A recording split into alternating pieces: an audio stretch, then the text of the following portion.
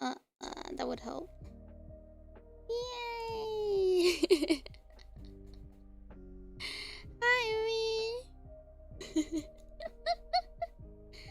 I'm ready. Don't mind me.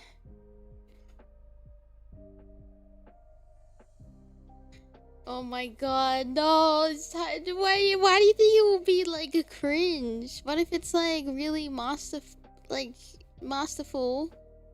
and fanfic award winning? Thank you. Yeah, this is, you have to have proper PPE when you write a fanfic, because things could get messy.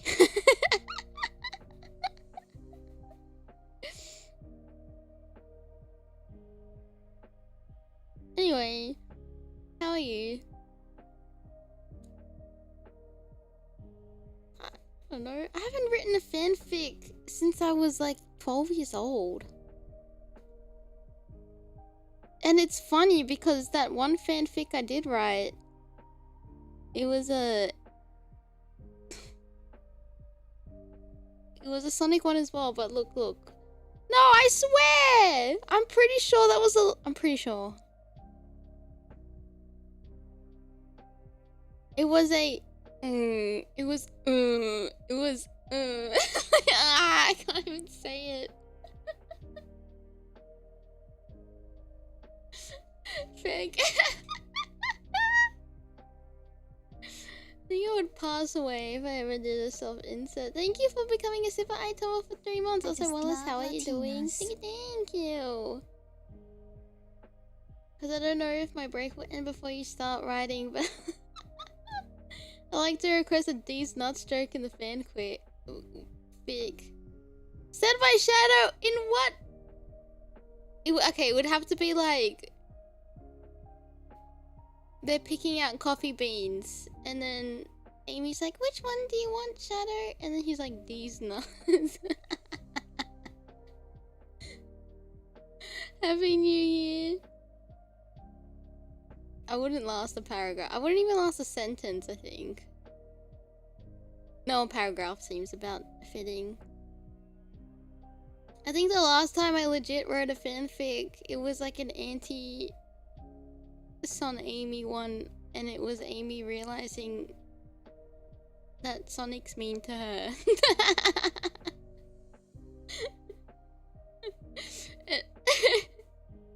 And it wasn't like hate on the ship, it was just like Aimee can do better. Like, that's what it was. And I was 12 years old!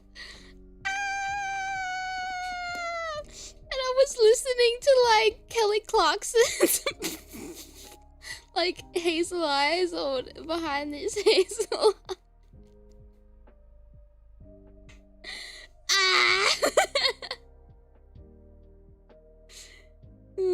I don't know if I'm inspired by a song for this one.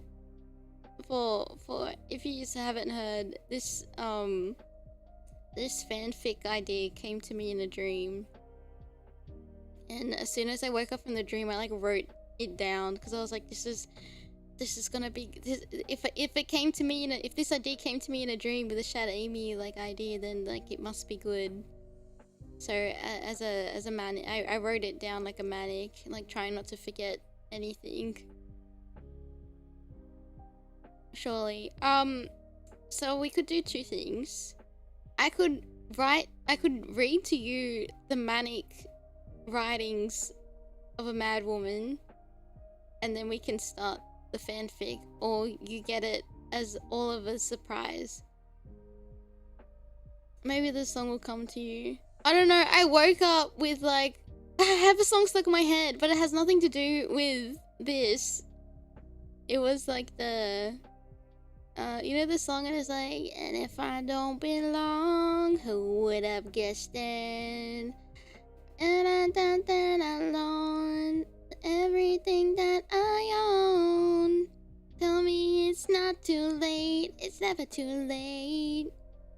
Even if I stay, you know, or something like. I have that song in my head, and I don't know why. Maybe I really want to sing emo songs soon. Emo karaoke coming soon. Next week. I'm scared of all my typos. I don't know, do you want to see it? Or do you just want to like hear ASMR? But I can read out everything I type out. Or do you want to read it? Because we can switch scenes. Yeah, it's gonna happen. It happens every day in my head. So that's the emo karaoke. We can switch. I just didn't think. Read it as you type. Oh. We make that. Yeah, I have to put the screen kind of big as well for me to like read it. So I'm self-conscious.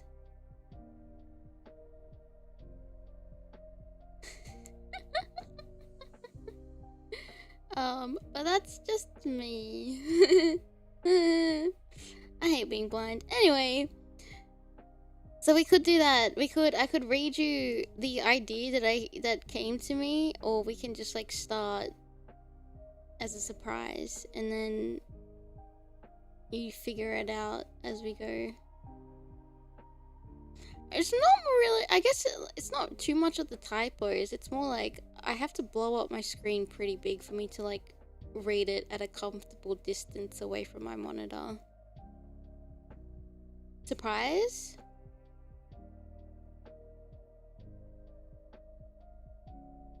Also, if we want different jams to jam with this fanfic, oh no, I'll get so distracted. Never mind, I take that back. Surprise is good? Okay. We can do that. Alright, cool. I need to bring up my notes. I will read it out. I won't, like, look at it and then be like, ha ha ha, let's continue. Yes, the ultimate...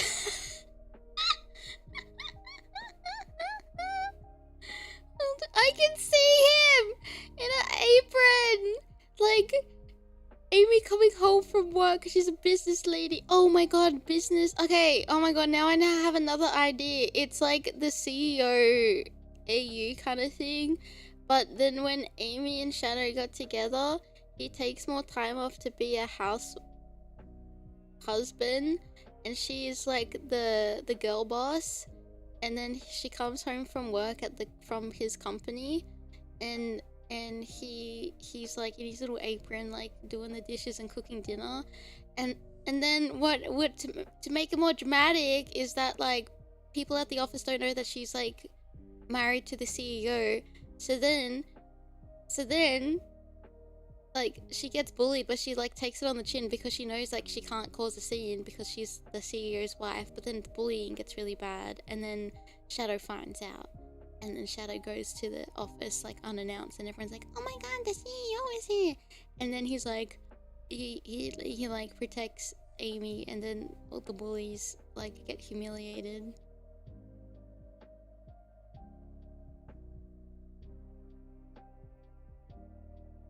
Anyway, something like that. Wearing an apron that reads "Don't bother the chef." Aimee's got the shirt on, I kiss the chef, and then the apron says, I'm the chef. Just cooking in real time. Dude, I think it's because I keep watching like Douyin dramas and like things like that on my TikTok, where like there's so many CEO like dramas of like the CEO who seems mean, but he's actually very nice, and then like the girl in the office who works really hard but never appreciated, and she gets taken advantage of like by her colleagues who always get her to do their work for her, like for them, and then like the CEO finds out and then like looks after her. I love shit like that. It's so corny, but it's so good.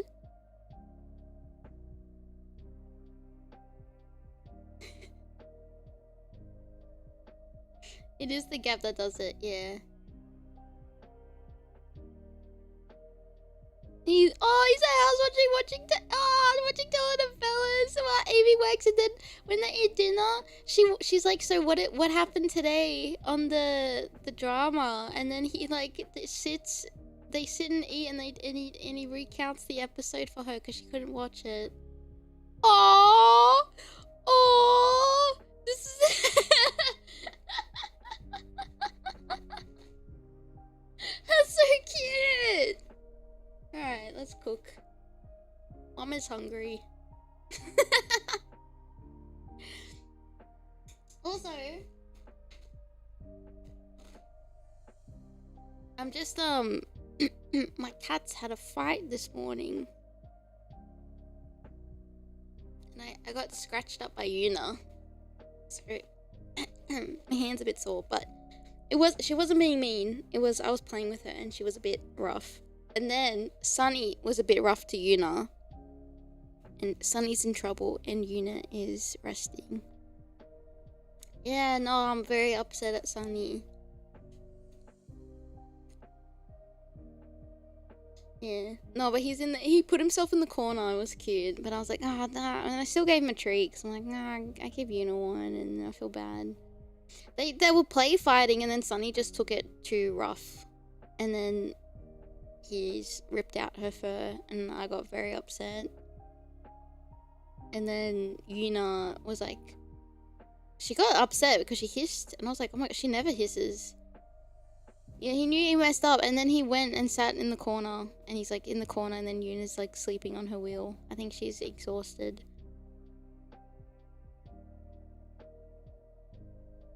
Yeah, so I'll just, if I need to get up, I'll just be checking on Yuna and Sunny.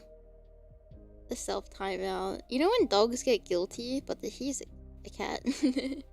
I think Yuna gets guilty with things. Actually, I have 2 Dodobo Nekos in my house because I found teeth marks in the little treat bag.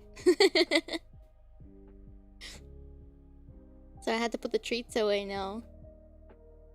Yeah, so... Alrighty.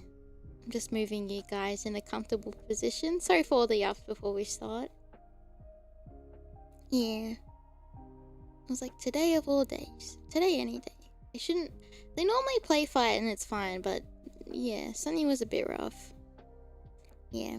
So yeah, I keep the treats on a bag on the little tea table that I have. So, because it's easy to... Because I gotta use it every day, and I'm like, oh, I'll just keep it there. And then when guests comes, I'll put it away and, you know, clean up. But, I was like, yeah, now I have to put everything away. Because they normally don't get themselves into trouble like that. Yeah. Alright, I'll just have a quick little check on Yuna, because I see her lying down. I just want to make sure she's alright. I'll be back.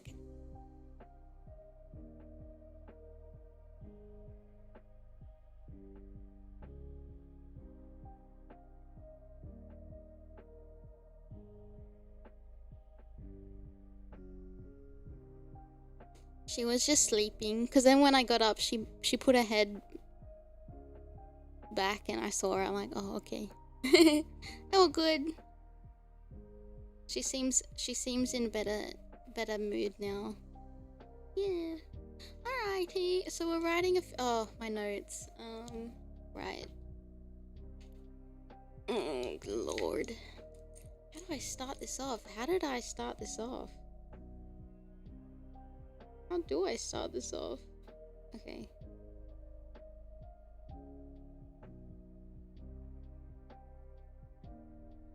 I have my notes. Oh lord, it's really long. Okay, not that one. Oh wait, that's not it. That's something else.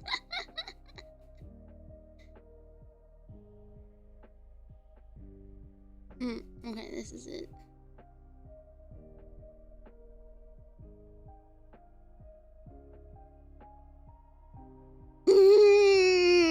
Oh.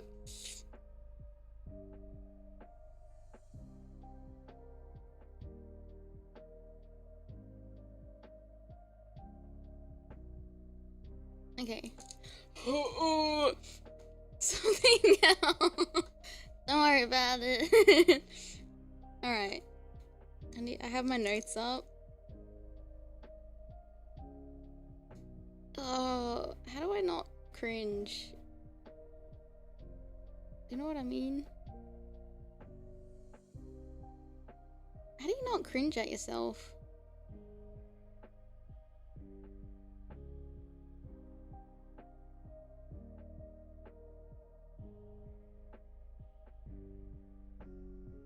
Live with the cringe.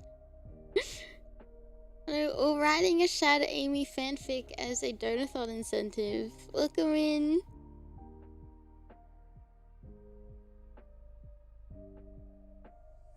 Alrighty. I was gonna use my phone to read my notes, but it's probably better if I have it next to me on this. Alrighty.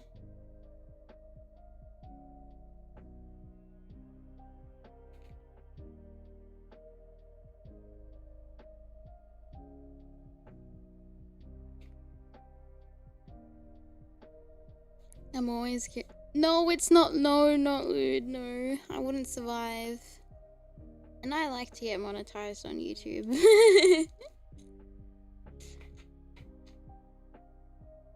Okay. I haven't done creative writing in a hot minute. Alright, hopefully also the mic picks up the sound of the keyboard.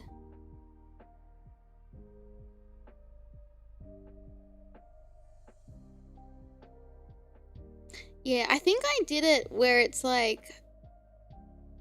It's not quite the middle of the story. I think it's not even the middle. It's just like leading up to that. It's like... you'll see. It's like... Okay.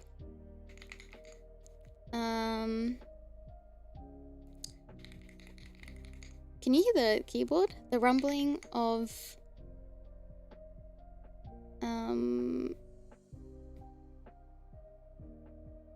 We can't? Okay, sick. Alright. Thank you. The matcha thingies. What are they called? The things under the caps. I forgot what they're called.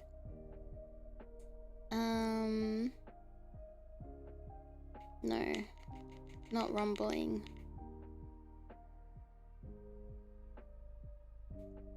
Okay. Wait, no. The floor was... No. Ah!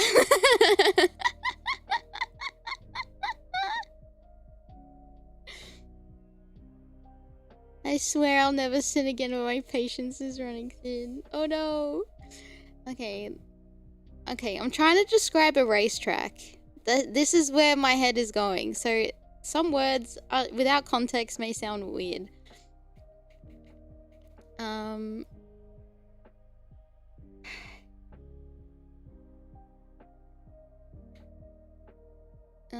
Okay, the roaring of engines. Yeah, racetrack. We're starting off with a racetrack. The roaring of engines. Fill the stadium.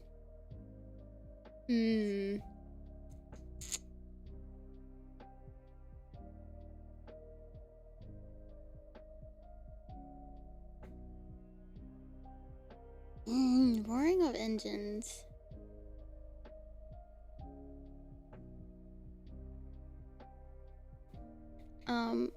Filled the stadium. Okay, the roaring of engines filled the stadium, over powering the cheering from the crowd.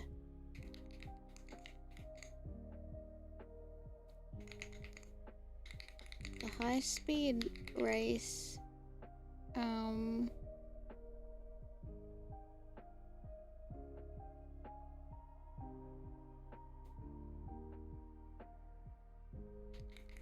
Rumbling the ground.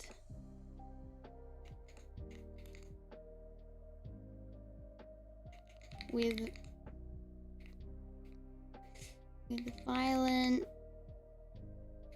vibrations.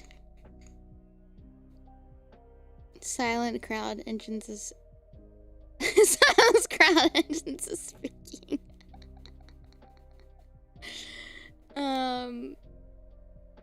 The thing I don't want to like over fluff it with like too many descriptions. Because I know that kind of irks me a little bit too much, where it's like, okay, you've described this scene for far too long now, move on. So I gotta be careful with like balancing everything out for good pacing, I think, right? My assumption. I'm not a professional.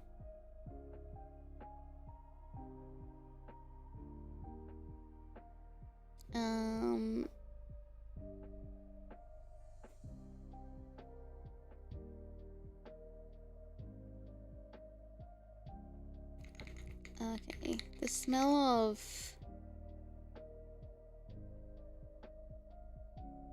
I hope this gets on the front page of the... Yeah, I need a good balance, yeah. Yeah, not a screenplay. There's a few that I've read where it's like, yeah, it's like... I feel bad because I skim paragraphs. I'm like, okay, this is like still talking about this. I'm like, ah, keep going. I'm like, okay, now there's plot. The smell of burnt rubber fills the air as each car screeches. Also,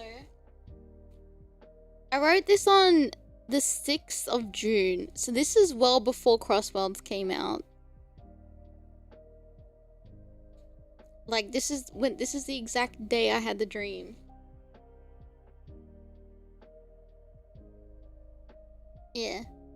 Because I have it timestamped on my Discord when I wrote it. At 11:50. Oh, it's not really a nap. It could have been one around the playtests. Maybe. June, July, August, September. Was there anything in June? Oh, it could have been the beta, actually, yeah.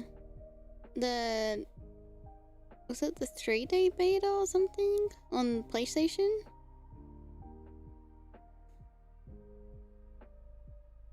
Oh, okay. Okay, the air... Wait, no. What did I write? The smell of burnt rubber fills the air as each car screeches.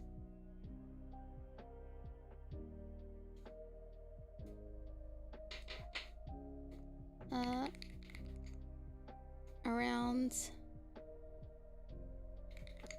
the racetrack's bend. I think that's enough describing knowing that we're at a racetrack and that there's a stadium and that there's a crowd.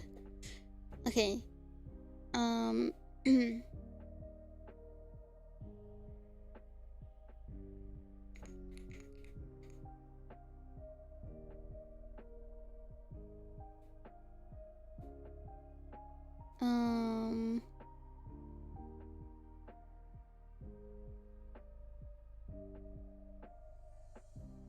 Okay.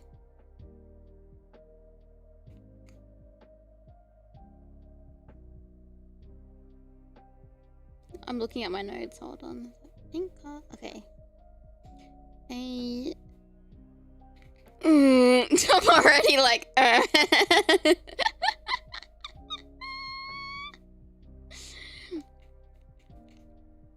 Okay, a blur of pink.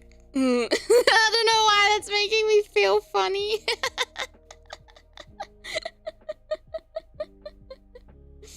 A blur of pink.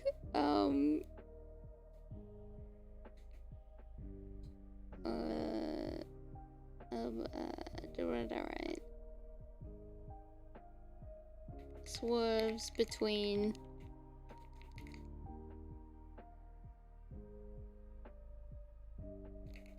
cars. Okay, between the other races. Overtaking. Oh wait, should that be a comma? Comma, overtaking them. Yeah, we haven't done too much. Too much at the moment. After each paragraph, I'll reread the paragraph, but yeah. Um,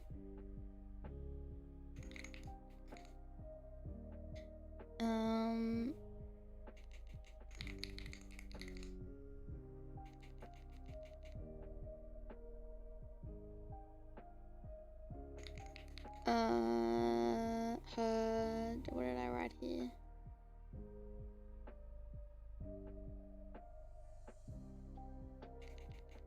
Oh, you don't know it's a her in there yet, I guess. We're just making an assumption. Because it's like trying to do like a big reveal kind of thing, you know what I mean? Anyone could be in a pink car.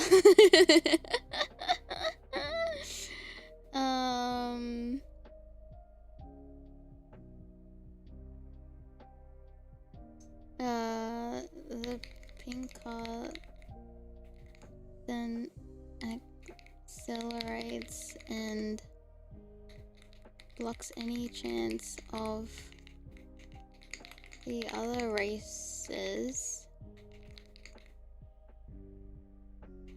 from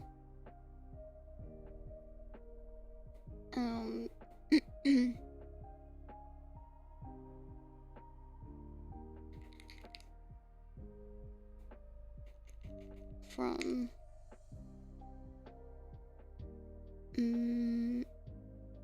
pink car then accelerates. I'm not really good at that. I've never had to describe things like this, so I'm a bit like, does this make sense? Car then accelerates and blocks any chance of the other races from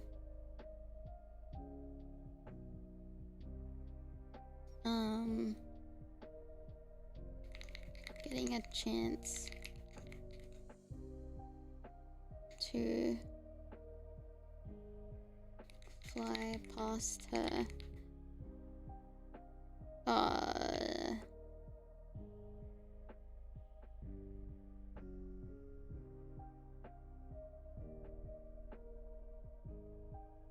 It could be Shadow, yeah.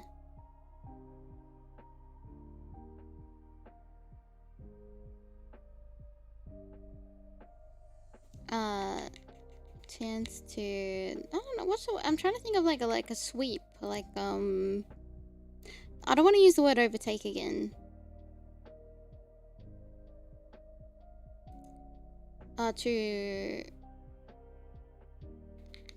To rug pull maybe. Oh, surpass, that's a good one too. Slip by, ooh. I like slip by. Surpass was good. To slip past her. Oh, I'm trying not to use pronouns right now, but that's okay. To slip by. To slip.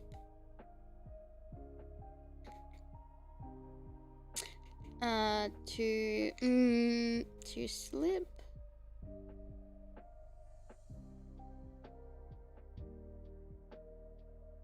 Yeah, that's true.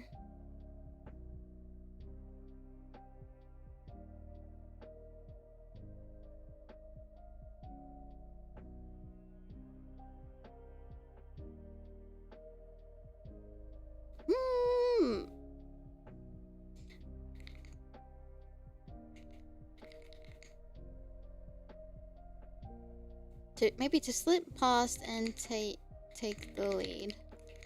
But alas.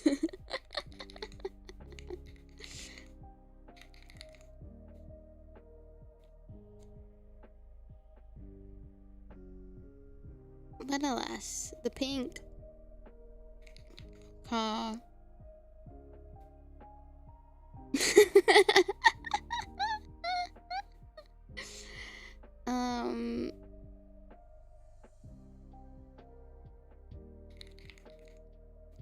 the pink car flies past the finish line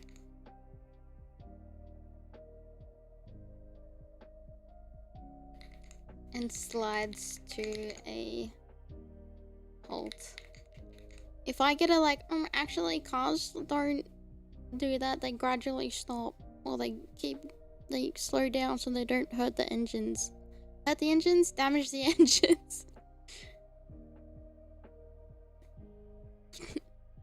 Not like an Akira slide, but just like a, I don't know, semi-Akira slide maybe, is kind of what I think I had in my head. Is what my notes say. Alright, let me read this paragraph, because this one's done. The roaring of engines filled the stadium, overpowering the cheering from the crowd. The high-speed race rumbling the ground with violent vibrations. The smell of burnt rubber fills the air as each car screeches around the racetrack's bend.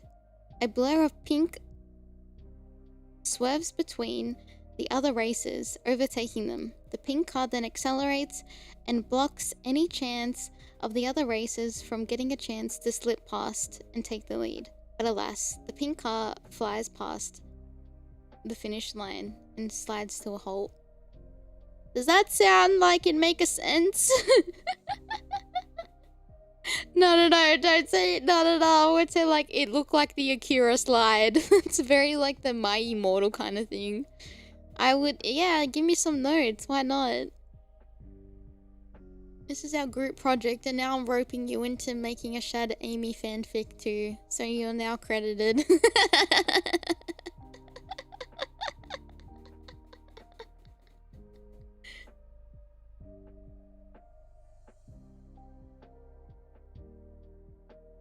I used chance twice at the end of the— oh, mixed— oh, I did?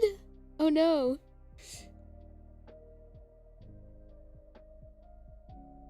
High speed race rumbling there. The smell of the rubber fills the—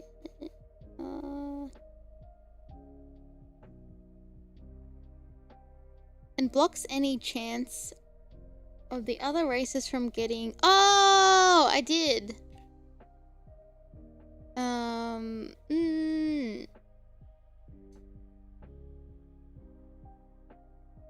Our name's attached to this, yeah. Should it be past tense for chance? Wait, no. And blocks any chance. And blocks...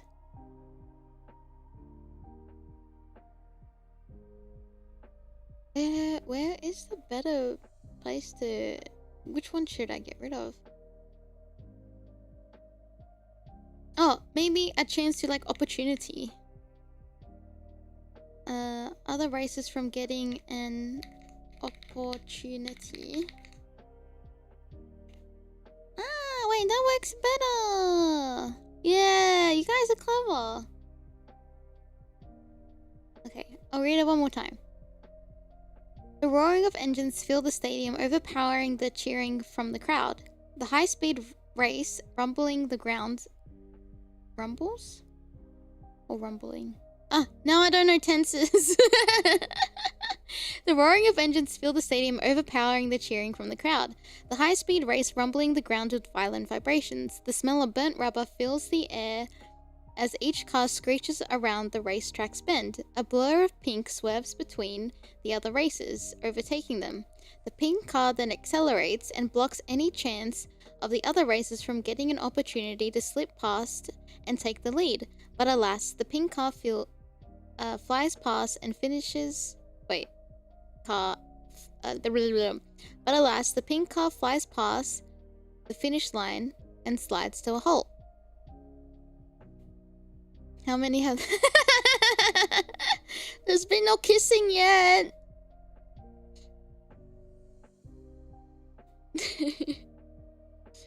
Alright. Yay! First paragraph done!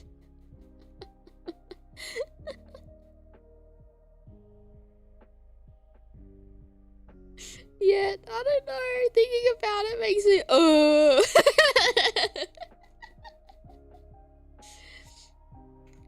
A figure emerges. You know when people say like, oh, sound it out, and then you'll be able to like know how to spell it. When you say like emerges, it's the like with an E though.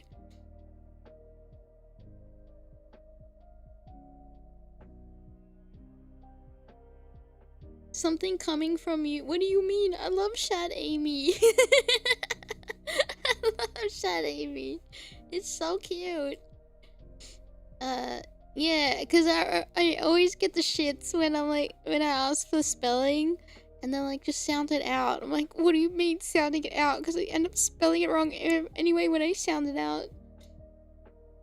As a teen, I can think of 2 fanfics that I wrote as a kid, and they were Sonic related. So we've come full circle. The last one I wrote, I was 12 years old. And I was using the laptop that I got given at school for like my eyesight. I remember like going home and like, because we didn't have like, you couldn't connect to the internet with it. It was like really just to type on. And I just remember like opening Word when you could use Microsoft Office for like really cheap and not have to do all this subscription shit anyway. And I just wrote a fanfic. Oh, and put music on my laptop. That's all I did. Oh, I was made for this pair? Oh yeah, they're the best. I love them. I think at one point I remember I was like trying to find it like when I was still living at home, but I think the laptop, I don't know if it got given back to the school or not. Or I have no idea. I feel like that's a suppressed memory because I can't even like imagine where it could be or like what happened to it.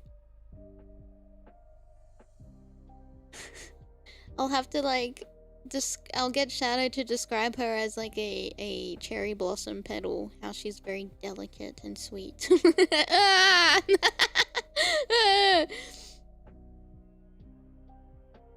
What if it was what if they went through my files and be like, what the fuck is this? What if they published it on my behalf and it was like a big hit back in like 2006 or something, and then I would have never known, and it was like this infamous fanfic that I wrote but would never have known about it because someone else uploaded it on my behalf. Like what happened there? Like what? This girl was not okay. The system failed. Ooh, I like the name for like describing Shadamy as like Guns N' Roses. That makes my neurons tickle.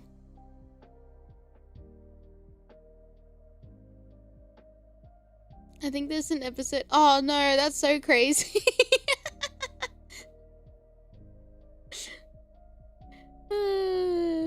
That's very funny. Oh no, I'm a South Park writer. Alrighty. Also, make sure you get a comfy drink or a blankie or something. Or this is definitely a second monitor stream, so if you're doing something else, let me know. I feel like roses work for Aimee, a nice flower to look at. The thorns for her temperament. Yeah, at least how she used to be written. Yeah. Your parents are randomly going to come across it in the next couple of years and search through your folder finding the fanfic label. I'm pretty sure I called it like Hazel Eyes or something like behind. I definitely feel like I named it after a Kelly Clarkson song because that's all I was like. I remember listening to that on repeat and just like imagining the scenario and then like writing it out. That's a vivid memory. I got my coffee. Yeah, got my blanket on the oh, it's cold. Oh no. Yeah, yeah, nice. Why you weren't? Yeah, good to play a game or like, I don't know. If you got things you gotta do too. But yeah. Thank you for hanging out with me writing my silly little fanfic. Hopefully we can finish this like chapter thing today. I don't know how long chapters should be. I don't want it to be like a 57 chapter fanfic. Because sometimes like, I think like when it's like a really satisfying story, you don't need to drag it on for too long to make it like too episodic. Not episodic, is that the right word?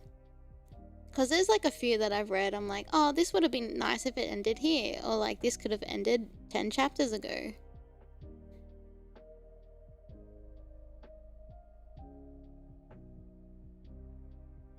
TTRPG I'm playing. Oh, nice! I hope you have heaps of fun. Wait, speaking of like tabletop stuff, you know, I know it's cards. You know, Way Schwartz is getting a digital version. I feel like it's about heckin' time. I used to play that card game with a few friends. I'm glad it's getting like a digital version. Seems fun. It's would be less expensive buying fucking cardboard, dude. Yeah.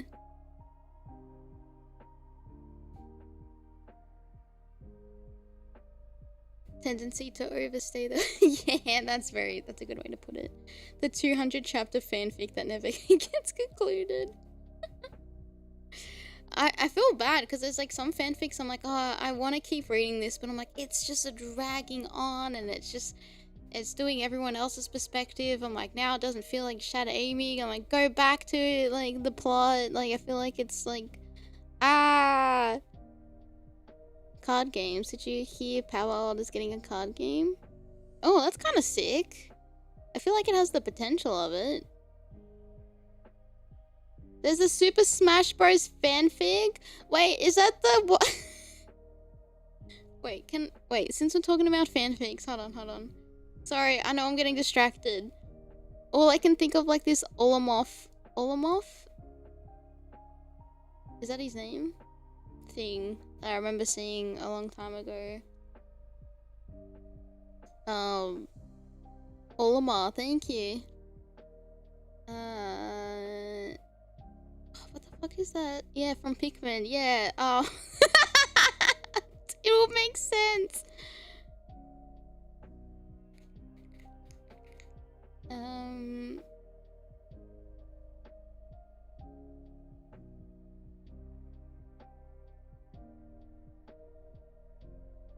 There was like this channel, and they did like little animations, and it was like they got like snippets from like fanfics and they animated it, and like they were saying like what makes like good writing, and they showed like a snippet of like a Smash Bros fanfic, and I don't know if it was like a real thing or not.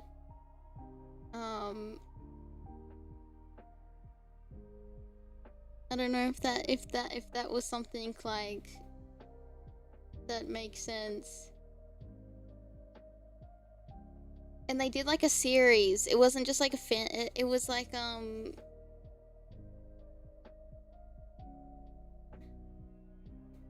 what else did they do?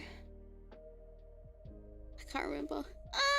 It was like a really old YouTube channel back in the day, and then they kind of just like fell off. I think there was like drama with the channel.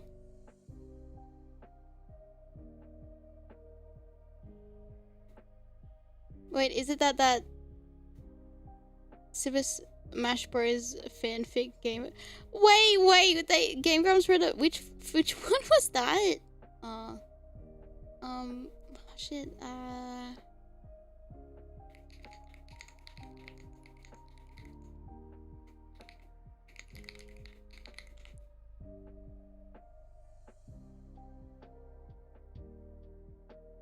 Oh my god, my search on YouTube's gonna be crazy. Okay. Oh, maybe.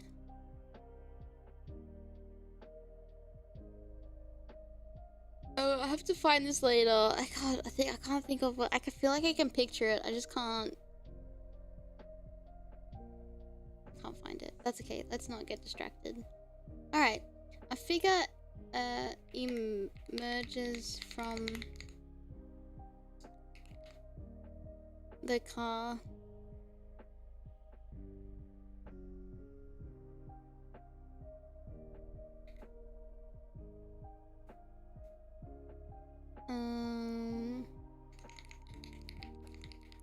I don't know if this is weird.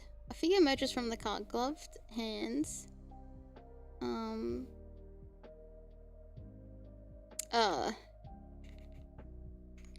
Wait, no. A helmet is covering. Wait. A figure emerges from the car. A helmet covers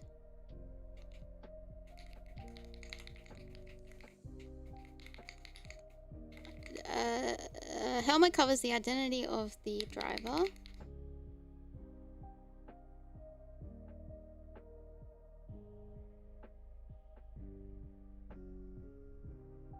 Do you think it's necessary to keep describing like what it looks like? But I think like if we find out that it's, because if I say like, you know, if I describe the colors, maybe it's like too unnecessary.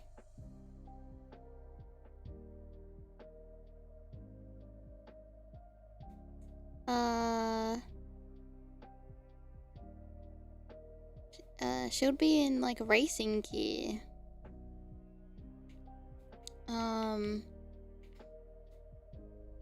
Yeah, I think, yeah. Okay, a figure.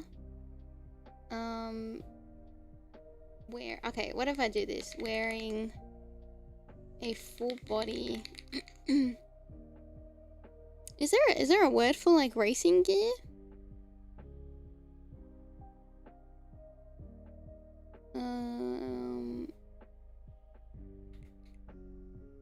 No, just a race suit. Full body race suit. Racing leathers. Oh, is that like the official term? Is it a race suit or racing leathers?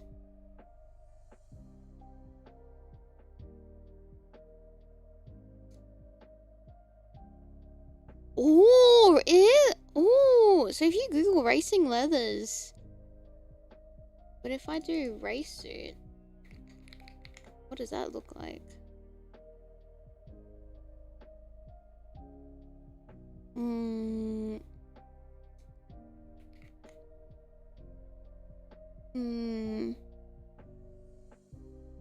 It's a bit more. Oh no, you just called Apex a boomer. That's crazy. I guess if we say racing leathers, we kind of like can picture the texture as well, when like it's padded and it's like.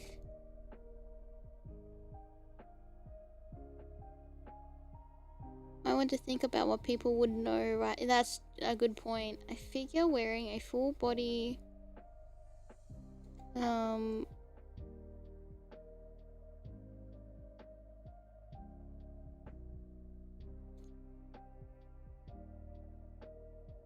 I'm sure I'm older than Apex. I'm always curious who's older than who, because I feel like I'm older than everyone.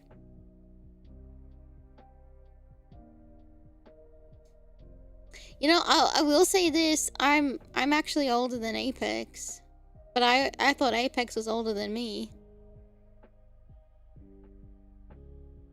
A lot of modern racing suits are leather since it has exceptional. Oh yeah, because you don't want to be like a smudge on the concrete if you know fall over, not fall over, like fall off your bike, or like, you know, gotta escape the car really quickly.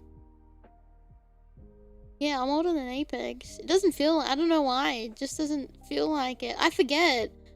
Apparently I look quite young. I keep getting people thinking I'm like early 20s.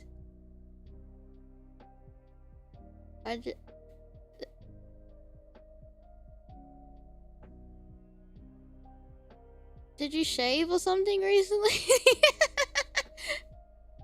Trying to picture again. I think because you're tall as well. I don't know, tall equals old. That's not true. That's not true.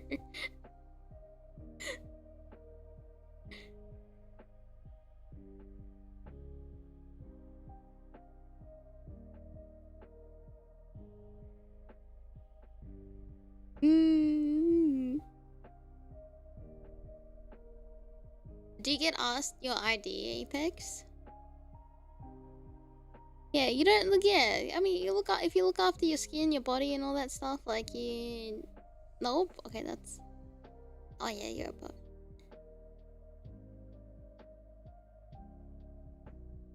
I do. I feel like you might, maybe.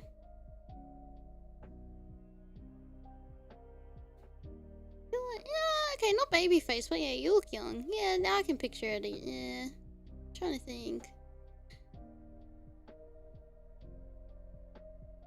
I'm not procrastinating. A figure wearing a full body. I'll just do this. Racing. Leather suit. Hold on. Wait, full body. Pink and white racing leather suit.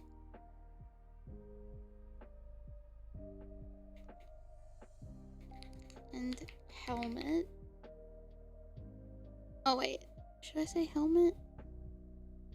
I got the... Yeah, I would say... I definitely do not look my age. I look...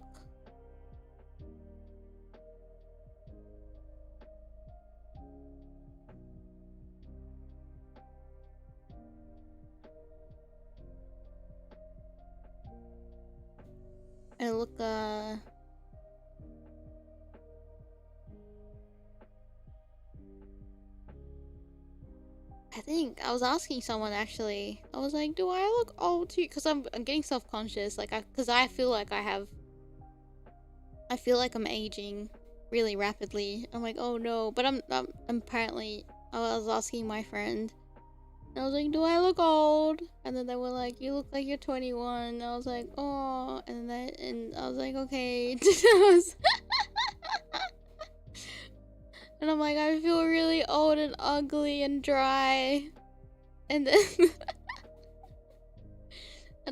I don't feel the way that other people see me. They're like, oh, you're so young. I'm like, I'm actually this age. And they're like, whoa, what the heck? And it's like, they're like, no way, I don't believe it. I feel like a dry and crusty old lady. But I've always, like, I think I've had, because even my mom, she, like, everyone thinks she's, like, in her, like, late, I would say, like, late 40s and 50s, like, she looks like in her late 40s or early 50s, but she's actually, sorry, Mom, you're getting doxxed, she's, like, just early 60s, and she, yeah, but I think she's just got really good genes, and I think me and my siblings have got them, because we all, like, I feel like my brother's got a baby face. When he shaves, he's got a cute little baby face.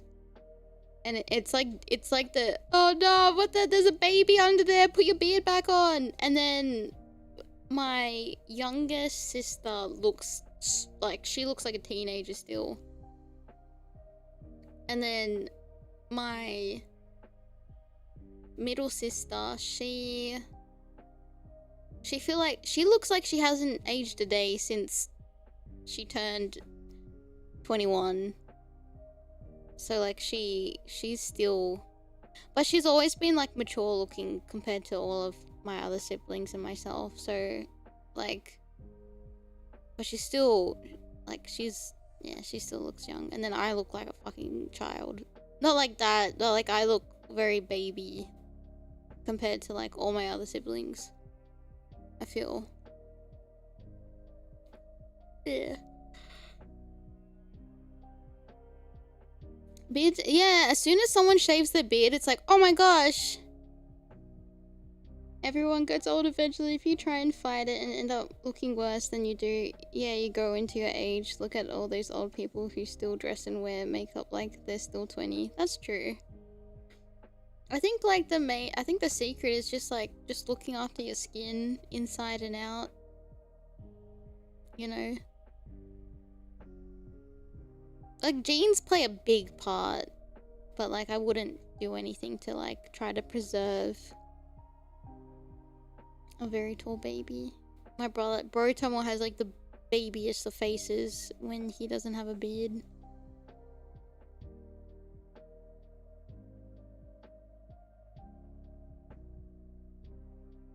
Then why are you worried about being crusty? I don't know, I feel it. I feel crusty. But then when it's like, oh, Aimee, you look so, like, not, like, young and nice. I'm like, no, I feel crusty.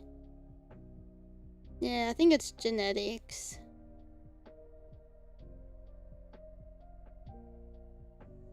I look a baby, but I feel crusty. I don't. It feels weird. Like yeah. It could just be in my head. Dude, I bent down to go like play with my cats and on my knees like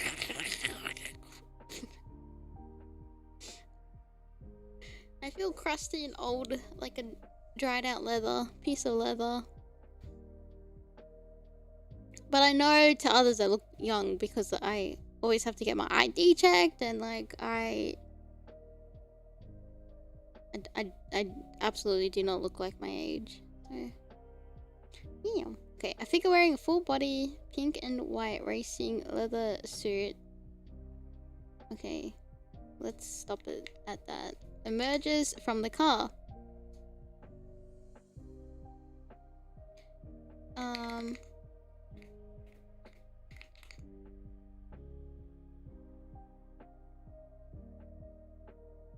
A pink helmet hides the identity of the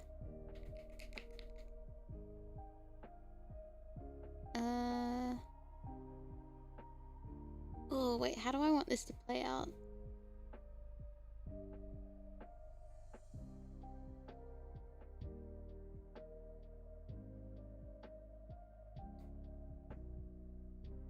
Hold on, I'm just looking at my notes for a second. How am I playing this out?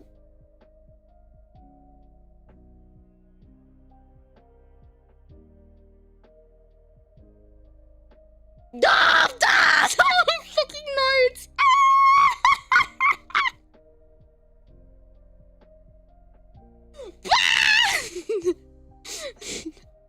Oh no! It's gonna happen! Okay. A glove was off the helmet that was hiding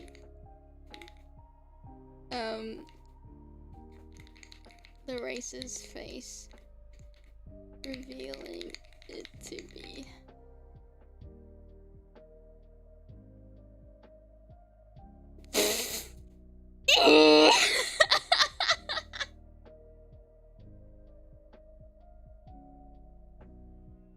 revealing it to be Aimee. Aimee Rose.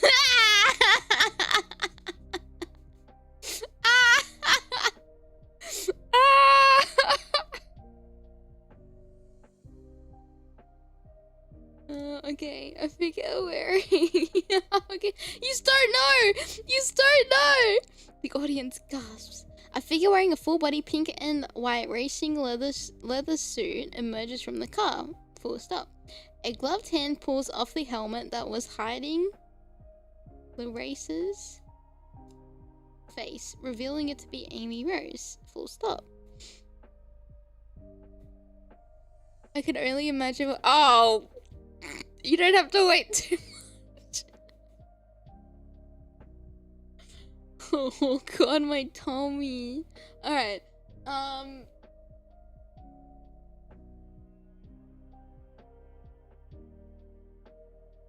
Okay.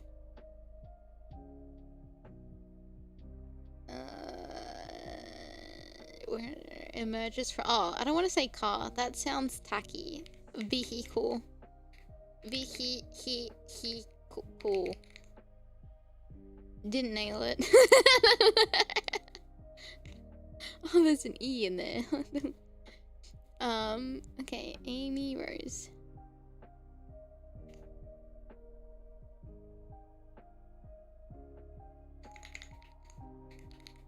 The crowd cheers and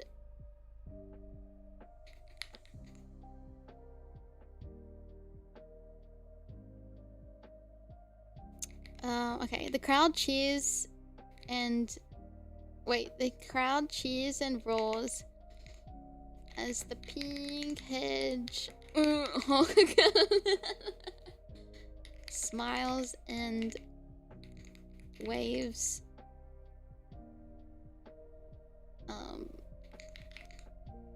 Wait. I don't want this sentence anymore.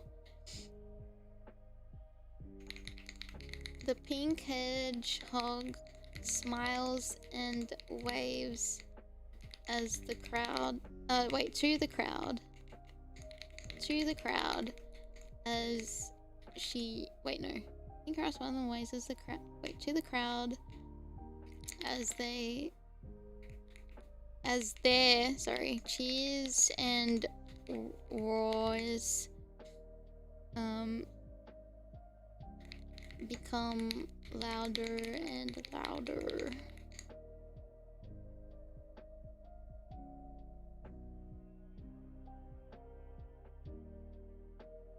And ooh, okay. Huh? Oh, eh? Stupid Google. Did you mean save? No, I meant waves, idiot.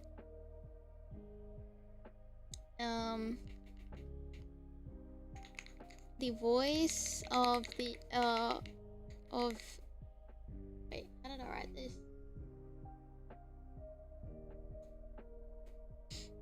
The voice over the speaker bellows. Wait, what? What did I write? An announcer? Okay. An announcer bellows over the speakers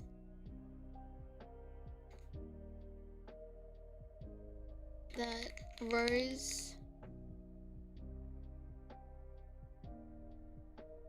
has qualified for the tournament. Just the tournament. I don't know. We might come back to the name of this later. It's relevant. Literally, and everyone claps. Stop. How this stopped. Big race. Hog cup. No, you have to wait and see. Okay. And she continues. Wait, is it already obvious what I'm trying to do? No, should not cup hogs on main.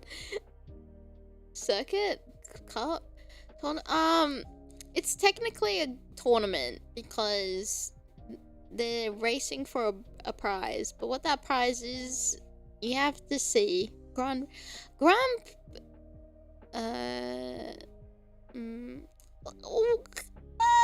It's pretty plot centric, so I don't, but it's like yeah, happily oblivious, cool, because I'm scared like as soon as I start writing it's like, oh, this is an obvious plot, what's gonna happen. I guess like it's not too bad. If we need to like come back, we'll put a little note, like a little pin in this to come back to it later if we need to. As she continues to oh, it's gonna come.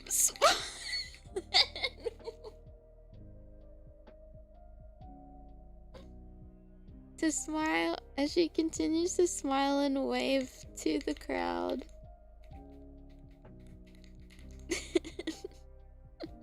Tournament name pending.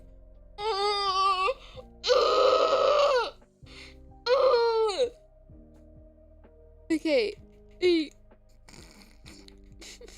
dog figure begins to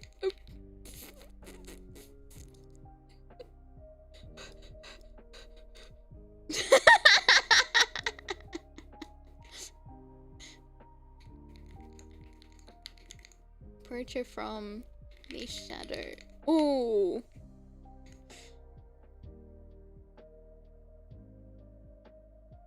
I was gonna, okay. He's approaching her location. I'm trying to say, you know how like bleachers and things like that have like a shadow? And I want this figure to like emerge from it. Like, or like, you know, they were hiding under there and then they're coming out. But I don't want to use the word shadow for obvious reasons.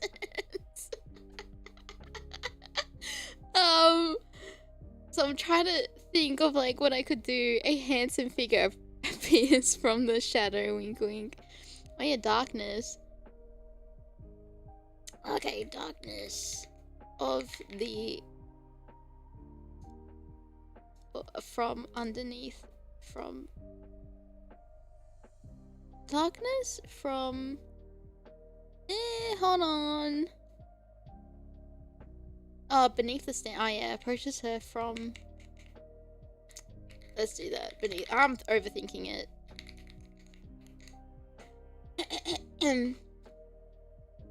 Oh wait. Oh yeah, behind, beneath. I don't know. I think I like beneath. I can picture that. Beneath the stands. Catching. I think, I don't know about like if this is grammatically correct or I'm putting commas and things like that. Catching the corner of... I'll just put Aimee. Aimee's eye.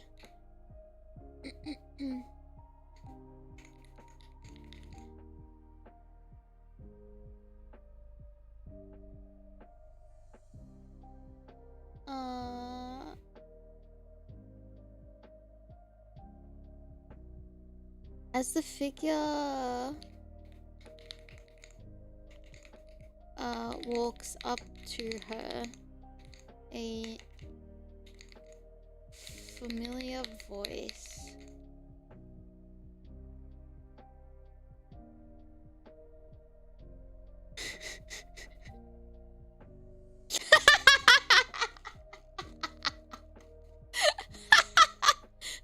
Aimee, I need to tell you something really important. Obviously walks forward, firmly grasps her left cheek. I'd like to discuss your vehicle's extended warranty.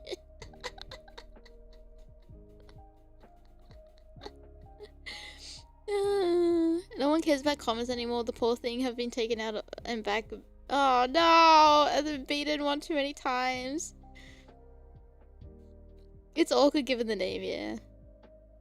Underneath the shade. Oh wait, I did. That's a good one too. Wait, okay, hold on. Okay. As she continues to smile and wave to the crowd, a dark figure begins to approach her from beneath the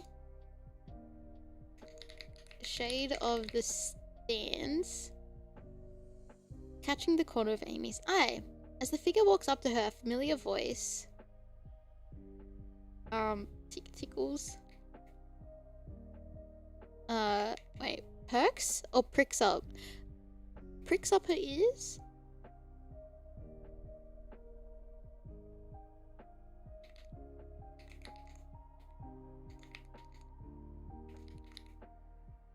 Pricks up her ears, drowning the crowd's noise out.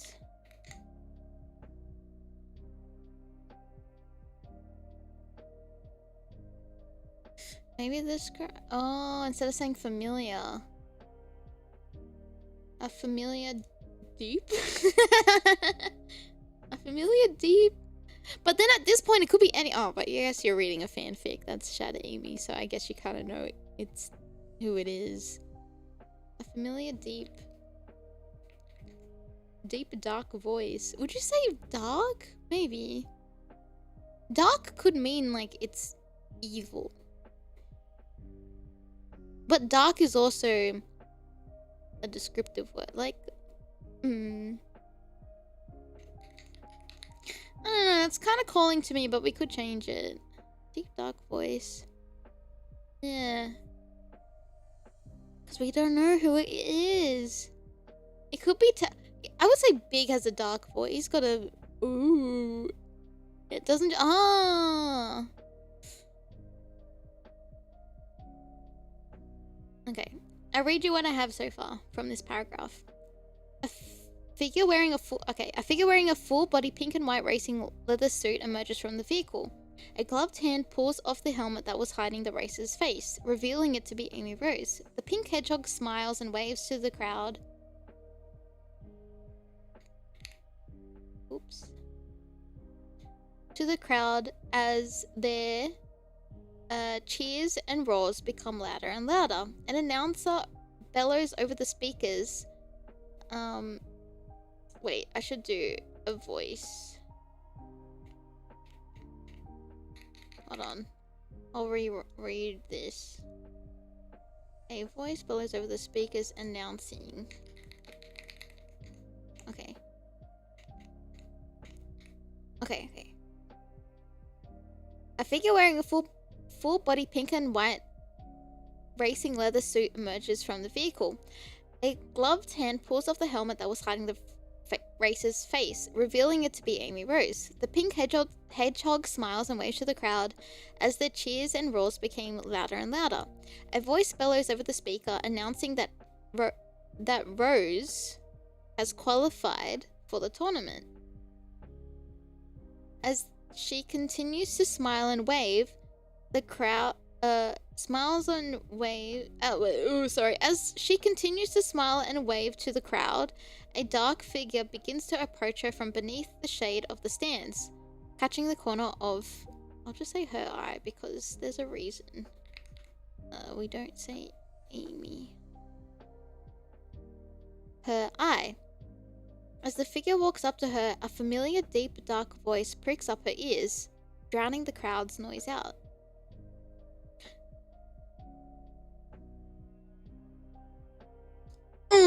Okay. Okay. That's a first, but you'll find out in the next couple of lines why we don't say Aimee here. You'll find out. I have. This is my not premonition. This is my vision. This is my vision. Okay, I think if you do something like this, like with someone speaking, it's like you do the next line and then quotations, right?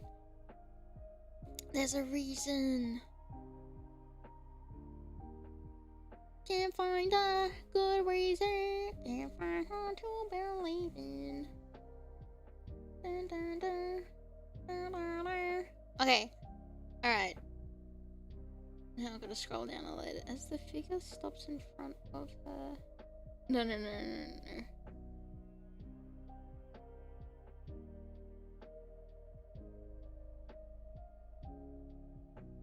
Wait, I feel like I missed a thing. As the figure stops in front of her.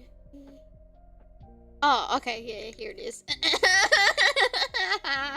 So this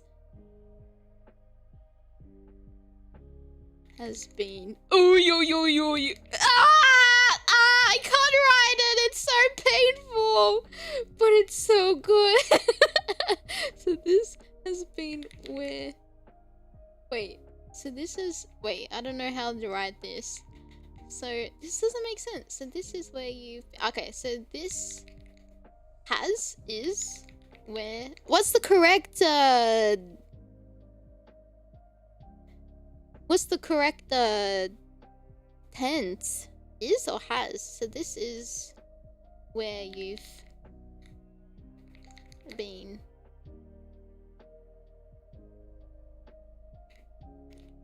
So this is where you've been. Yeah. So it's not this is where. This is where you've been. This has. No. This is where you've... Okay, so it is. Okay. This is where you've been, yeah. I get embarrassed on my own work. Dude, when I was like writing this from when I'm waking up from my nap and after it coming to me in a dream, I was like smiling ear to ear, like you know, giggling and like super giggy, like giddy and like kicking my feet, and then now writing this out in front of everyone in a proper fanfic manner. Yeah, I was like on the couch, like on my tummy, like typing it on my phone, and my legs are in the air kicking, like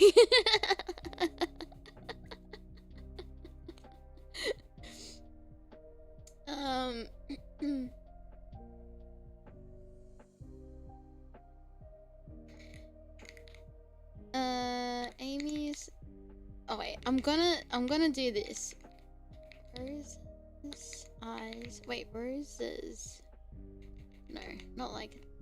Yeah, roses, eyes. Okay. This is gonna be weird, and you'll see why. Okay, Aimee's eyes widen.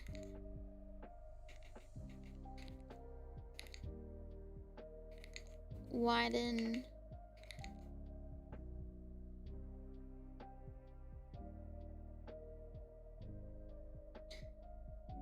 In shock.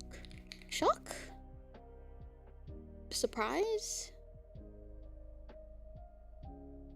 This is the source. Literally, I was having a nap one day. I had this epiphany in my dream, or this, yeah, I literally dreamt of this. I woke up, I spent the next like hour writing it down in Discord so I didn't forget it. The dream wizard, something was cooking one day, I don't know what and then I've never had like a vivid dream like this with my little OTP ever again. So that's how I know I need to write this.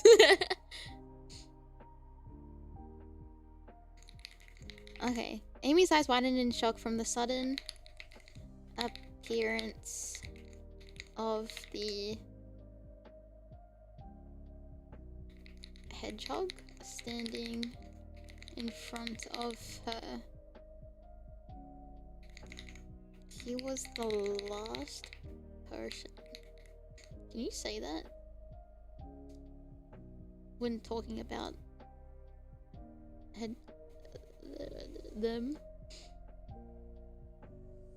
Well, yeah, that's why I had to quickly write it down, because I'm like, I'll forget this, and I'll only remember bits and pieces of it. Yeah, we'll allow it. Thank you, judges. I think it was not expected, so I don't think it would be a surprise, maybe a shock. Oh, who knows? He was the last person she would have thought to run into,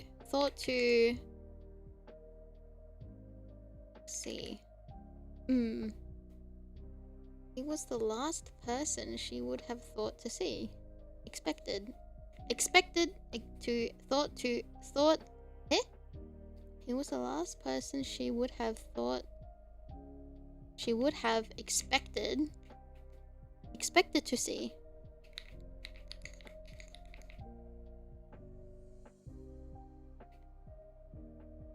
Yeah, I think expected to see. Either way. No, you're fine. Shadow. Ah! What are you doing?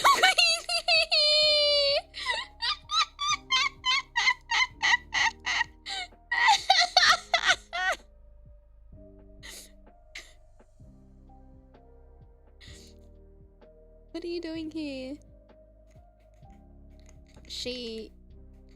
How would you describe, like, whispering, but you're like yelling a whisper? Like, what are you doing here? Like, how do you describe that? She exclaims in a whisper. Maybe. Oh, I don't want to gosh. Exclaims in a whisper. Maybe.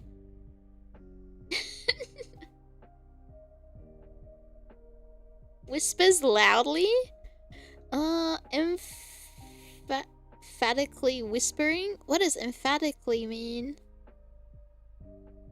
But these are good because I hate using like the same like descriptive words of like speech over and over again, like gasp, like she gasped, she exclaimed, she, like, you know, over and over and over again. So these are actually what you guys are suggesting is probably really good to keep in the back pocket just in case. Whisper shout. Emphatic, like emphasis. She exclaimed, barely retaining herself. Oh, that's a good one! Barely restraining his. Oh, wait! because it's like, what are you doing here? Ah, like, you know, like whispering between your teeth kind of thing. Oh, wait, I like that, I like that, I like that. Everyone has good ideas. I'm just... That one spoke to me. She exclaimed. Barely. Restraining. Wait, restraining herself to a... Mwah! Chef's kiss. That's exactly what I was trying to, like, describe. Alright.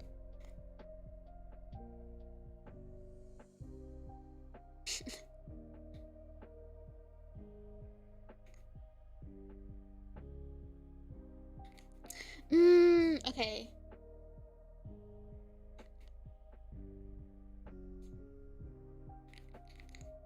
Shadow briefly looks around and low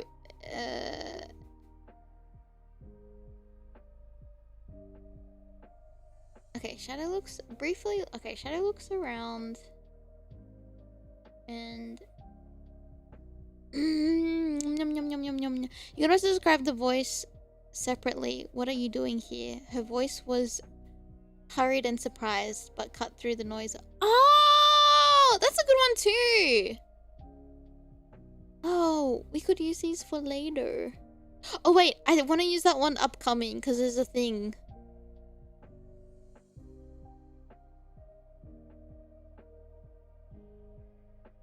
Oh wait, that's gonna be good. Okay, okay. Okay. I hate you guys are inside my head. Like this is my thought process. What this thing is. Okay, I'm trying to describe Shadow like looking around, and then after he looks, he like fixates his gaze at Aimee, like lowering his gaze at her, and then speaks again. But I'm trying to figure out the word of like,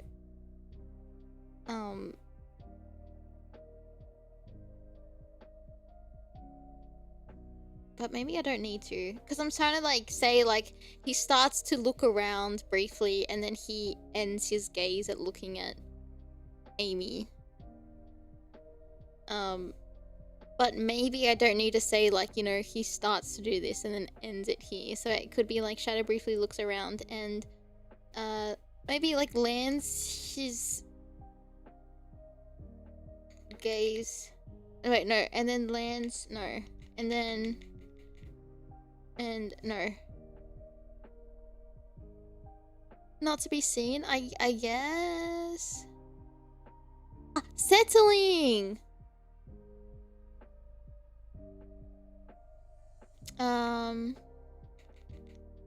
Briefly dots, dots around.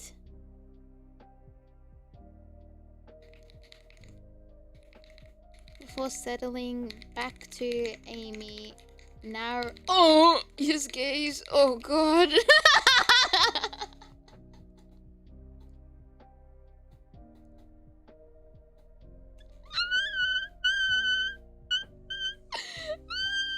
Okay.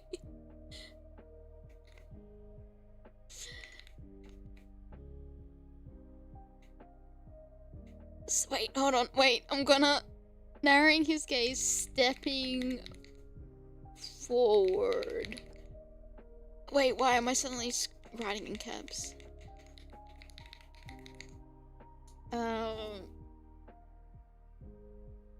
Because he was like walking to her. Oh wait, I'm gonna cook. Wait, okay. Narrowing his gaze as he wait. No, but it's doesn't take me much to like freak out with things like this. He likes being careful not to be, I guess, like he's just looking around like, how did we get here? Like, how did you get here? Why are we here? Why are you here? Okay, like think that's kind of like... Okay. Narrowing his gaze as he, reaches her. Okay, yeah.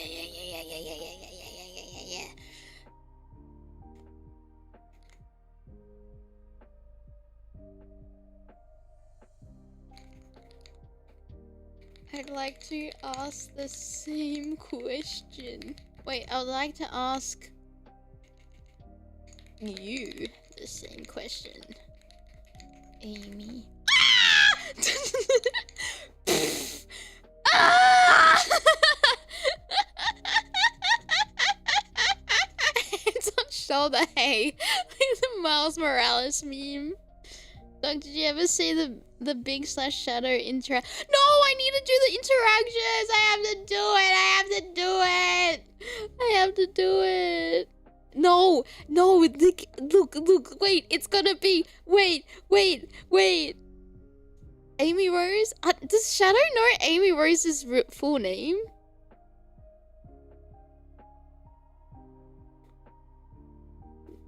Yeah, wait. Okay. Ooh. Okay, Aimee quickly okay.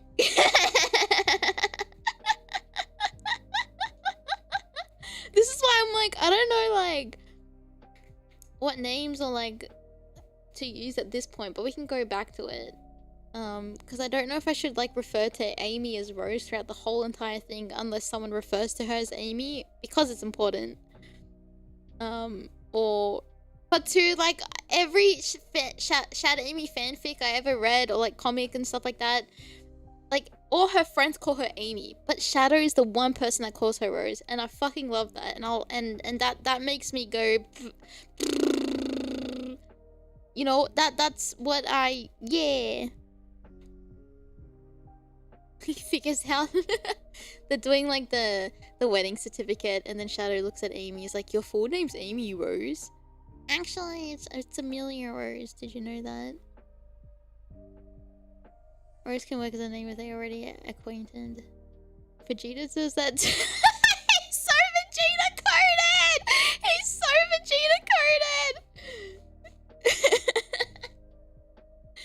Oh, that's my boys. I love them.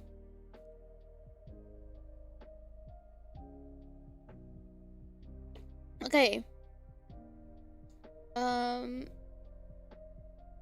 Aimee quickly. Wait, I need to scroll down a little bit. Aimee quickly covers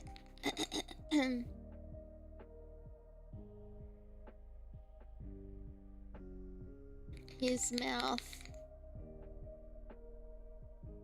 Oh, this sentence I wrote, it's okay, but it could be better. Aimee quickly covers his mouth and reflex. And then she says, it's Rose here. That's the reveal of, like, why they can't say Aimee. Shadow would get married to Aimee and go, wait, your name's not Rose, and why didn't you correct me? Aww. Yeah, this is the... Yeah. Do you see what I'm cooking? Can you smell the aroma? Like... Yeah.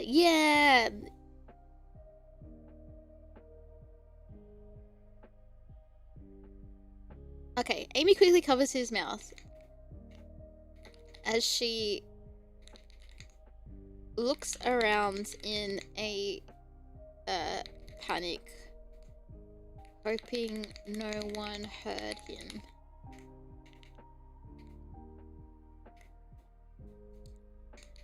Over the crowd. I don't know. She clasps her hand over his mouth. Oh, wait, that's way better. Wait a second.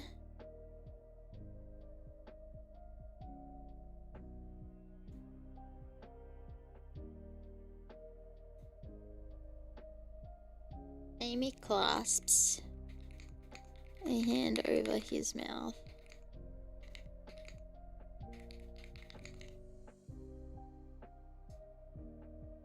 Wait, as she looks around in a panic, hoping no one heard him over the crowd. Does that make sense?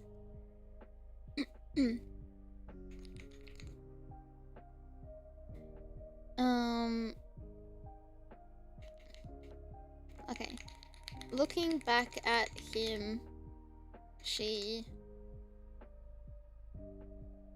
Because it was not what I thought I was. Oh, okay. What did you think it was gonna be? I wish I would pick up on her full name and so. Oh, I think he's smart enough to like know, but he just never uses it.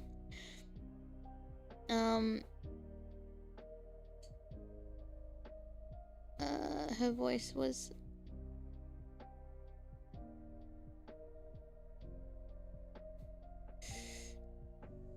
Oh, I don't know. Wait, can I use that?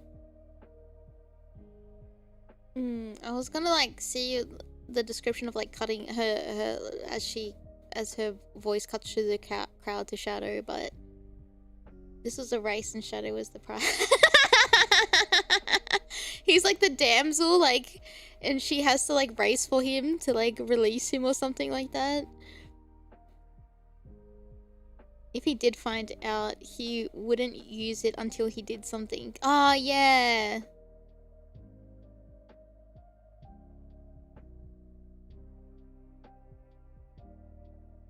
Yeah. Okay, looking back at him.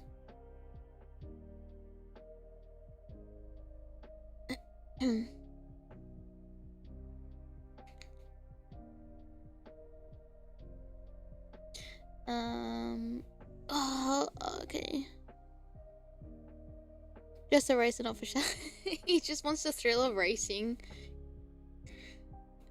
Okay. Okay. With what?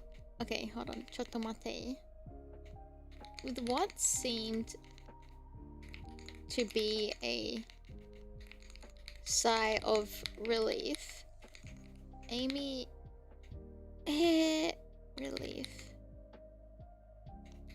I always get mixed up with relief, which way the E and the I go. Okay.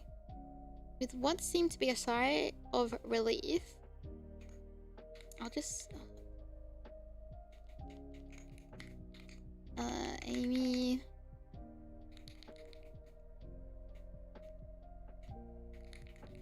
makes...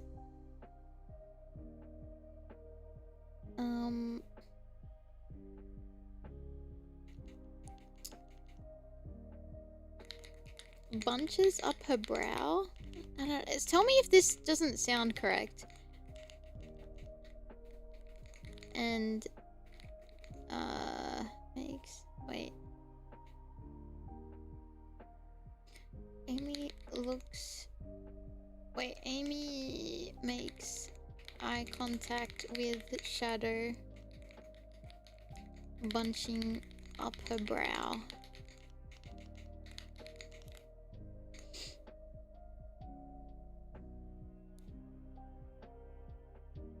Furls her brow? What does that mean?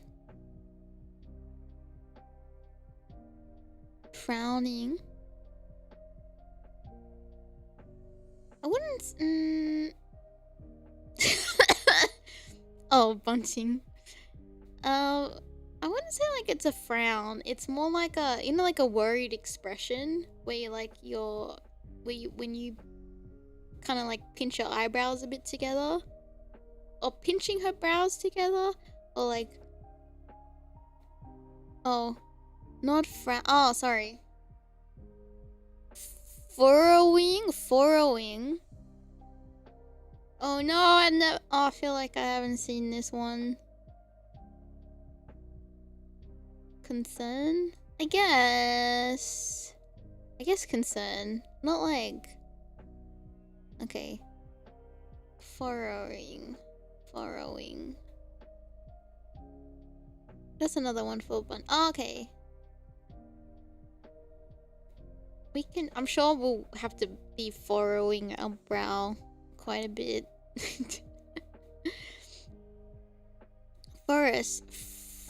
furrowing is showing annoyance, worry, deep thought, confusion, or concentration. Oh!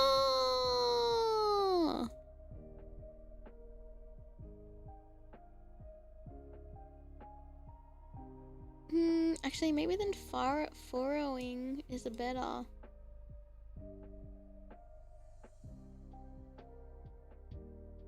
I feel like I'm pronouncing that very wrong. Furrowing. Furrowing. Am I saying it wrong? Oh, it just sounds very wrong. Maybe it's my accent. Furrowing. With what seemed to be a... Okay. Okay.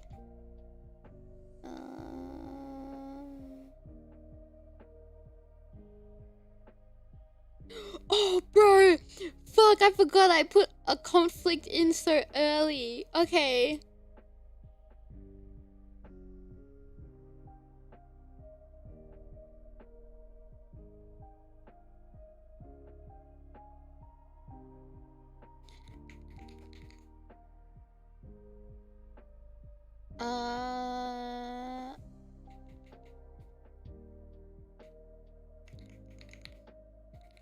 It's Rose. Wait, did I write that already?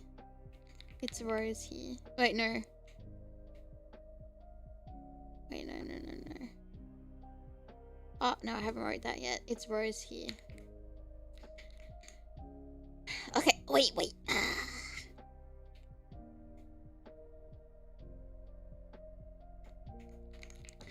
Releasing her hand. No, releasing her hand, lowering her hand.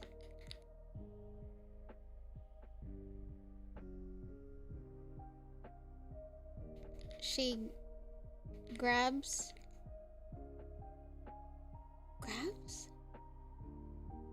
Or do I want to, like, gestures? She gestures them. She gestures to Shadow to to follow her.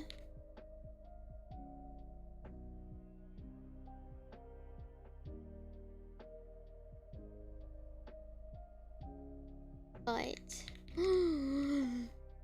okay.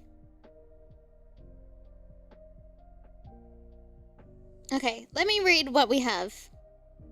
Oh, this one's a bit long, but I think it's got a lot of the spaces. I'm not quite sure how this is meant to look, especially with like what do you call it? Like not quotations, but like when you have to put a new line and then do like speaking. Okay. Okay, we can fix it in post. Okay. A figure wearing a full body pink and white racing leather suit emerges from the vehicle. A gloved hand pulls off the helmet that was hiding the racer's face, revealing it to be Aimee Rose. The pink hedgehog smiles and waves to the crowd as their cheers and roars become louder and louder. A voice bellows over the speakers announcing that Rose will qualify for the tournament. Has qualified for the tournament. As she continues to smile and wave to the crowd, a dark figure begins to approach her from beneath the shade of the stand, catching the corner of her eye. As the figure walks up to her, a familiar deep dark voice pricks up her ears, drowning the crowd's noise out. So this is where you've been. Aimee's eyes widen in shock from the sudden appearance of the hedgehog standing in front of her. It was the last person she would have expected to see. "Shadow, what are you doing here?" she exclaimed, barely restraining herself to a whisper. Shadow briefly darts his eyes. Okay. Shadow briefly darts his eyes around before settling back to Aimee, narrowing his gaze as he reaches her. I'd like to ask you the same question, Aimee. Aimee clasps a hand over his mouth as she looks around in a panic, hoping no one heard him over the crowd. With what seemed to be a sigh of relief, Aimee makes eye contact with Shadow, furrowing her brow. It's Rose here. Lowering her hand, she gestures to Shadow to follow him, but...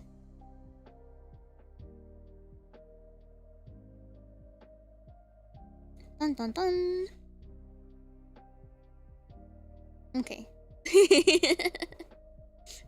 Sorry, I kept stumbling over my words. I can't... Actually, I was impressed I read that without, like, making a gajillion noises. Alright.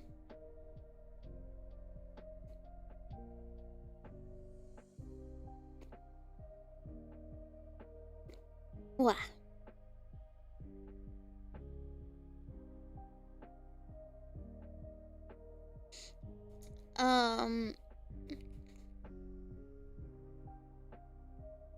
Okay, but a loud...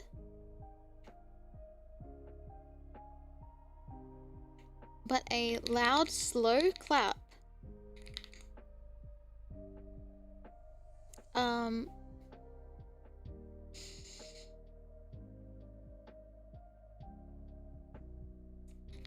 Stops...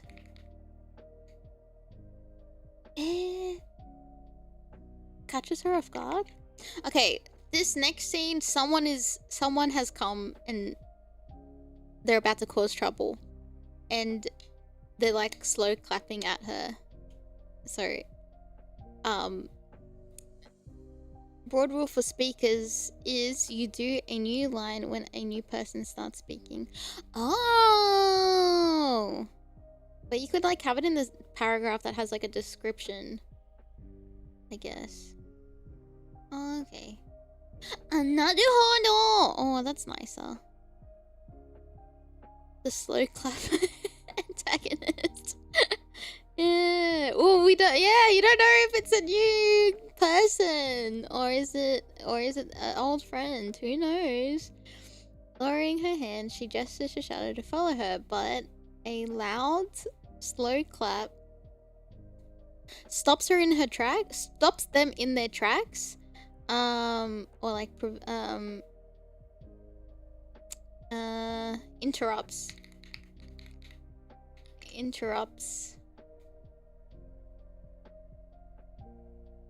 interrupts them.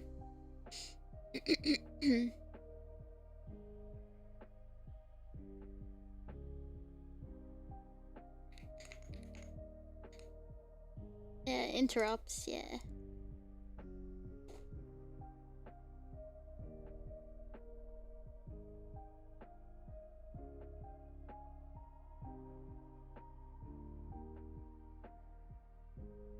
Okay.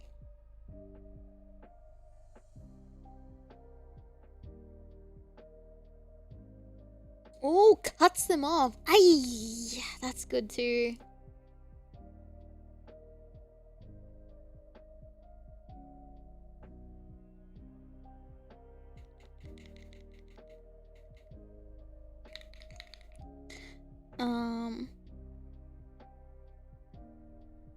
Cuts them off. Alright.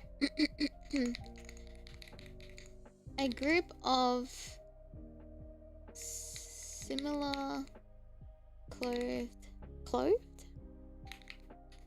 races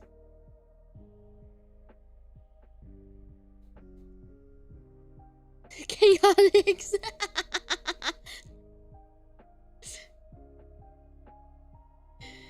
A group of similar clothed races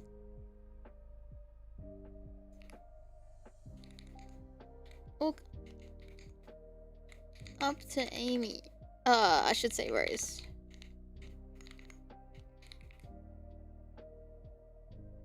The ultimate antagonist, Charmy the Bee.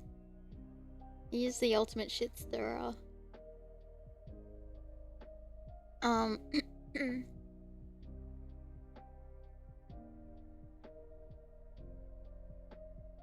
This guy in my head, okay, that I'm about to describe, spoiler alert, it's not someone from like Team Sonic, but okay, have you ever seen a Goofy movie? You know the antagonist in the second one, is it the second one with the extreme sports, or is it the first one? And he's like the snobby guy, but like not exactly. Oh, it's the second one. But yeah, Brad, but not as like prim. He's not prim like Brad, but like he just like the arrogance is kind of like what I was thinking is like similar. Yeah.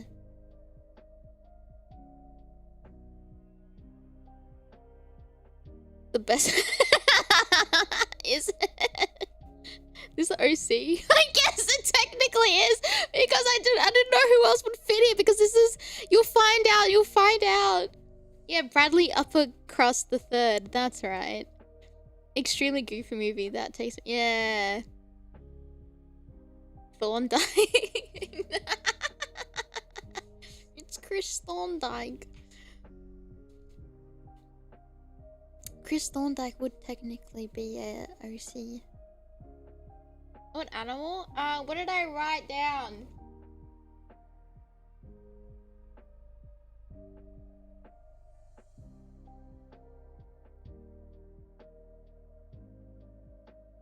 I wrote a coyote.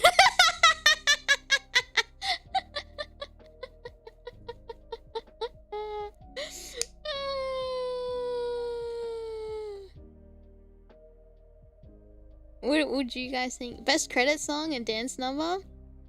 Oh, on Spotify, there's like a Disney cover, what do you call it? Like a playlist. It's official, and Magnolia Park sing one of my favorite like punk rock bands.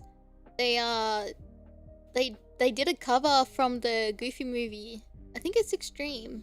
They did it and it's really good.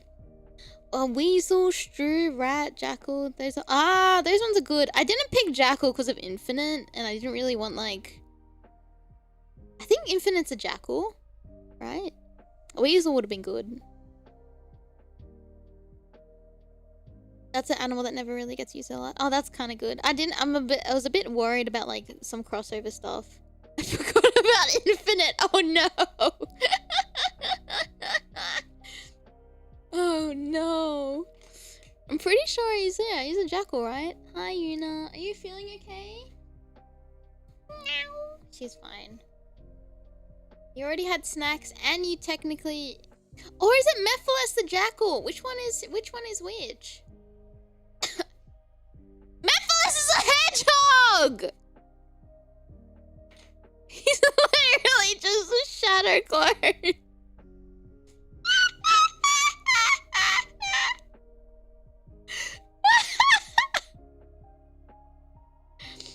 Shadow's favorite punching bag who doesn't even remember exists. Yeah. I bet. Mephiles, yeah, he was the antagonist. He was like the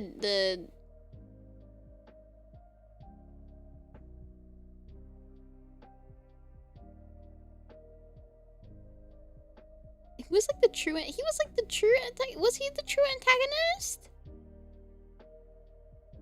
Or was it Solaris? Well, were they both? They had to like exist for like Solaris to like exist or something like that. Yeah, he was the main? Yeah. Okay.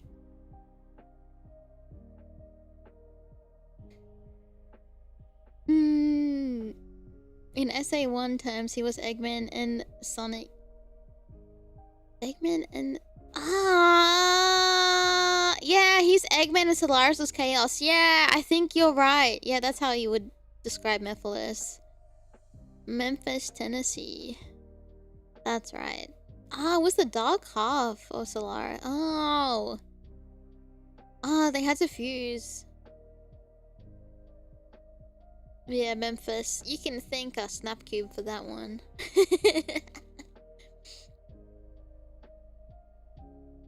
Lowering... Okay. Lowering her hand, she gestures to Shadow to follow her, but a loud, slow clap cuts them off. A group of similar clothed racers walk up to Rose.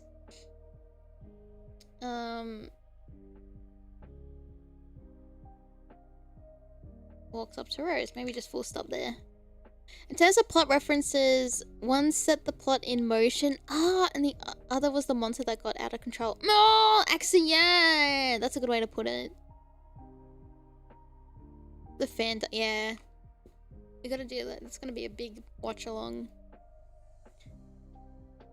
I wonder if it's a question of what I like. What would I like better, the Snapcube 06 or Letheria 06? I feel like I think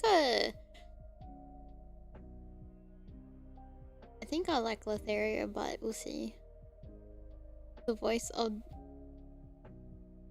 I know, when I'm about to type this guy out, you'll hear that like you'll be able to like picture the voice as Brad. That's kind of like the voice I was kind of thinking of.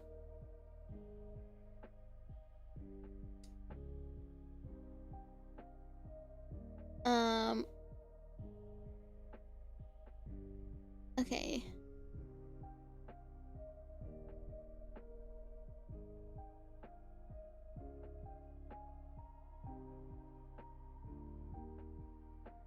Do you like semi-scripted stuff or full?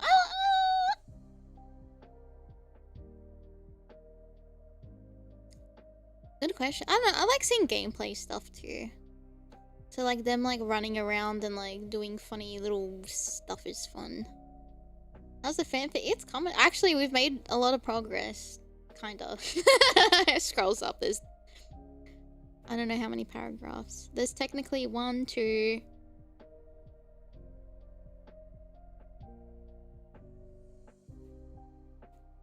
Wait, 1, 2, 3, 4 paragraphs, I think?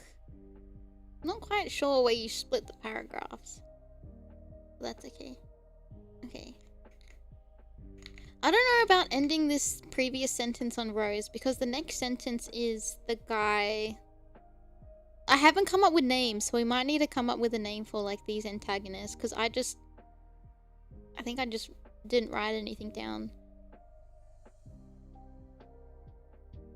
Lowering her hand, she gestures a shadow to follow her, but a loud, slow clap cuts them off. A group of similar clothed racers walk up to Rose.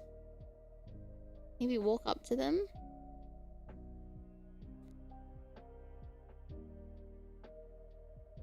Up to the pair?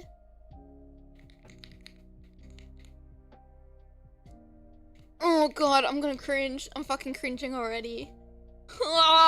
Okay. Rose, I'm impressed.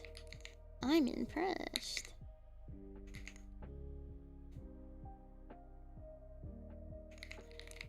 Oh, God help me. Maybe I shouldn't have underestimated you. Oh, Lord Jesus, help me. This is so hard to write.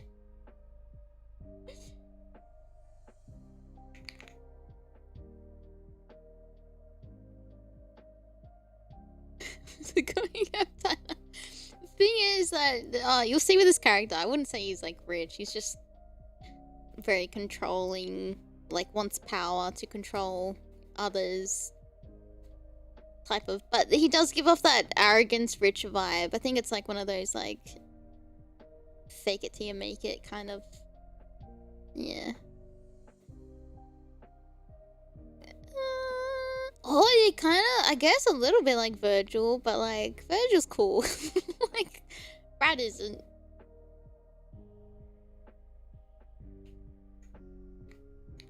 Rose scoffs. You're joking. Oh.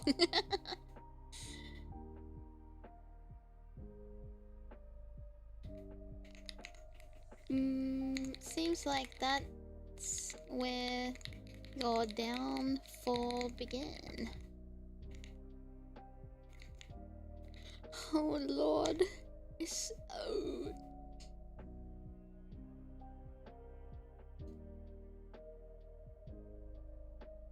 Okay, wait. We don't know who's like talking. Walks up to the pair. Who's okay? Hold on. I'm adding to the end of the sentence of the one before where it's lowering her hand. She blah, blah, blah. Lowering her hand, she gestures to Shadow to follow her, but a loud, slow clap cuts them off. A group of similar clothed racers walk up to the pair. I think talking right after that doesn't make sense, because, like, who is talking from the group? Who seemed to be the leader of the group steps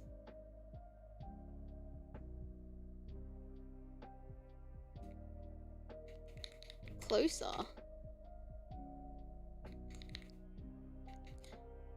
Finally.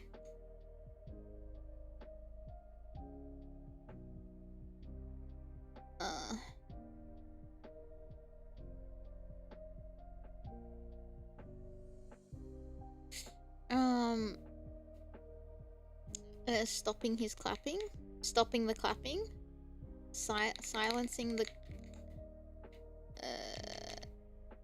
No, stopping? Huh? Huh? Steps closer.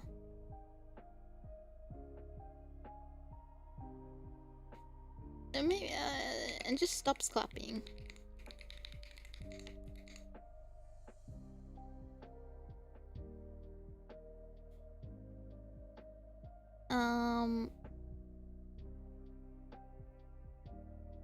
I think I have to describe. Have a dark tone. Is there? He's just arrogance. I wouldn't say a dark tone. I think, like, when he gets pissed off or, like, mad, I think, like, his tone becomes dark. Well, like, ego, yeah, ego.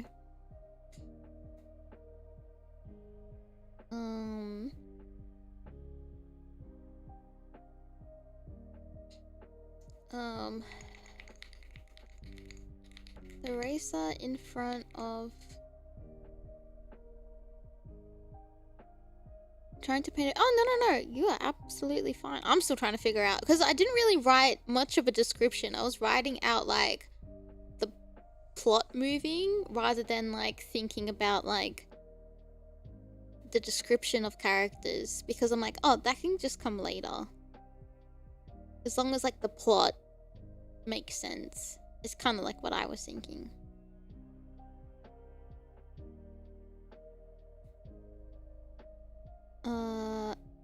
Who seemed... No, I'm still confused about what tense to use there, but that's okay. Who seems to be the leader of the group? Maybe full stop. I mean, comma. Steps closer and stops clapping. The racer in front...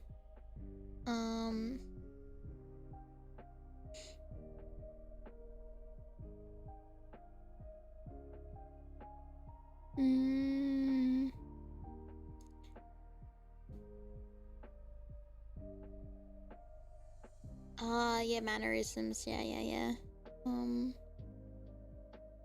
Wait, I should look up what a coyote looks like.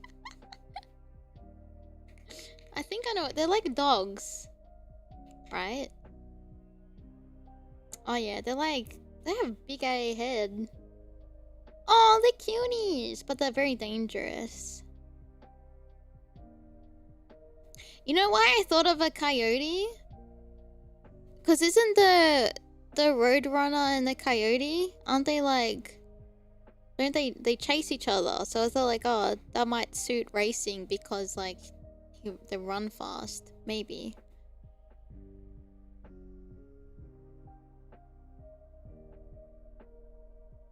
Yeah, Wile E. Coyote. Ah, that's right. Yeah, they kind of... Look, besides them being a fucking menace to household pets, they are pretty cute. They got... Yeah, he's a cutie.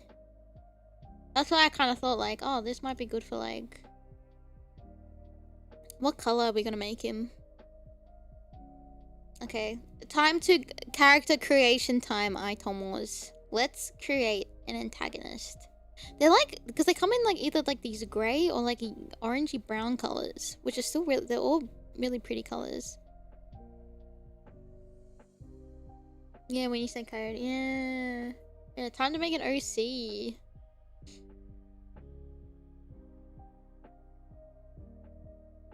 brown right from the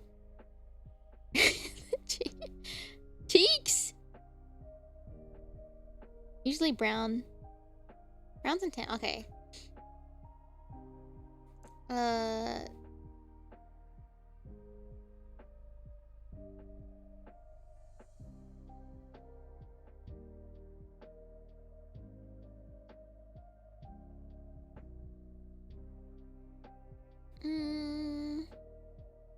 Normally it's like two colors, I think, like Sonic characters have. Like they have like their belly color and then they have like their main color and then they might have like another color which is like, you know, stripes or whatever.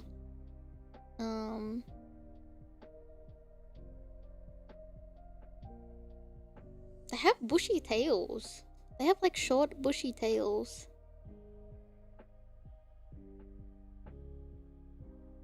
Yeah, they kind of look like wolves a little bit.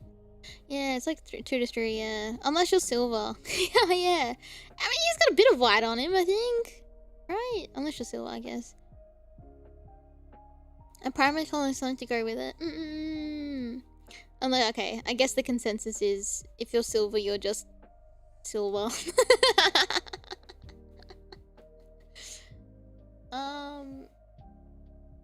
Maybe brown is the main color. And the suit can be a color that goes with the brown.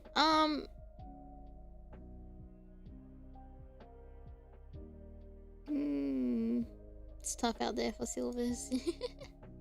Okay.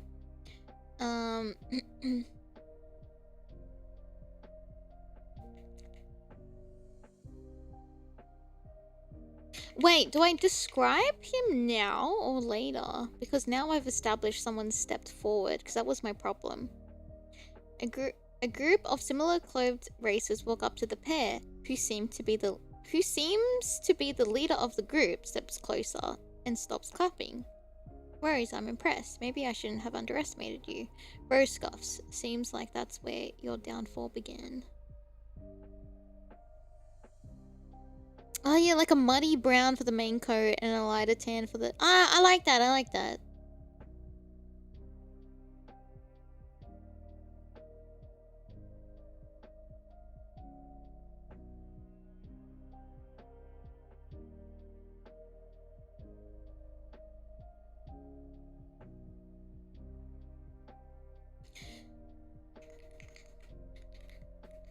A long-eared...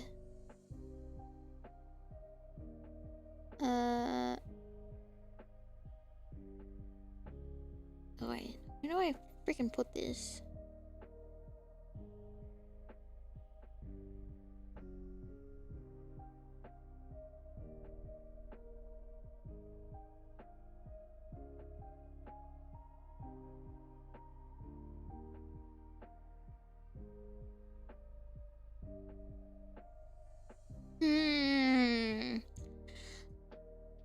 He's being revealed, so knowing what he looks like... Oh, yeah. Okay.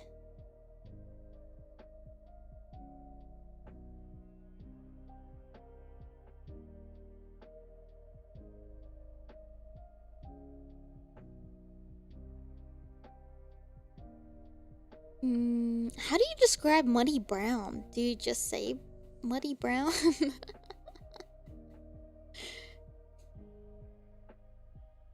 Okay. I got this. Okay.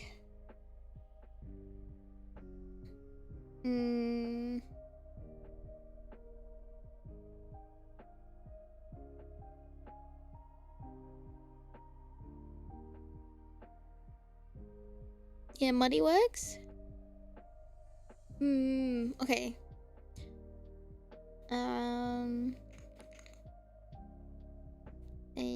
Okay. The race is standing before them.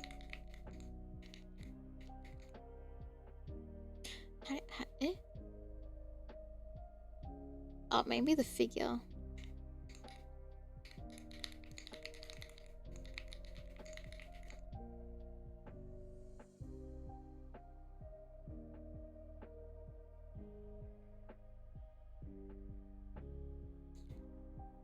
kind of want to put him in a race suit. I gotta think of it like a race suit colors. I think like I think black and silver might look nice. Okay, the figure standing before them, wearing a black and silver. Honey brown are used descriptive to emphasize. She smirked as he approached. Oh, his dark brown fur matted with sweat from the race looked like. Oh,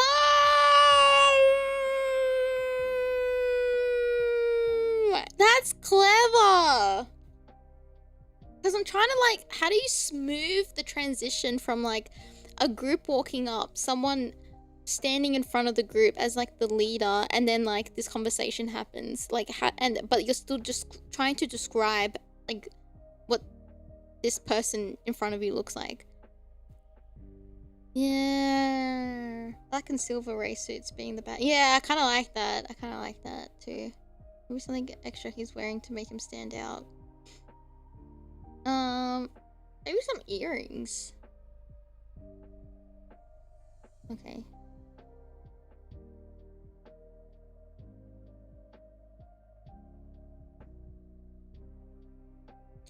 Wait, she smacked as he approached. Okay.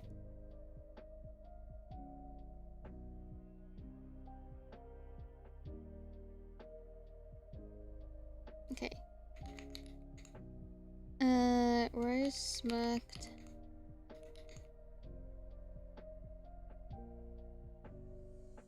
Oh, wait, stop.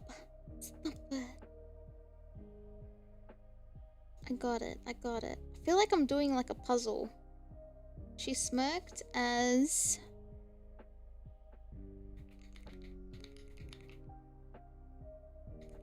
he approached them.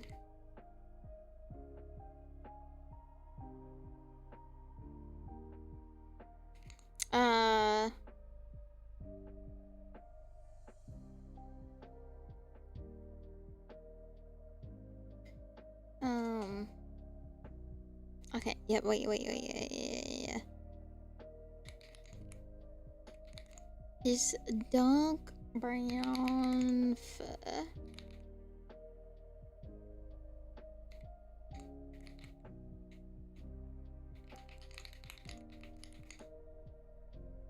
Matted with sweat from the race.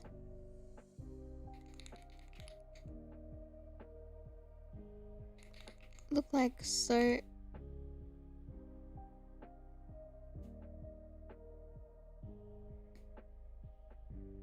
Oh wait. Let me. Okay. Rose smirked as he approached them. His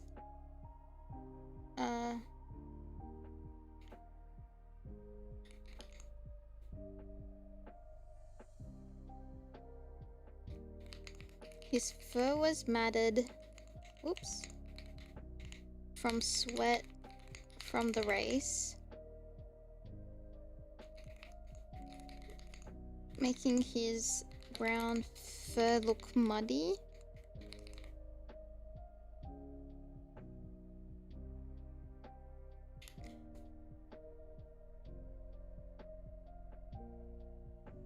Rose smirked as he approached them. His fur was matted from sweat from the race, making his approached them. His fur was matted from sweat from the race, making his brown fur. His brown fur was matted from sweat from the race, making it look muddy.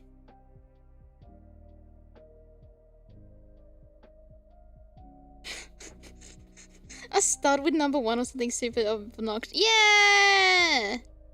Oh, make it not about the color. Okay.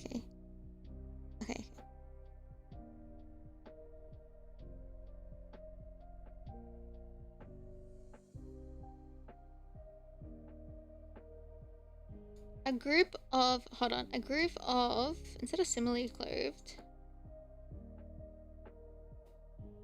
Oh wait, a group. Oh, wait, I'm cooking.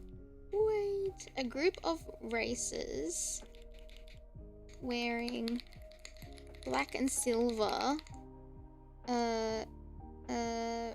racing leather.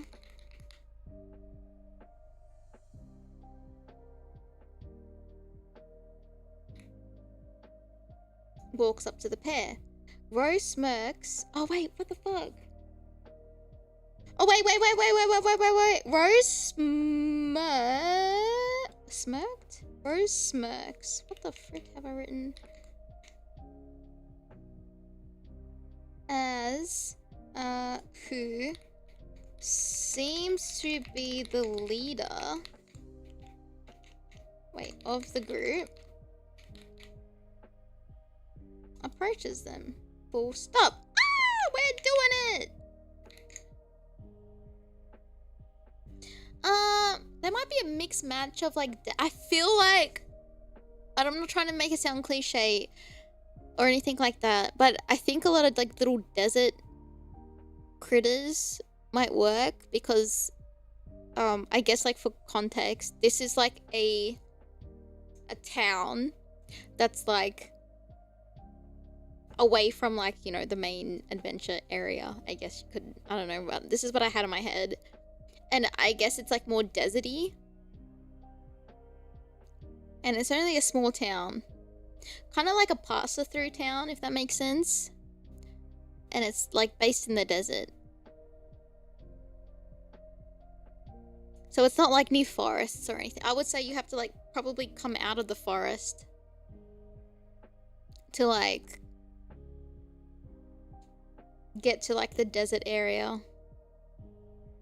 Is it cars? Stop! No, because you know what's funny? As I was like thinking about even the beginning scene, it feels like the it feels like the start of Cars. Like, I'm so upset.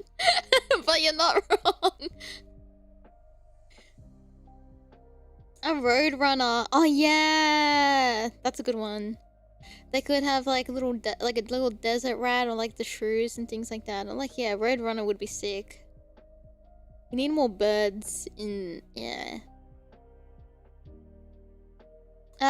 Maybe not a snake, but a lizard. Like a you know, like a bearded dragon. Oh, fucking bearded dragon would be so sick. That would be sick.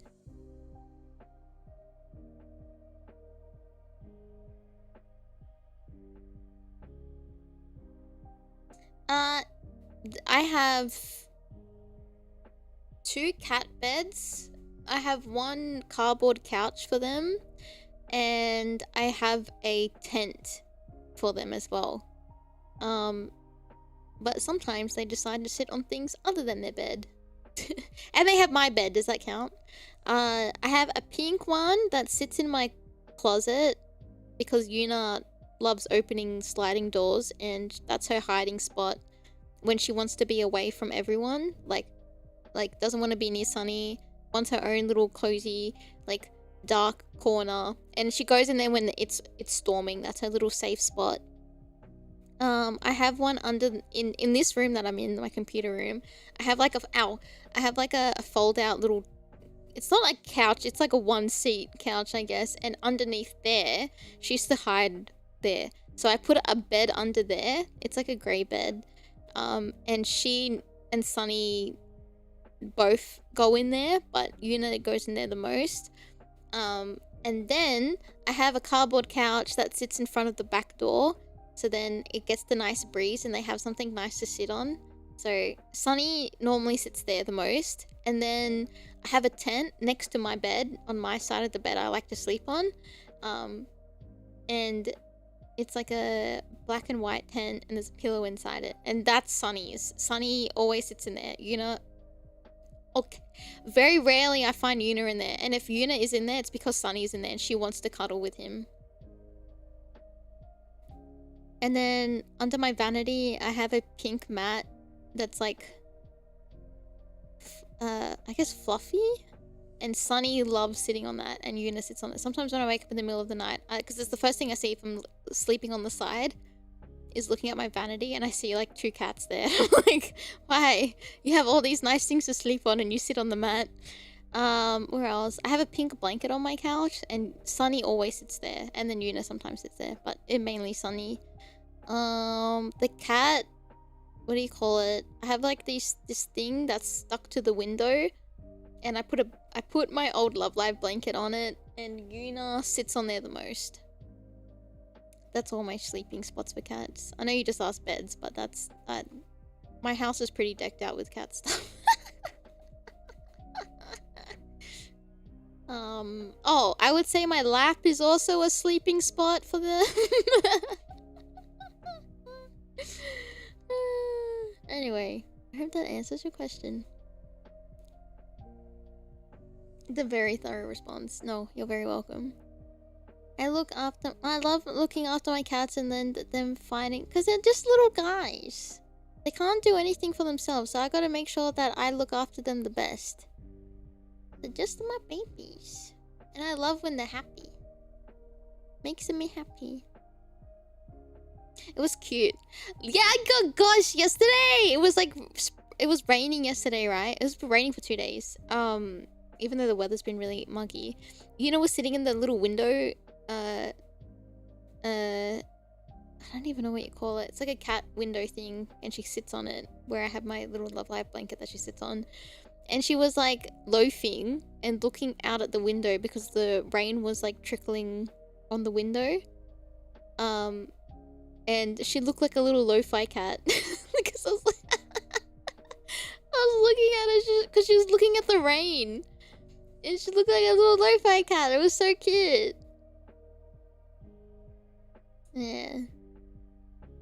Dude, if I was a cat, if I have to be reincarnated one day, I want to be reincarnated as a cat that lives a nice, comfortable life that gets spoiled to the heck.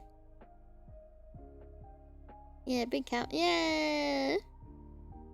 Lo-fi cat that studies with you. And you got like rain, so you can easily fall asleep to some lo-fi and rain. What were we doing? I need to clean my keyboard because the eye on my keyboard feels stuck. His brown fur was matted from sweat from the race, making it look muddy. Pingus. Thank you. Close enough, I guess, Cat Aimee. Yay! Thank you. Close enough. I am being spoiled as a cat now. Look at that. Thank you. Thank you, Mischief. Okay. Should I describe anything else? So we've described his coat.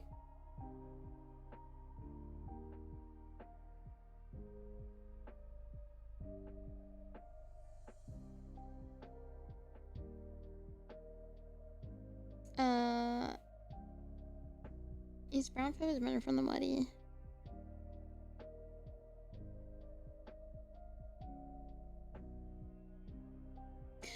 Okay, we gotta describe like arrogance. Like he's like being sarcastic, he's arrogant, you know, very egotistical.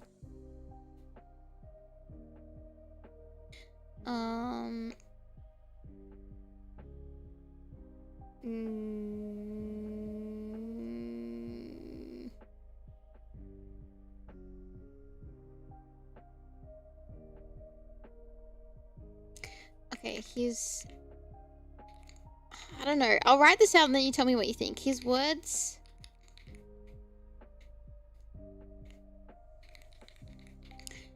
What the fuck?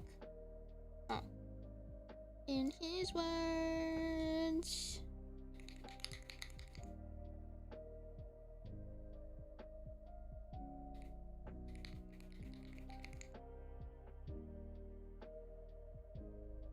He surrounded himself with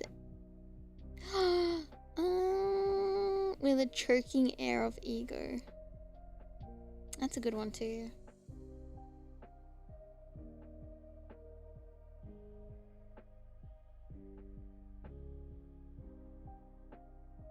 Hmm.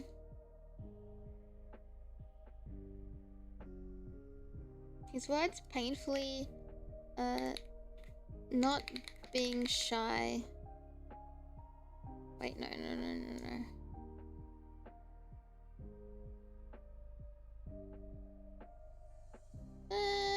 Okay. Not being shy, to the maybe arrogance? No, sarcasm. Are you being sarcastic? No. Sarcasm is not the right word. Ooh, miasma. That's a good one too. I'm trying to say, like, his words painfully not shy. Oh, no, or like not hiding the fact. Condescending tone. That's a, yeah.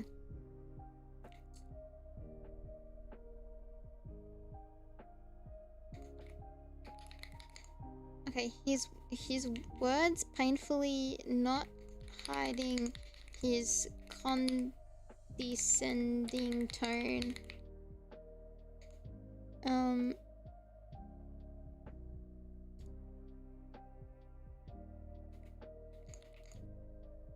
As he, wait a second, filled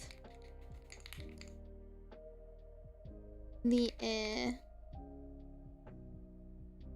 with, as he filled the air with, hold on, choking my asthma of his ego. Oh, does that make sense?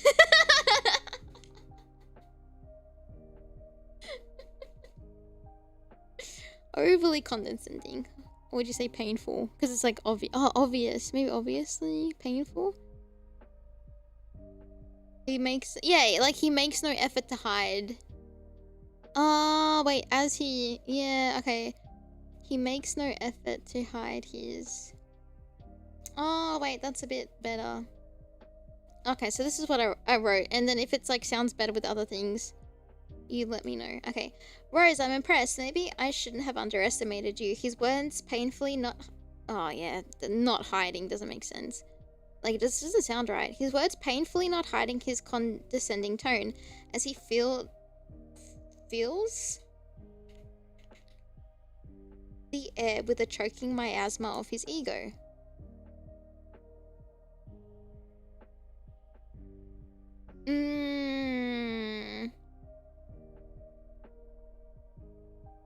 Maybe his tone. Or what was it? He made no effort. Oh, yeah.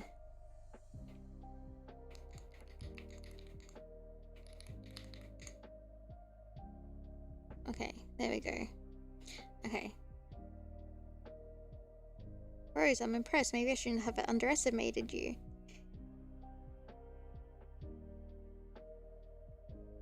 Oh, wait. Do I have to say, like, he... Like, he said, making no... Okay.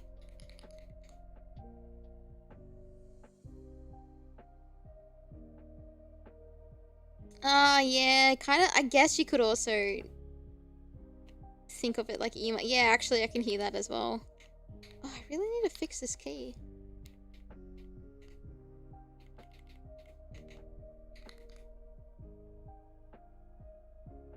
It's fine. It's... I guess. Yeah. He said, making no effort hiding his condescending tone as he fills the air with a choking miasma of ego.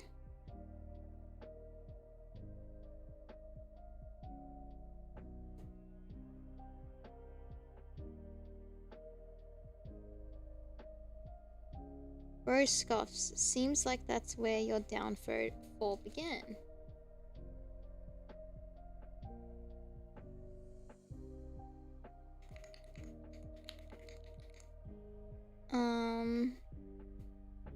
A hum of ooze?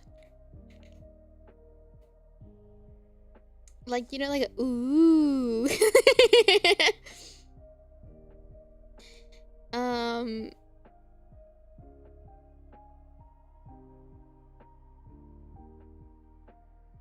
How do you say ooh?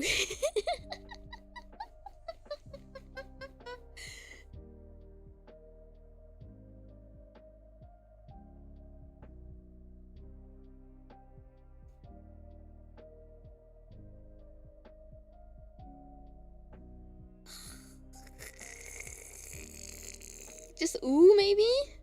A hum of oohs? O's? Okay. Well, Google isn't underlining it, so I guess that's correct.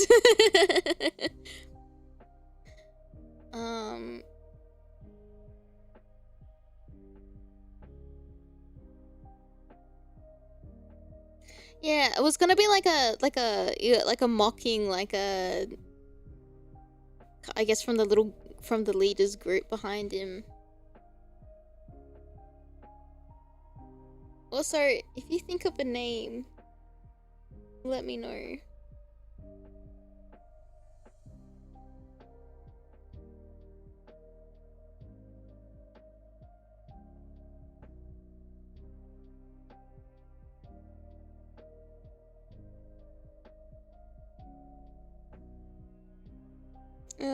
Okay. He's we can call him Brad. No, I was just saying. Preston? That feels very like a race's name. Preston the coyote. Brad the coyote. What sounds nicer? Okay. Horoscope seems like this way down for again. A hum of ooze.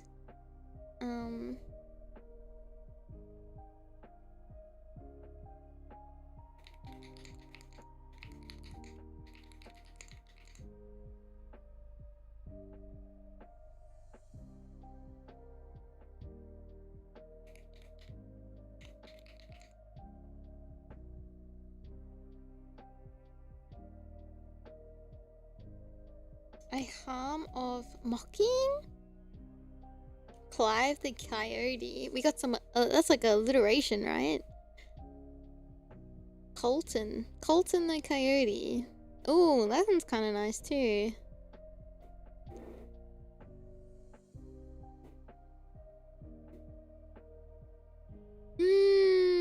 Clive the coyote.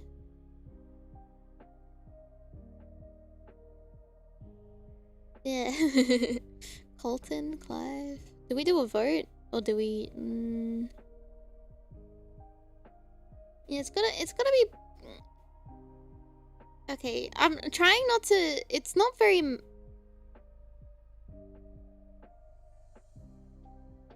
I would say this guy...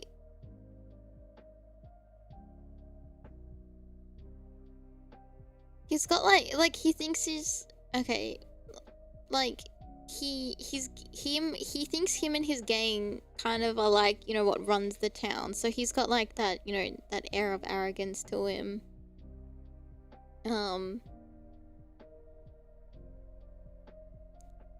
But he's not like a rich kid. It's not like he's like his family is like the heir to the town or anything like that. He's just very... It's like a, I guess like a survival kind of thing of like, you know,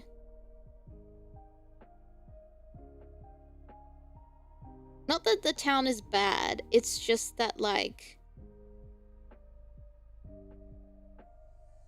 he knows that this town is very like soft, so it's kind of like easy to take over, I guess, is kind of like his thinking of like, it's like, who's gonna stop me type of attitude.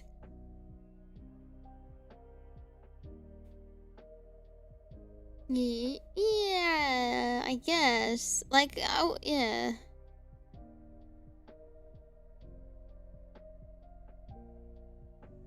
His odor doesn't smell a thing.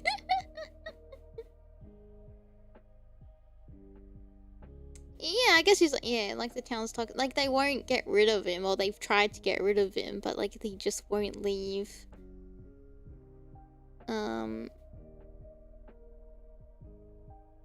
Or like maybe the town like feels bad for him. It's like, oh, it's not his fault. It's just because I haven't quite decided. It could be a few things. It could be like maybe like that he grew up in this town, but he maybe, you know, he's lost his parents and he's just become like rough. And the way that he is so that he doesn't, you know, like a coping mechanism of like having to control others so he doesn't lose things maybe. Or is he just someone who came through this town, got treated very hospitable, and then now wants to take it over? Like, how much of a... Do I want a sympathizing... No. We're not sympathizing with a villain. I just want a villain to be a villain. I don't want to sympathize with him. Alright, never mind, I've decided.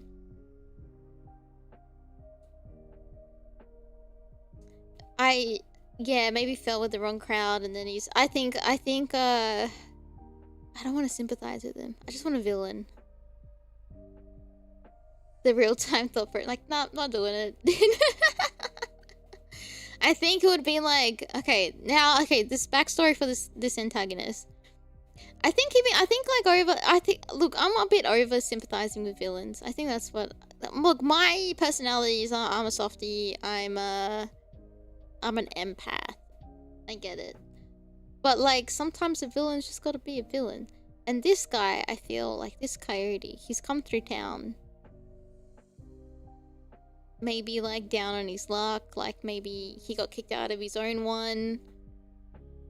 He got treated nicely, like, you know, they gave him a home, they gave him food and water, like a shelter, like he got treated like they were one of his, like he was one of them type of thing. In a very, very nice little village, like town. And then he realized, like, this town, they're a pushover. Ooh, Cliff the Coyote. Wait, I like that. I don't know, that just kind of spoke to me. Because when I think of Clive, I think of, Final Fantasy 16.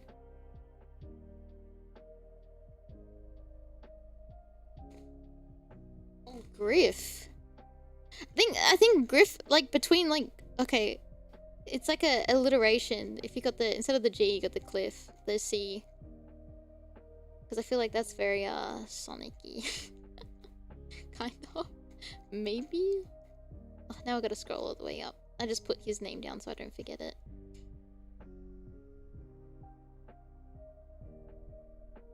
Okay.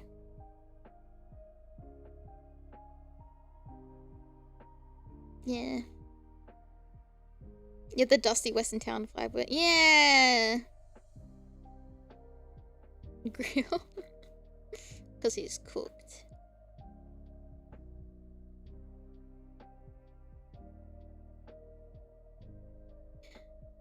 A hum of ooze could be heard behind the coyote.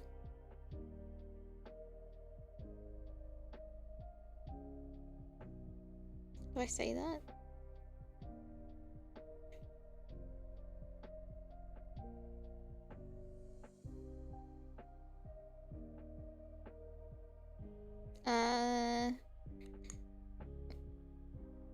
I don't know why I always am scared I'm doing something wrong. Alright,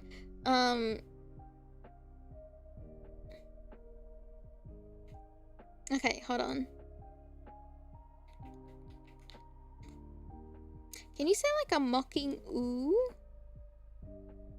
Okay, wait, the coyote. Maybe we do it like this as like the reveal.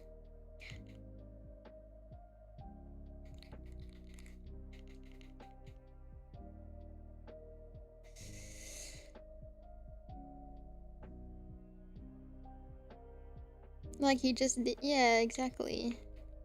I don't know what I'm doing. The coyote leader dramatically.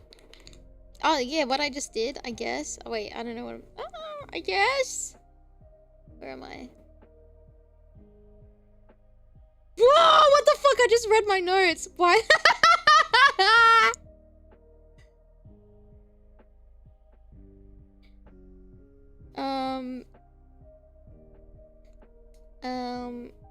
Okay, the coyote leader dramatically,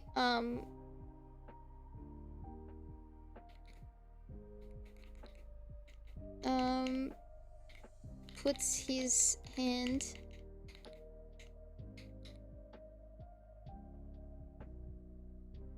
Wait, stop it! Hold on, cut. Okay. I'll just make a new line. Ouch. You wound me.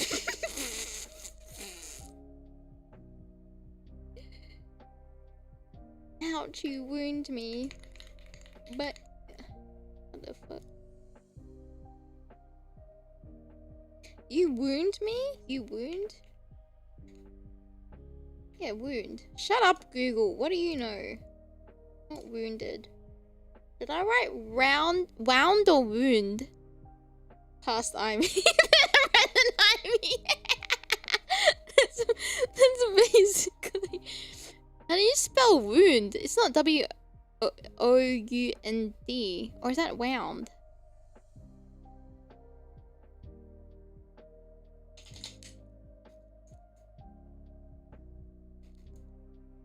What? It's both? Oh, English, why? Goku Black as they it's gonna... This is very villain, like, trope, but, like, it's not a bad thing, because sometimes you just need a good villain. Ouch, you wound me, but you... Oh, fuck, it's gonna happen. Save that edit. I say like it's gonna happen. I'm getting flustered. You have no idea. And then I'm gonna write it and you guys are gonna be like, what the fuck? That wasn't that dramatic. But like, it's making me go...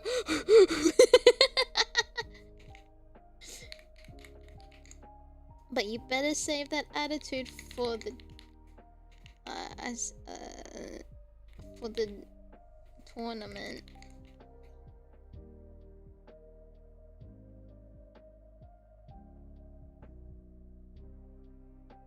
Oh fuck, why did I write that? What the hell?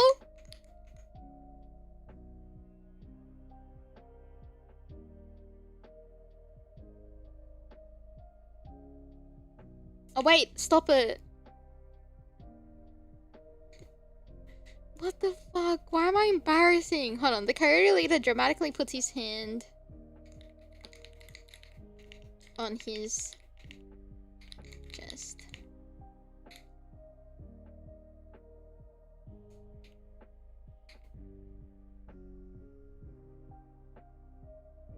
Ouch, you ruined me, but you better save that attitude for the tournament. Or maybe for the track. For the track. Right, what?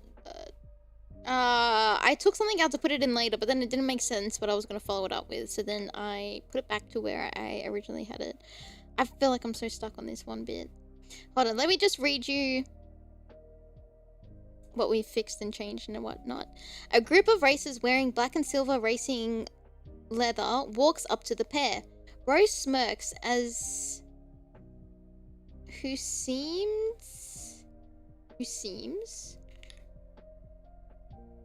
to be the leader of the group. Why does Google keep wanting to put this in the past tense? Approaches them. His brown fur was matted from sweat from the race, making it look muddy. Rose, I'm impressed. Maybe I shouldn't have underestimated you, he said, making no effort hiding the condescending... Oh no, now I'm getting tongue. I'm not trying to say condensation. Condescending tone as he fills the air with a choking miasma of ego. Rose scoffs. Seems like that's where your downfall began. A hum of ooze could be heard from behind the leader. The coyote in front of her dramatically puts his hand on his chest. Ouch, you wound me, But you better save that attitude for the track.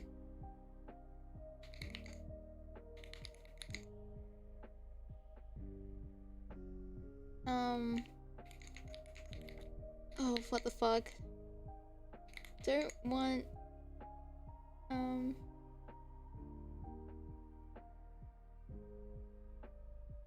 Oh, what the... Oh! Don't want that.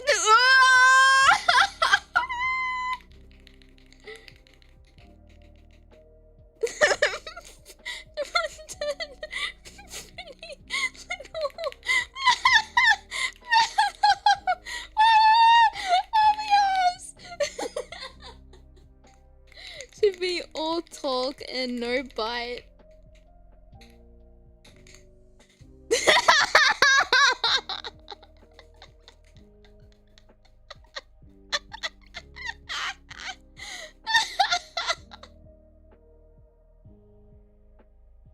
That was really hard to time out. I feel so red in the face.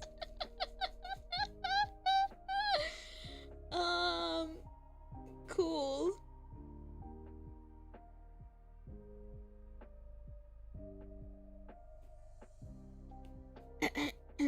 Oh yeah, but that's the proper terminology for that phrase, isn't it? Sorry, that's my poor English coming into play.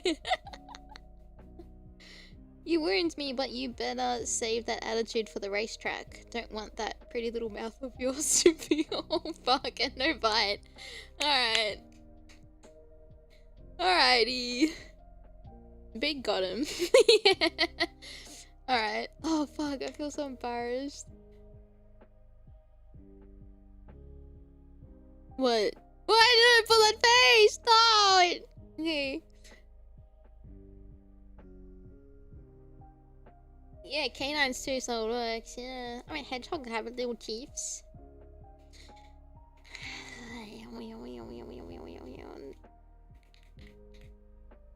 Holy fuck. Okay. So he wants to be bitten. He's a rascal. Actually, can we... Do you mind if I quickly go to the bathroom and get some water? I have a bit of a headache. I'm also going to take some tablets because I don't know why I slept restless last night. Oh, and yeah, I'm going to go pee, get some water, get some tablets, and maybe a little snack if you guys... Oh, wait. Okay, I have a thing that I could play. Maybe. Let me find it.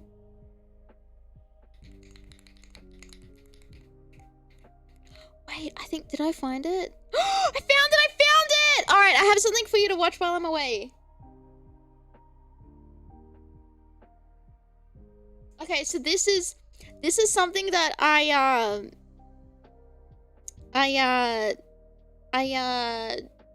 was thinking of, that thing I was trying to show you earlier, but I couldn't find what it was.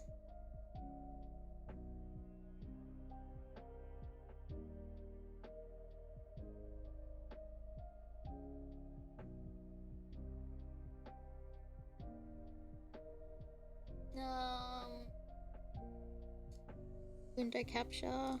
This one.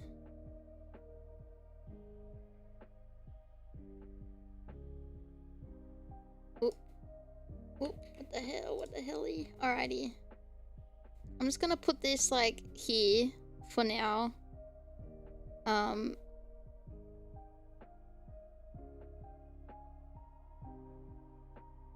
So this is like what I was thinking about when we were talking about like writing fanfics and like all the cringe stuff and like the Olimar Smash Bros thing. This is what... Alright, I'll be back. Enjoy.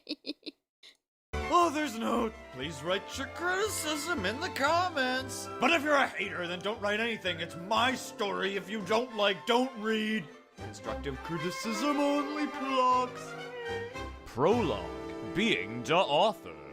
Narrator's point of view. Hello, and welcome to fanfiction.net. Everyone has a little something creative inside of them, and this is the place to let that something out, whether it's adventure, romance, fantasy, horrible fetishistic lust, a slice of life, or a slice of lung. To make sure you get the most out of fanfiction.net that you possibly can, we created this helpful guide that'll get you started in just 4 easy chapters. Chapter 1.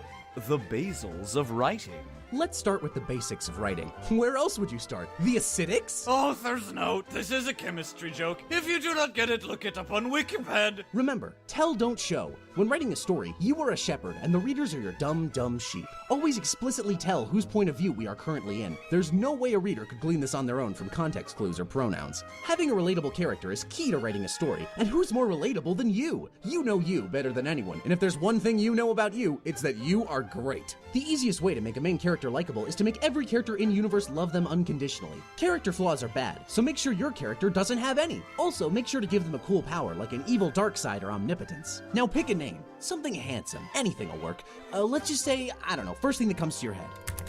Perfect. Author's note, if you don't want people to accuse you of writing yourself into the story, then make sure your account name is not the same as your main character, because this happened to me. Fuck you, Nathan from school. Alternatively, find your inner Japanese name using Babelfish. Pick one with a meaning that matches you, like beautiful, raindrops, or Shadow the Hedgehog. When writing, make sure to keep a sharp eye out for pitfalls like punctuation and hormones. Hormones are important. There's no 2 ways about it. When in doubt, just put semicolons everywhere. Semicolons are for smart people and only smart people. Use them so your audience will think you're smart. Author's note, also for kitty feces.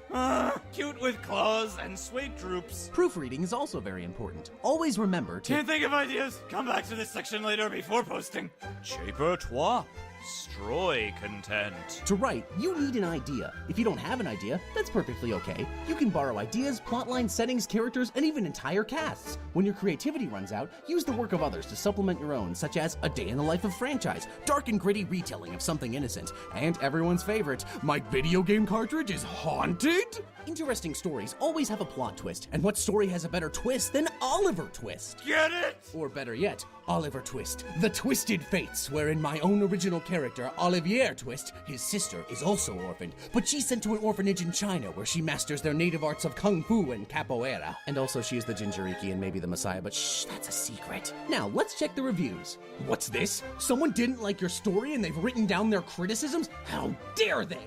How are you ever supposed to get any better if people keep nagging you about what you need to work on? If this criticism is too much for you, then it might be time to step it down a peg.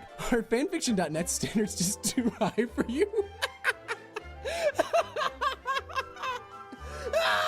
That's fine. We'll take it down a notch and instead practice your writing skills on Wattpad. Wattpad is a lot like fanfiction.net, except the age cap for writing a story there is 13, and most of the fictions involve Naruto and or One Direction. Proving the old adage true, Wattpad allows you to add professional-looking covers to your book to disguise its actual quality. You can also post a cast list for when your book gets made into a major motion picture, which will definitely happen. The desire of Wattpad authors to get their books published is inversely proportional to the amount they understand about the publishing industry. Always include handsome shirtless men in your Wattpad stories. This will get you mad tweenage cred.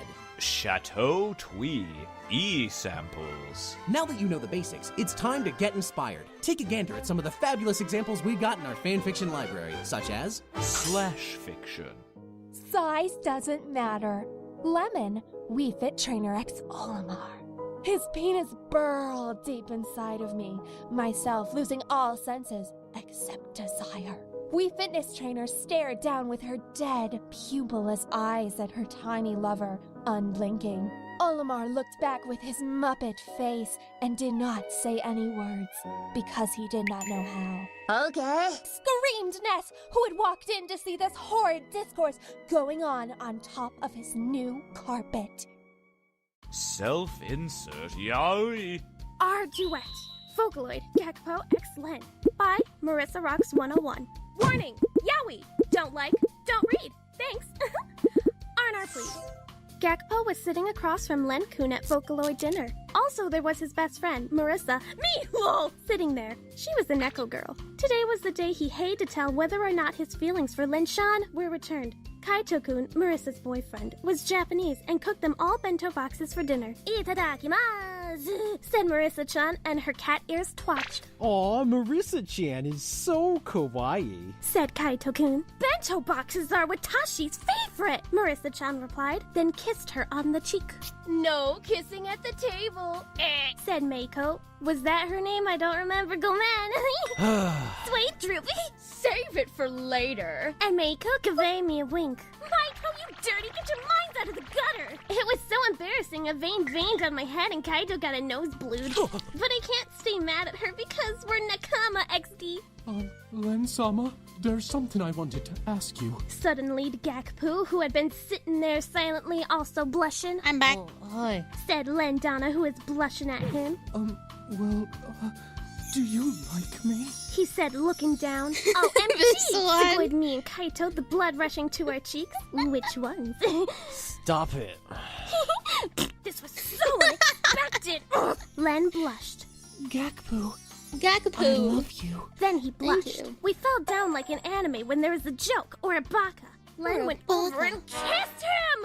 Oh! I'm sorry. I'm a little blush. I need a hot bath to cool down. Please make it Len end. senpai. No, it's great. I sure hope Gaki-kun doesn't walk in here. He balked. Len, are you done yet? Oh my goodness! Oh. He had walked in on Len taking the I bathing. have a feeling we watched a lot of the same stuff. Probably. Stop it. Mine. Sorry, Kaito-chan. Len sniffed his Oh my eggplant gosh. hair. Nichan, will you marry me? Asked Gimpo. Find out next time. That's it? No, we can't stop there. But you have to go to bed because you have school tomorrow. School tomorrow. I guess so. My mom can get really angry sometimes. Don't tell my mom. Kaito is always keeping me on the good grades. Sorry, girls. If you want more, then blame Kaito, not me. He's my husband. I have a pillow with him on it. Creepypasta. Continue file 666, recorded from a real blog of a college student before he suicided. I am college student who lives alone in a dorm. Thank God it's nostalgia for the good old days. I saw their sale was Pokemon Emerald on Etsy, hipster eBay. I'm just eating as well because I took When I medicine. get Catridge, it was Emerald, only black with skeleton on the front instead of Rayquaza, but with blood eyes. On the file, I am in Elite 4 versus Lance and only have 6 Pokemon in my cucumber party. chips. They all unknown and they spell You're dead.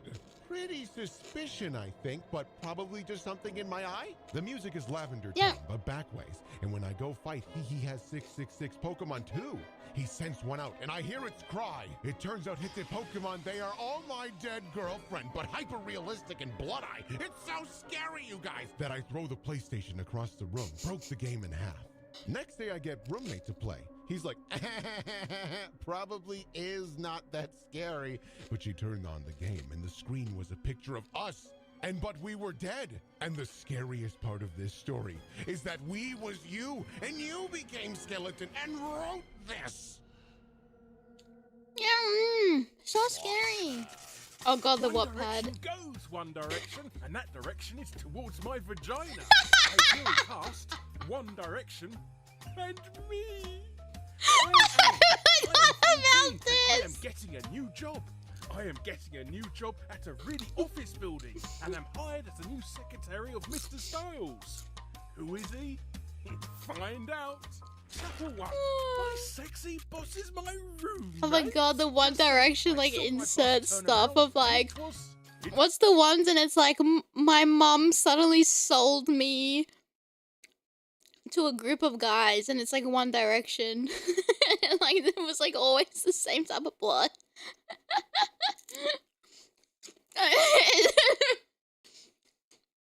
It was like a thing.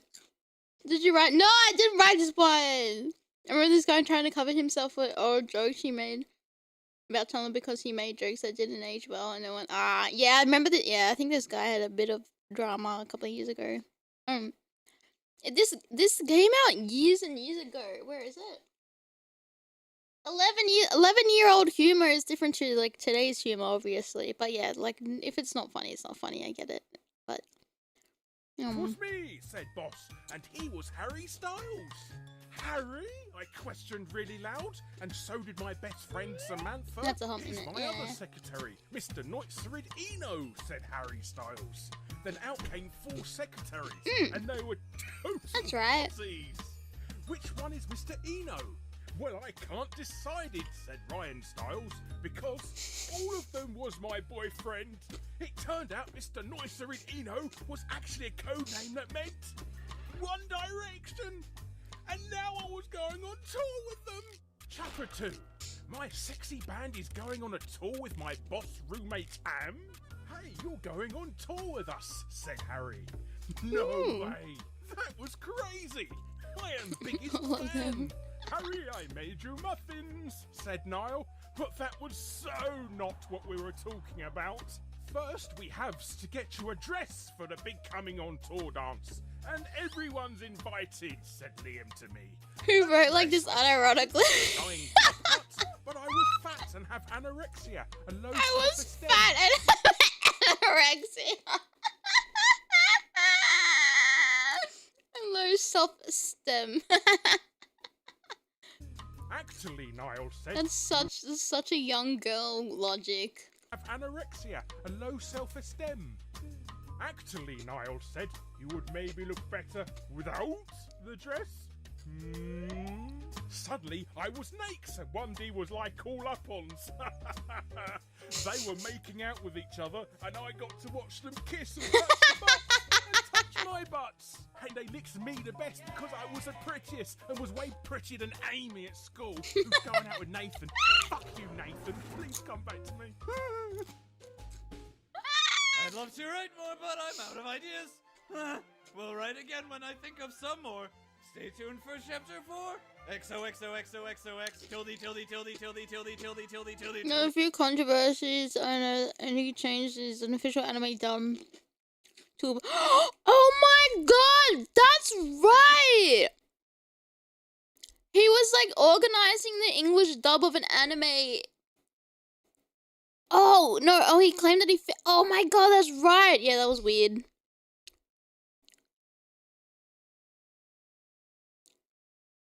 Yeah, cause it was like this is like the anime, like he was like, I know everything about this or something like that. Like he thought he knew best. I can't remember. He leaked stuff on his Discord. Ew, what a bozo. I forgot all about that. I'm sorry.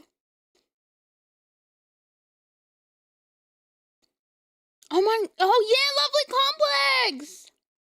That's right. Oh, I should put the theme music back on. It's not that, yeah. I think the guy was very, yeah. Did he get, like, arrogant or, like, egotistical? Or, like, did he get, like, thought he was untouchable? There was a, yeah, it was, like, a YouTube video about it, I think. Thank you. On my new prescription.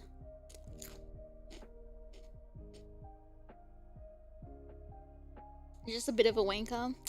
It's a shame because like his stuff was funny early on, and then I guess if he's always been like that, he's always been like that.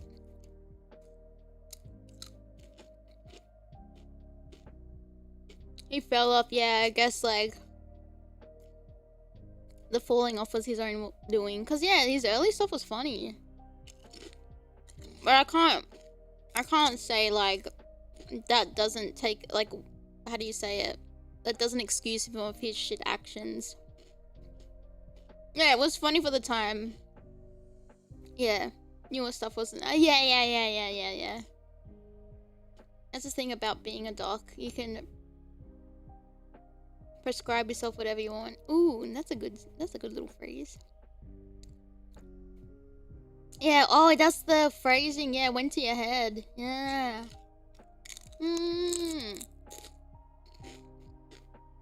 Sorry, I legit forgot about the controversies until I came back and I was looking at the comments and I was like, oh wait, shit, right. If I made anyone uncomfortable, my bad.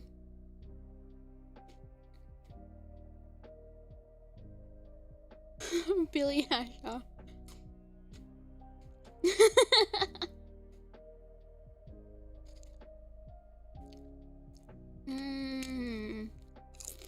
Sorry.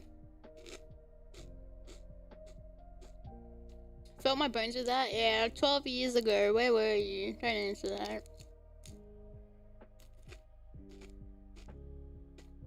I just thought it was relevant because we're writing a fanfic. You're fine? That's good. I feel like in this day and age, you always have to justify the things that you do, so you don't get cancelled.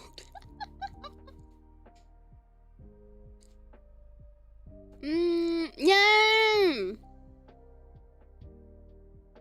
Because I think I found out it was like a recommended video and I clicked on it because I like, you know, watching things in the background. And then I was like, oh, this guy! And then it was like talking about all the shitty things he did and I was like, oh my god. Smash Wii U tournaments. How many years ago? I'm doing quick math. We're in 20 doing minus 12. 2014? Yeah, you don't know who's clipping, yeah. Nah, my shit don't get clipped.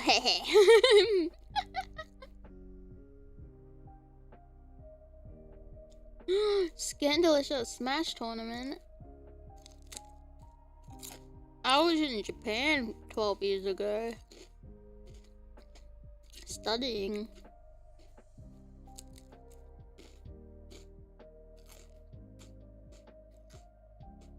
And then eating.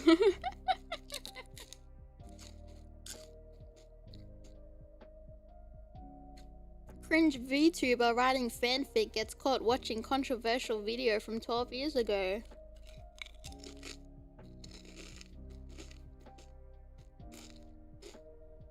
I feel like No! I feel like I've watched videos with Smash tournaments, like some crazy shit happens in a lot of them. The only like famous one I kind of know by name is Mango. Famous or infamous? I can't remember. Writing Shadamy. It had to be done. That's how if I gotta choose a way to go out, I guess this is it. Was it Mango?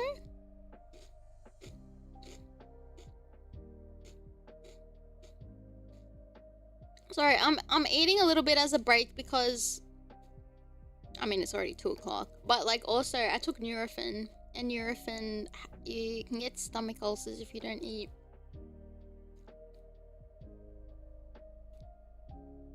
A crab? Was it a live crab? Cringe yourself into a singularity. Cooked crab? I hope they just washed it off and ate it. Crab's expensive. But that's also very mean.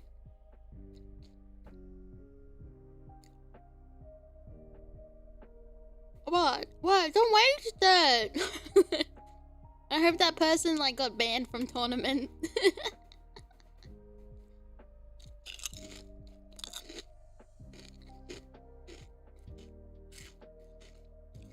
Why? Why can't you pick it up and eat it? Just wash it off. They never found who did it? What was type of lack of security? Nobody could smell the crab because the room was full of smashed plates.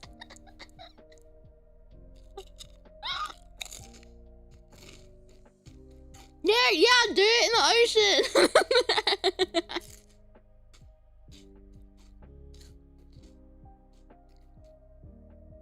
It probably came from like one of the restaurant aquarium thingies. Tanks, and then they bought it, and then they, you know, how bad security? What the hell?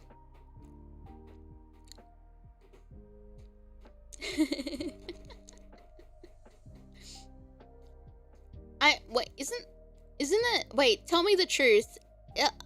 Smash tournaments actually smelly? Cause I thought when I remember going to PAX in Melbourne.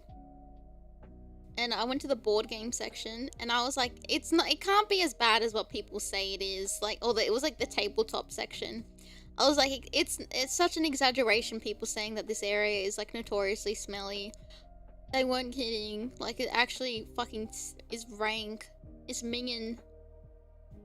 Is the Smash community a mess? Yes. A collection of people like that is smelly. Oh, I can understand like a natural BO of like when it gets hot and things like that, but just like purposely not looking after yourself and then going to a tournament is kind of... You participated in a local tournament once, never again. Gamers have earned their reputation. Ah! As bad as it's said to be. There's always like one badge that is rank. First-hand experience, it's bad. The jokes are not wrong. Oh, that's really sad.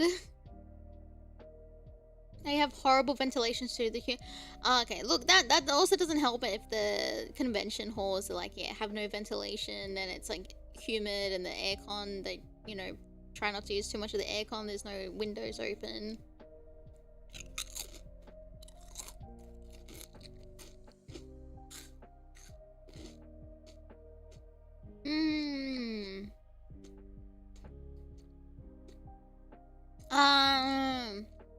Wasn't there a thing someone at a con was like selling deodorant?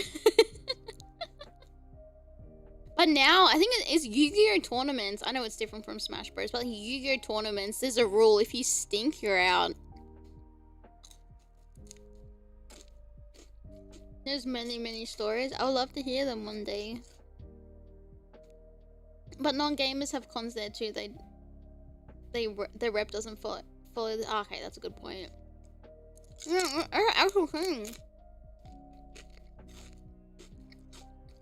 Yeah, just keep a stick of roll-on deodorant. Oh, you know what?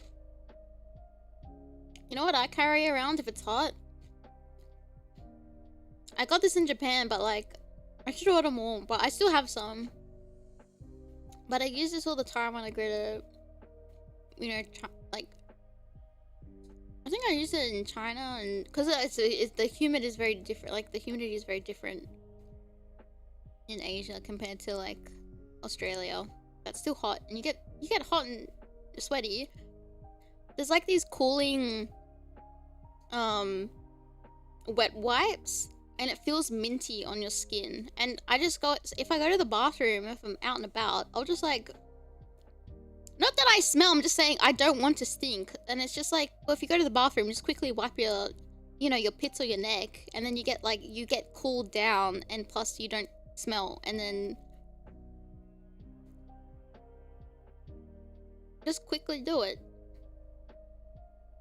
It really depends on which Smash tournaments you go to, but most of them in the US smell. A lot of them don't shower because they're busy practicing.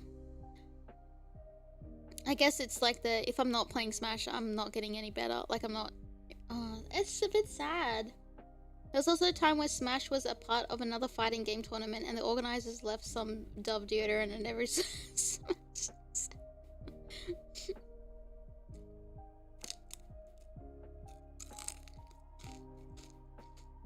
Look, Dove protest too much. What do you mean? If your hotel got a shower, you take a wash before you go. That's true.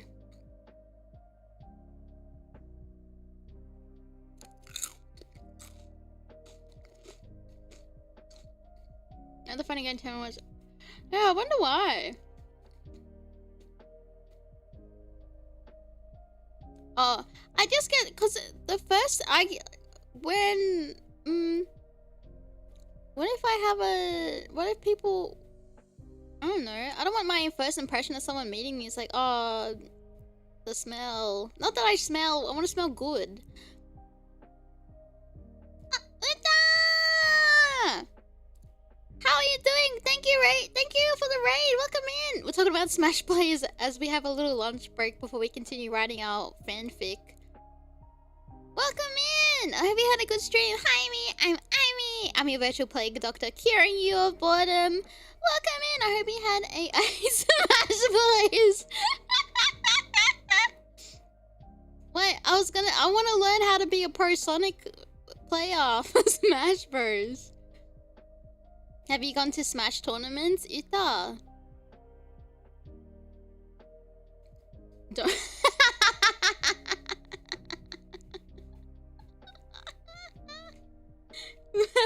Stinky. I used to run some for my college every week. No way, in college as well? And then with the beta existence. Oh no!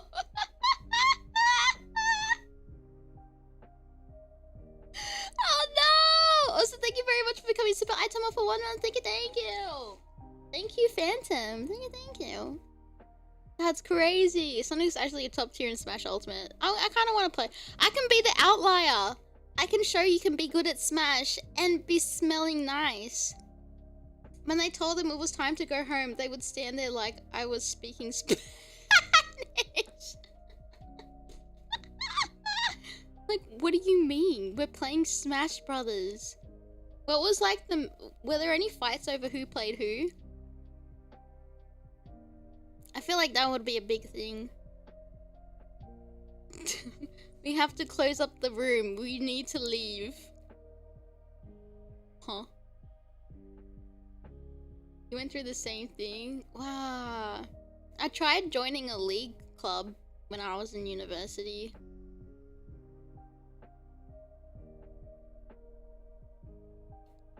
But they probably didn't like going home because Smash Online is bad. Oh, they wanted I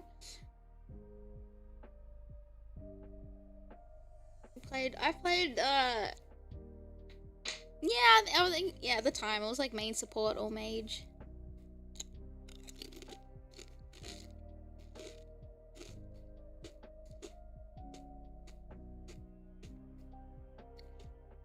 Where to see Smash players actually playing the game? Most of the time, no one is grinding the game anymore now.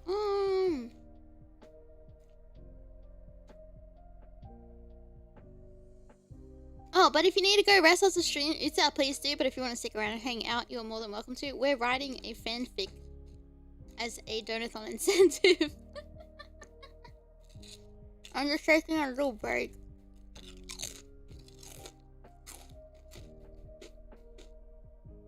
Because I have a headache. All the blood rushing to my head, trying to think of what to write.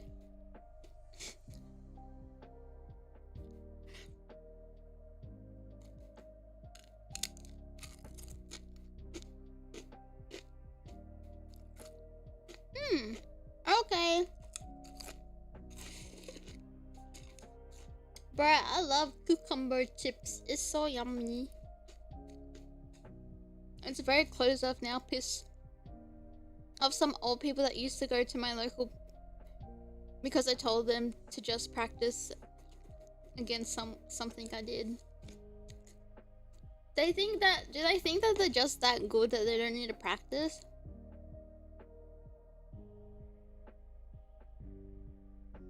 I should probably wash my hands instead of like licking them. And then, ew, and then touching my keyboard. Yuck. What am I, a Smash player?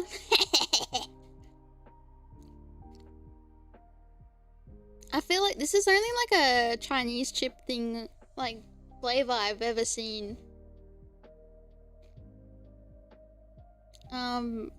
It's got like a very refreshing aftertaste, like a cucumber.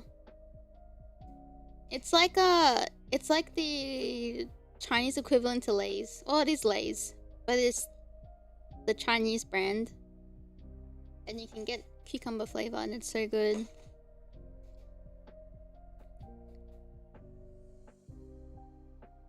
I like it. It's because I don't actually like a lot of snacks, but I like anything light. I don't like heavy snack. Oh, then would it really be a snack if it's heavy?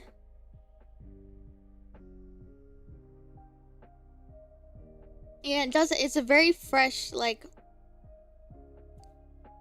I wouldn't even say, like, it feels like you've eaten mint, but not mint. I guess cucumber, think of, if you grabbed a Lay's chip and then stack a cucumber on it. Maybe not, because it'll go soggy. I don't know. If you ever go to your Asian grocer and you see it, I highly recommend to just give it a little go. It's yummy. Yeah, it sounds like a light meal. Yeah, I guess you're right. Yeah, I guess you're right. Hyperfix fixated practicing and lacking social etiquette due to being introverted that causes Smash players to not think about their hygiene. That's probably true.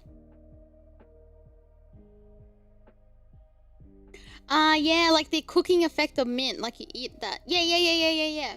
Like you can't, it's like I can taste cucumber, but it's more of like the sensation of the freshness is more stronger than the actual like flavor of a cucumber, if that makes sense.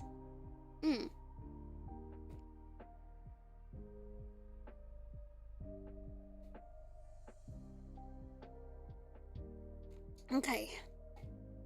I'm gonna go wash my hands and I'll be back. And then we start typing again.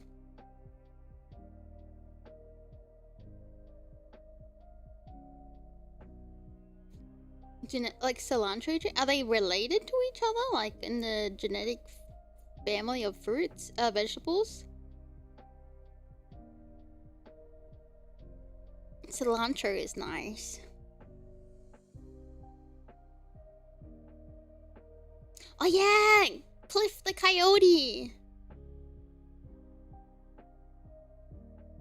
Like how some people taste cilantro as soap. I don't understand what... I don't understand that. I can't taste the soap in cilantro, but I'm guessing... Yeah, I guess if it's like a thing that people say often, it must be true. Yeah, cilantro is so nice. Oh, only some people taste mint in cooking.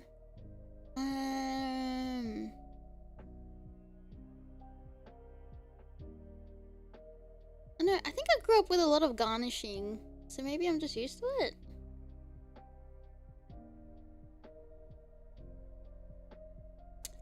Toothpaste, I get you.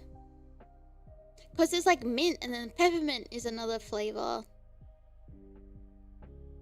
It's a generic thing. Some people just taste cilantro as soap. Interesting. I'd be upset if I tasted cilantro, like a food that I liked or like wanted to like, or like it's common to use in certain dishes and you just taste soap. Interesting. Okay, I'll go wash my hands. I'll be back.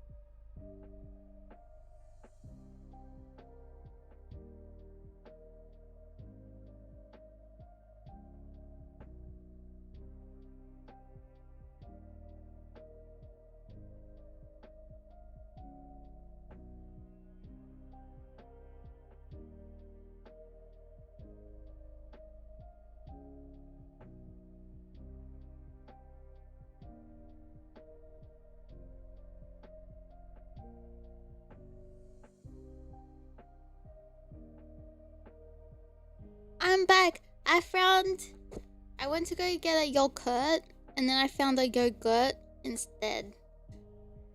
Like a yogurt drink.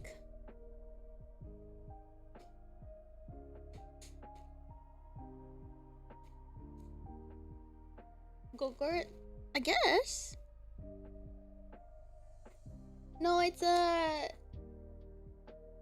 a probiotic yogurt drink from the Chinese grocer I go to.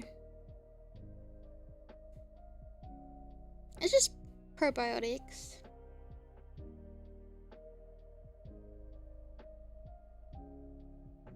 Welcome back. yeah. Gut health is important because it's actually very common to get a lot of issues with guts when you're older. And unfortunately, I think it's genetic. I don't know, because I think I have a lot of family members that have been very sick with bowel stuff and like cancer and things like that, so I think I gotta be very careful. Not that it's like, you know, like preventing, you know, anything you can do to help strengthen your guts and things like that. Hope you feel better. No, I'm fine. I'm just making sure I don't get sick in the future. Yeah, you gotta be vigilant. Yeah, eat a lot of fibers. Fiber is a very big one. Vegetables. Making sure you're taking regular dumps. Yeah. Because my mom, she had like... She got treated with, I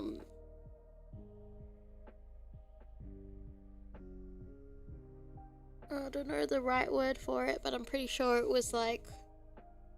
If it didn't get treated, it would have like developed into some type of bowel or stomach cancer, and then my grandma on my dad's side passed away from bowel cancer. And then I'm pretty sure I have like some other like great aunties that had it as well. Yeah, like, yeah. But now my mom, she's got this intestine issue where I can't remember the name of it, but she recently got diagnosed with it. And she's got to be really careful of like the foods that she eats.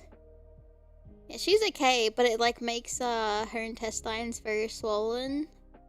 And it does something else. I don't, yeah. She's got to be very careful of what she eats. Oh, she can't have any, because of like, it won't break down. That's right, because we were eating somewhere and she ordered a fruit drink, but then it had a pulp in it and seeds.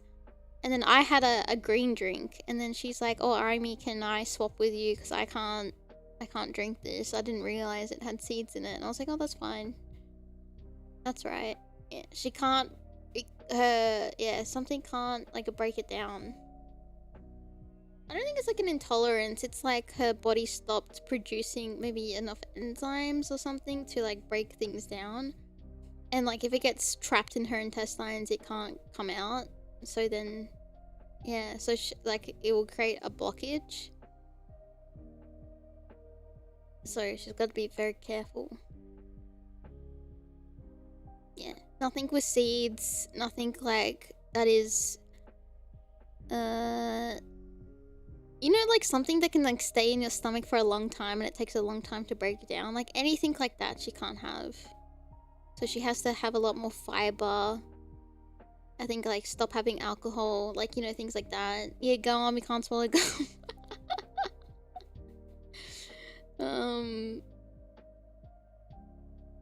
I used to get, you know what? I remember one time I swallowed gum accidentally, and you know when that panic sets in and you're kind of like you kind of freeze, and I'm like, that's gonna sit inside of me for 7 years now.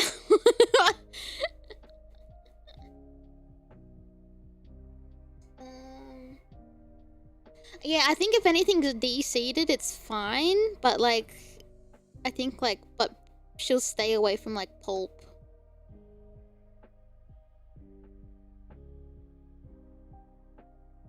Yeah, just have to make sure it keeps things moving through the system. Yeah.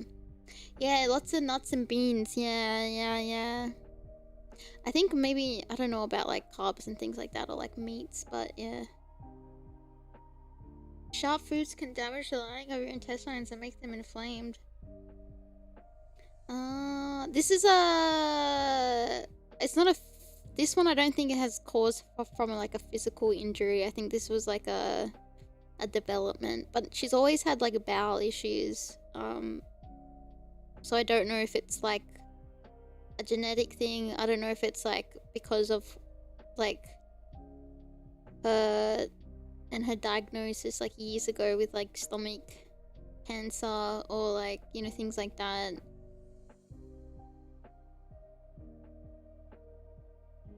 There's a huge fear. Oh yeah, and eating hair. That was a big one too. Because I used to chew on my hair, I think, for anxiety.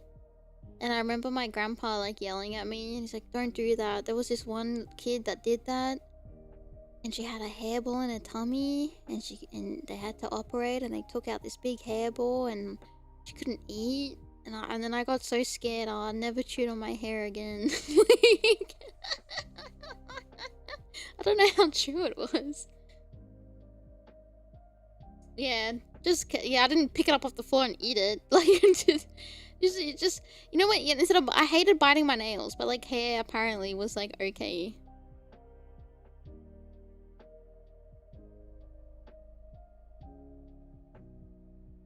Bizarre? But what do you mean?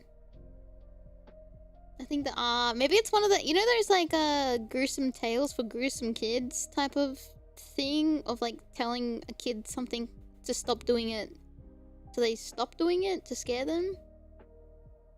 I destroyed my nails. No, I got my brother. He's always been a nail biter. And then every time we hang out, I hear him picking out his nails, and it pisses me off. I'm like, stop it, stop it! I can hear it. Yeah, no nail, yeah, because I always thought like dirt is always under your nails. And like, you're putting bacteria in your mouth. But hair was okay, because hair got washed more often. I don't know. I don't know what logic I had as a kid. Eating seeds? Yeah. Oh yeah, grow a watermelon. I think I used to cry. If we ate like pumpkin seeds, watermelon seeds.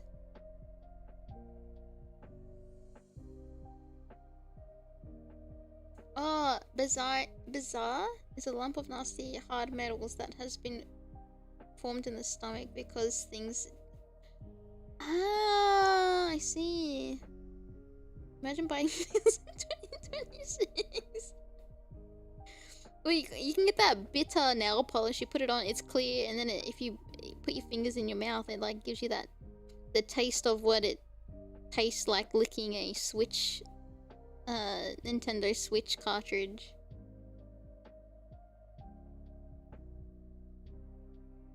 Oh, extracting a stone from a goat's stomach.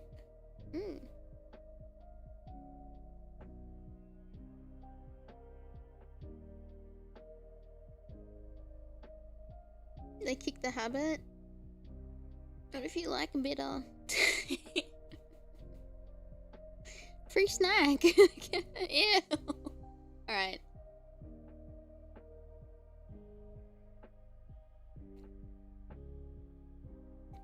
Oh my god, that's so gross, Aimee. See me fucking golfing.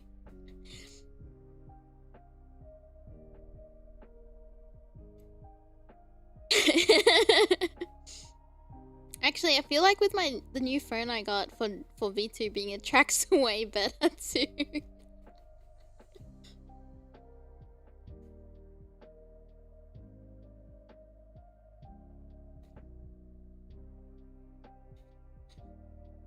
I do be chug-jugging that yogurt.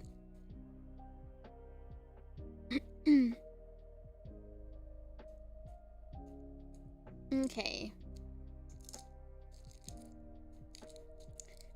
A pea seed, and it ended up in his lung. Ah! The seed actually started to grow! Ah! That's horrible.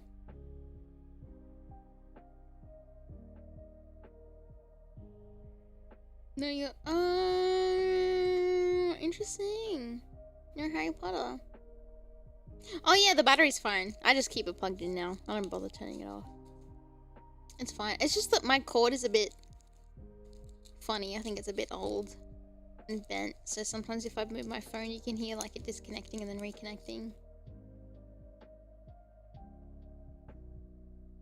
It's very clear when I'm drinking. Great. Eat it. Nah, it's fine. I'll put like electrical tape on it if need be. I'm a frugal gal. Okay, I have a sweet treat. Wow.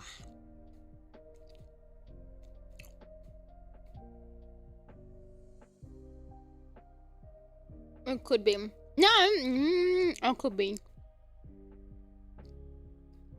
I could probably dust it out. Alrighty. Let us... I reckon... Let's read from the beginning to where we are. As a refresher. Sorry, I talked a lot when I should have. Eh? Oh, am I?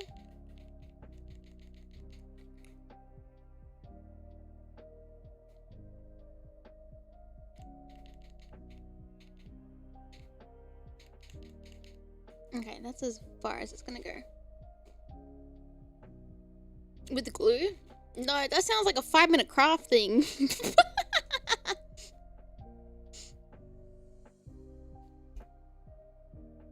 Yeah, still using... I think it uses USB... Wait, let me have a look. I can't remember.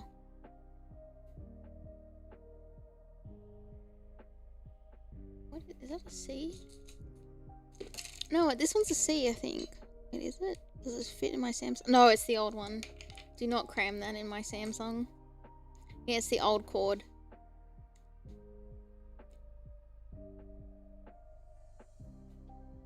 Yeah. Alright, we're reading this fanfic from the beginning. Yeah. But I've got like one that this cord I'm using is like 3 meters because I have it like plugged in a thing underneath my desk. And it's like, it comes out of my desk, so I'm not like, it's not having a short cable. You like pour glue on it, let it dry and peel it. It's supposed to pull all the dirt out. I'm too scared. Oh, what if it's runny glue? I feel like you gotta be really particular with like the viscosity of the glue. Oh, I get hot glue. Actually, because it would dry quicker because it's hot. Actually, yeah. Maybe try it on an electronic is already broken and just put like crap in the charging port and then do it to test it. So you're not really losing anything. You're experimenting. Alright. Yeah! If you have something lying around. No! You were just saying that you... Alright. Let me read you what we have so far, and we'll continue until I get tired. The roaring of the engines filled the stadium, overpowering the cheering from the crowd. The high-speed race rumbling the ground with violent vibrations. The smell of burnt rubber fills the air as each car screeches around the racetrack track's bend. A blur of pink swerves between the other racers, overtaking them. The pink car then accelerates and blocks any chance of the other racers from getting an opportunity to slip past and take the lead. But alas, the pink car flies past the finish line and slides to a halt. A figure wearing a full-body pink and white racing leather suit emerges from the vehicle. A gloved hand pulls off the helmet that was hiding the racer's face, revealing it to be Aimee Rose. The pink hedgehog smiles and waves to the crowd as their cheers and roars become louder and louder. A voice bellows over the speakers announcing that Rose has qualified for the tournament. As she continues to smile and wave to the crowd, a dark figure begins to approach her from beneath the shade of the stands, catching the corner of her eye. As the figure walks up to her, a familiar deep dark voice pricks up her ears, drowning the crowd's noise out. So this is where you've been. Aimee's eyes widen in shock from the sudden appearance of the hedgehog standing in front of her. He was the last person she would have expected to see. "Shadow, what are you doing here?" she exclaims, barely restraining herself to a whisper. Shadow briefly darts his eyes around before settling back to Aimee, narrowing his gaze as he reaches her. "I'd like to ask you the same question, Aimee." Aimee clasps a hand over his mouth as she looks around in a panic, hoping no one heard him over the crowd. With what seemed to be a sigh of relief, Aimee makes eye contact with Shadow, furrowing her brow. It's Rose here. Lowering her hand, she gestures to Shadow to follow her, but a loud, slow clap cuts them off. A group of racers wearing black and silver racing leather walks up to the pair. Rose smirks.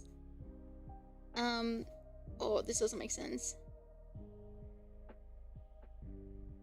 Oh wait. Rose smirks as who seems to be the leader of the group approaches them. His brown fur was matted from sweat from the race, making it look muddy. Rose, I'm impressed. Maybe I shouldn't have underestimated you, he said, making no effort hiding his condescending tone, as he fills the air with a choking miasma of his ego. Rose scoffs. Seems like that's where your downfall began. A hum of ooze a hum of ooze could be heard from behind the leader. The coyote in front of her dramatically puts his hand on his chest. Ouch, you wound me, but you better save that attitude for the racetrack. Don't want that pretty little mouth of yours to be all bark and no bite. That's what we've gotten up to.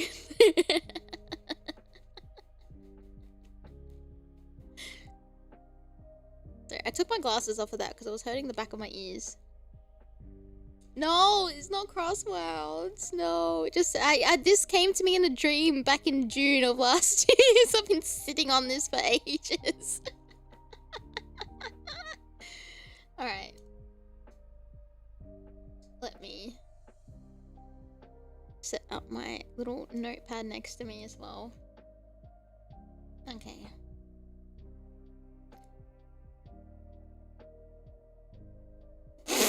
I can't read the rest of my notes, dude. It's giving me secondhand embarrassment.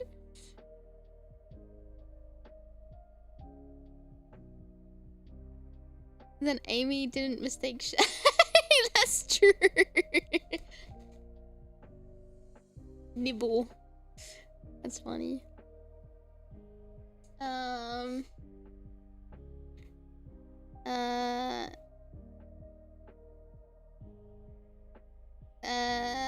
Okay.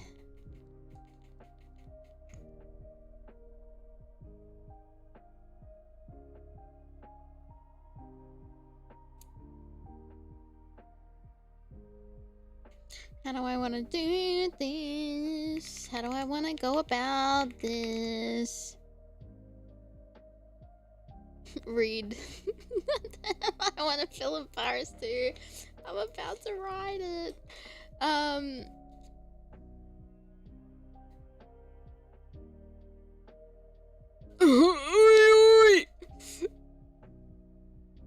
He can say, I have an idea. A coyote. It's double T. Is it double T? No. Co-O-T. Okay.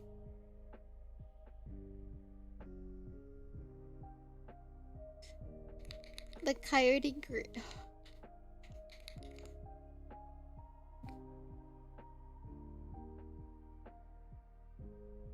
Wait, wait. I have an idea for later. Okay. You can't see what's inside, hear what's inside my head. Oh, coyote, thank you. That's the cushy. I mean, I write them up in Discord. But you guys you wanna be a surprise to what I've written down, right? I'm just trying, there's some wording. I wanna put, growl in there at some point. I'm just gonna find the right spot. Like coyote grins stepping. Where am I? Forward. Trying. Wait, no. Closing the gap. Oh.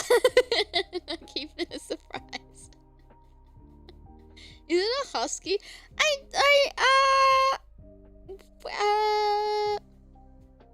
A low growl. I took damage from that. I don't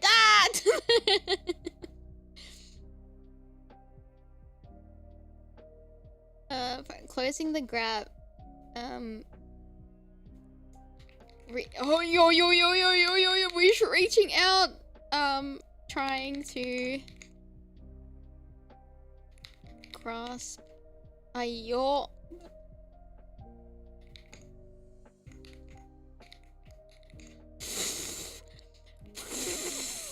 Oh god, what?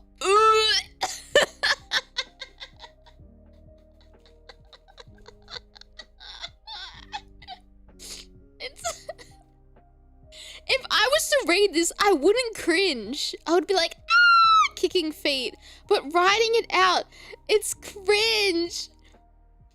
Okay.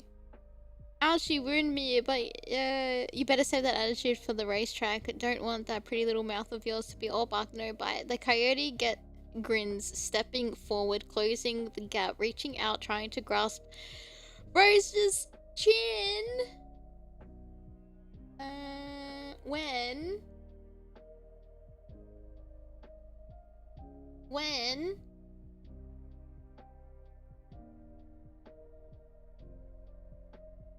but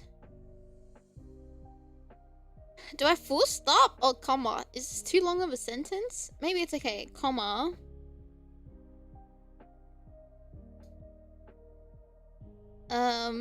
You know what they say, a story tells more about the author than anything else. Stop! I'm rotten, I know! Read the whole... Okay. I haven't written the whole thing yet. Okay. So it's got his like sentence, but I'll tell you where all the grammatical things are. Ouch, comma, you ruined me, full stop, but you better save that attitude for the racetrack, full stop. Don't want that pretty little mouth of yours to be all bark and no bite, full stop. And then end of quotation. The coyote grins, stepping forward, closing the gap, reaching out, trying to grasp Rose's chin, comma, or full stop. Probably full stop, right? It's too long of a sentence.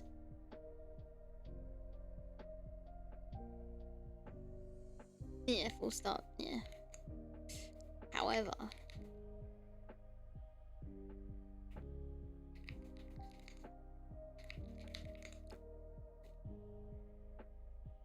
I get confused when, or it's just been a long time, like, yeah, compound sentences and like, or like, maybe however is not the right word to use here as well.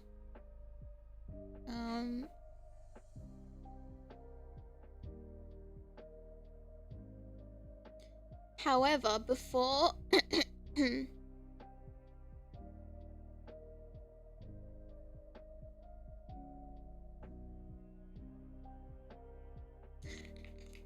however, before the coyote can or could? Because it's happening now. You're reading it. It's happening now, right? Semicolons? Oh, that's when it's like an extra long sentence, or you get off on a tangent and then you go back to the main topic. Yeah, oh, you should! If it's like a nice little thing to do in your in your spare time. Yeah, well, like, what happens next? Yeah. Could? Okay. Semicolon is for joining to complete. Oh! But before the coyote could...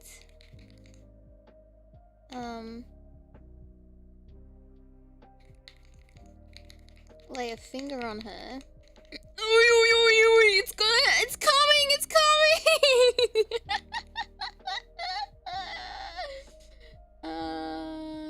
Shadow steps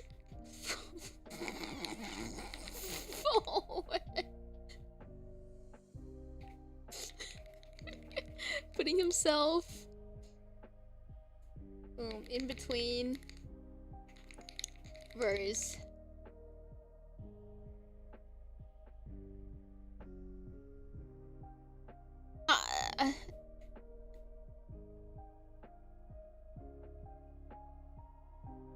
Putting between himself and Rose and the leader, or just like Rose? Putting him between Rose. I think Rose. Yeah. That growled.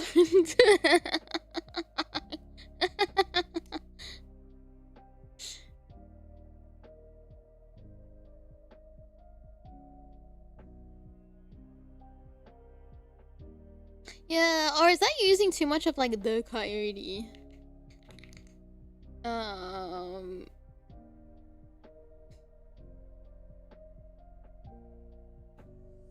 But that's just probably We'll put it's probably make more sense like this, but then we can always take it out if it's like sounds too much, you know? Alright.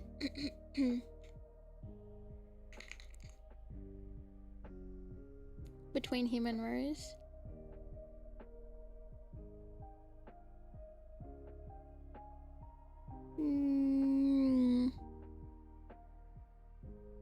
The intent is clear. Ah.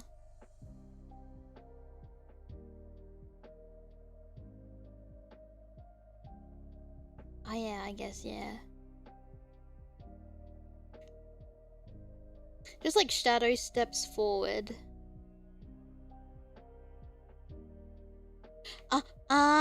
Wait.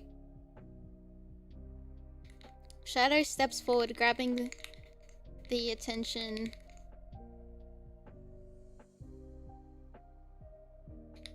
of the coyote.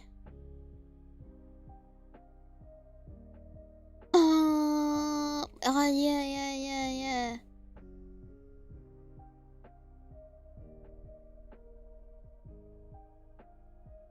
Grabbing the...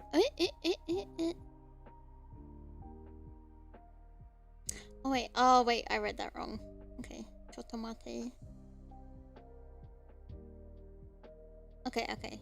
Steps forward, comma.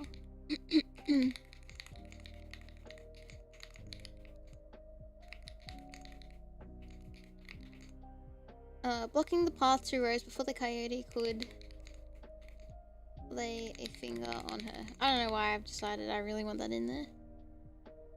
Kabedon just standing. Just standing in the. They're out in the open.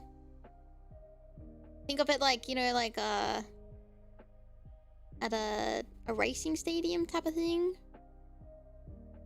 And all the cars are like now parked and the races are out. I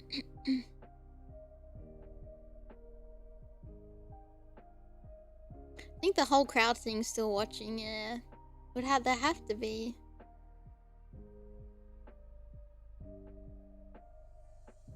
We're not gonna stay too much longer in this little scene.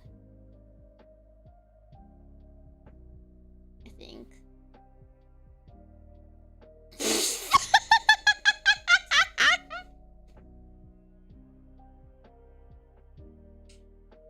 Oh wait, should I? Maybe I could actually chotomate. Wait. Sorry, I was also reading something I wrote.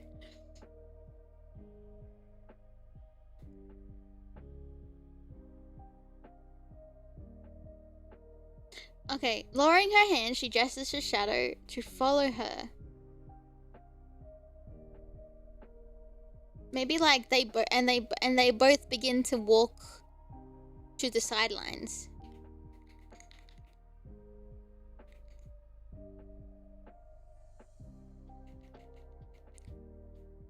Wait, as she walks towards the side lines. Is that one word? 2 words? Oh, wait. Sidelines. One word. Oh, thank you. Did you get down? I think a chapter's worth of notes. It's a lot. Like, you know when you write something in Discord and then it's like, oh, you've used all your word space, and then I had to make a new thing and then write more. How I did this by dot point. I don't know why. 1, 2, 3, 4, 5, 6, 7, 8, 9, 10, 11, 12, 13, 14, 15, 16. We're at point 16. Oh yeah, I hit character limit twice.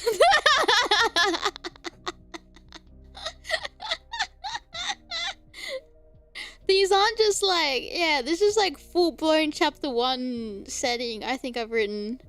16 out of what?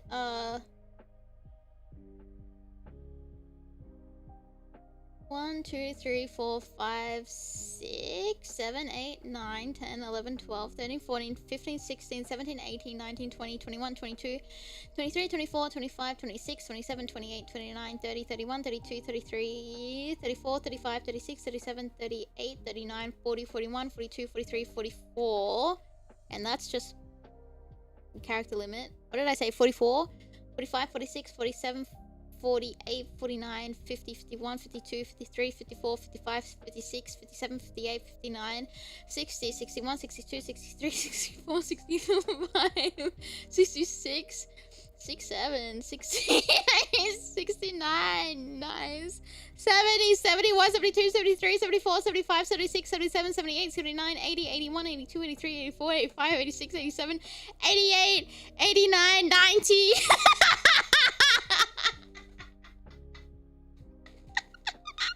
We're 16 out of 19 points. The counting's very good, thank you very much. I was being serious. I wasn't joking around.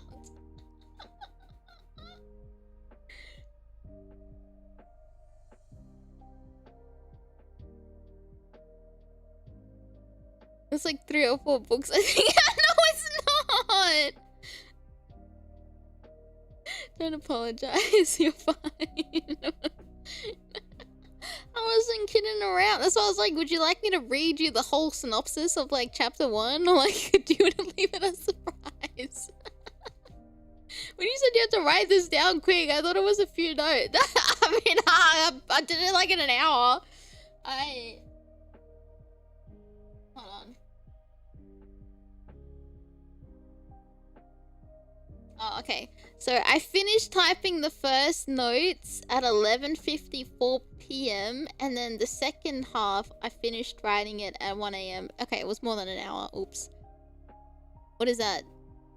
Oh no, that's like an hour and a bit. Yeah! That's like an hour and a bit.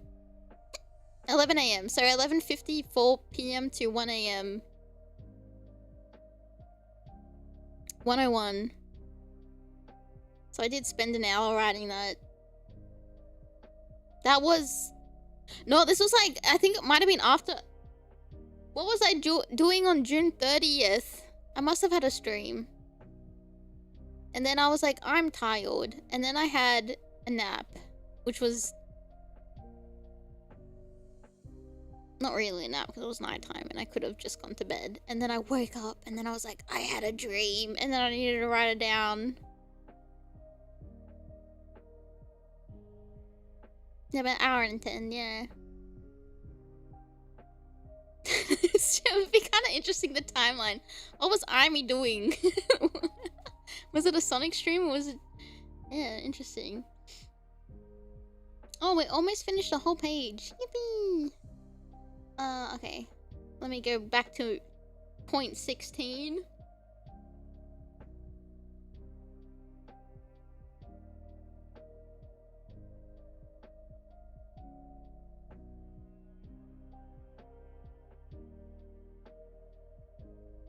I got to straight. No. It was like 1 a.m. for me, so I would have.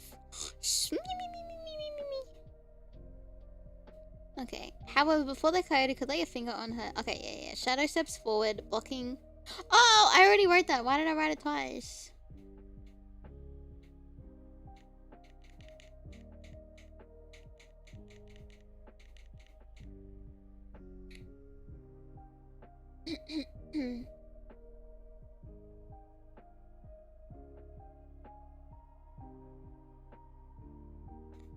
Better than this. I know, I'm using my brain for creativeness. Alright, okay. I deleted a line because I realized I wrote it twice. However, before the coyote could lay a finger on her, Shadow stepped forward? Stepped. Forward, blocking the path to Rose.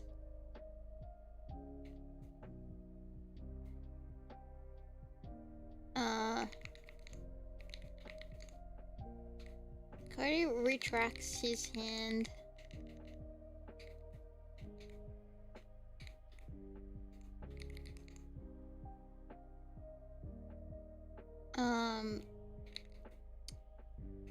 The coyote retracts his hand, places it. It was June 30th, and then it became July 1st.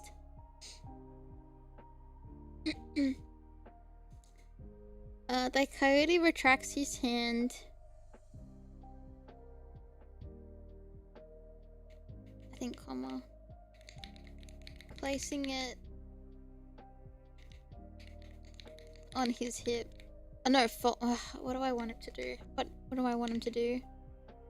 Do I want him to fold his hands or place it on his hand, like on his hip? Maybe placing on his hip. Oh, I hate how my I key is not working nicely. Wait, stop. I'm stopping. I'm stopping. Your June 30th is our July 1st. No! My June 30th is your June 29th. My July 1st is your June 30th. Why? What is it? Was that your birthday?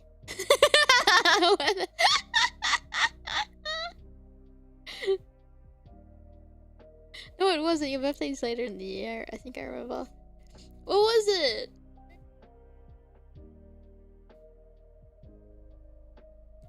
Oh my god, you're right! Oh!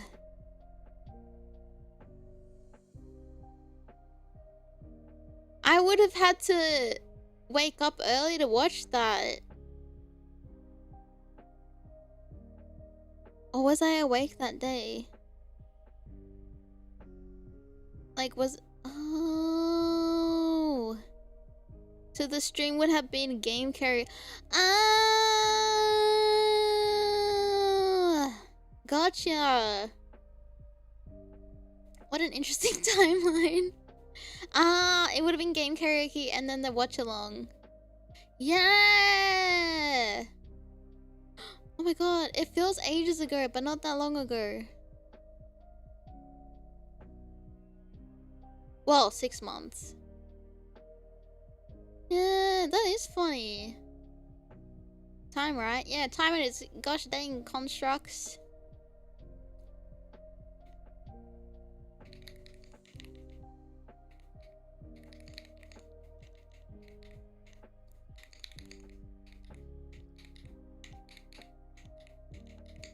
On his hip.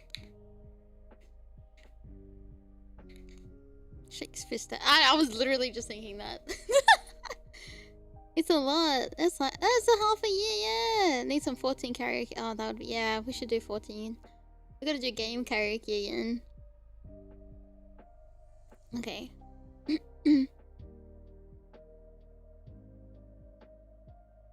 I need to actually like learn it properly. I think a lot of us, when we were rating, a lot of people muted the song. I know Gal did, I think. Or Walsh or something. Like one of our two tanks didn't like the song. VLO is an unofficial sponsor of this fanfic. They manifested something. Their creativity flowed within me, and then I had my epiphany. But no, I haven't heard the new raid. I haven't heard any of the raid songs since like M4. To voice in it. I will pass away! Nah, I don't think it has in-game carry. That'd be kind of sick. That's just, what do you call it? FC. M12 is a banger? Oh. I'll have to listen to it.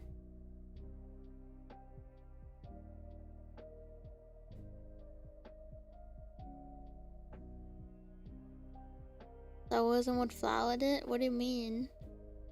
What do you mean? I'm not understanding something. Oh no, I'm silly. And if you say sorry, don't worry about it, or sorry, never mind, I'm gonna deck you. I'm just stupid, okay? Anyway, Yeah, backspace it. Yeah, that's what I thought.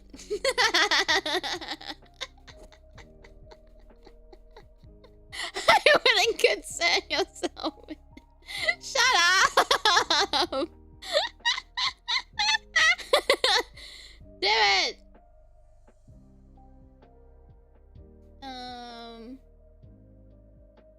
Don't, don't ever mind.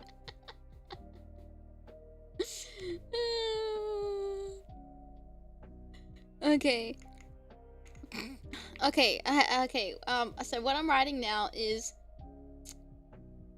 I'm writing... Okay, what the coyote is now saying... Oh, like...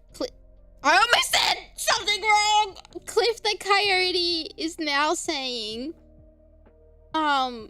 Like, okay, the coyote retracts his hand, placing it on his hip. And I could either say like, well, what do we have here? Or do you think that, what do we have here? Hide yourself some muscle. Bros. That's kind of what, that's what you have to... How dare you! No! This is fluff, not lemon! I think that's what lemon means. Alright. Don't trouble yourself. Best not to trouble yourself. That's a good one too. I think lemon is used for fanfic when it's like... raunchy. I think that's what it means. I don't know, I got too scared. Because I remember like I would talk about, that would go... Because I remember like in fandoms I used to be in, and then like it would always have like warning lemon, or and then like if like you were talking to someone, they're like, oh, there was this fanfic I was reading but it was lemon, so be careful. Does he have a southern twang? Oh, that's interesting. Nah, because I like southern twang. I think he just sounds like more like of a cocky mob kind of guy. I think the twang is nice. It's downright tootin' scootin', lovely to listen to. And I don't want that to be on a villain unless she's some type of prospector. Actually, I want the leader of the town to have like a southern accent, a southern twang. Lemon is better than the dead dove tag. I only clicked one of the What does dead dove mean? Clicked one of those fics once before, never again. Oh. If it's a Mega Man fanfic and they say lemon. Shot his lemon. Gives it more meaning now.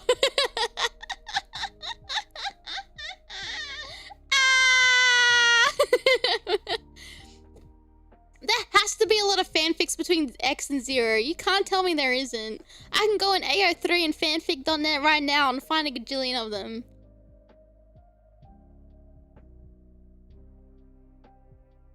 Anyway.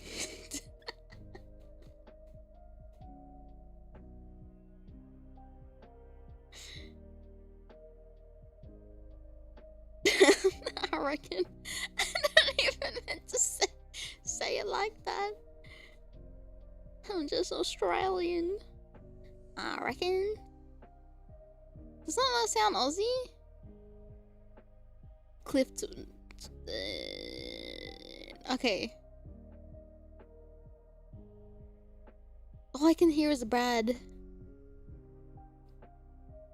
Not X and Zero. Why?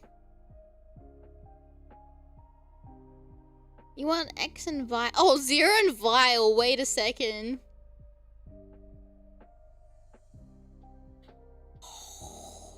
Wait. Wait, that's kind of nice. What? From like, dude, that's such a Naruto Sasuke.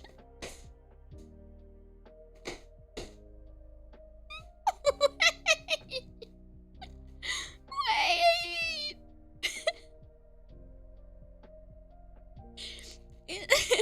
It's because like a rivalry between Zero and himself, like Vile, right? And then it's like they were colleagues and they always had this like one-sided rivalry. And then when like Vile left, and then they're enemies, so it's like, oh, I need to consult with this with Miyu. She got the glasses.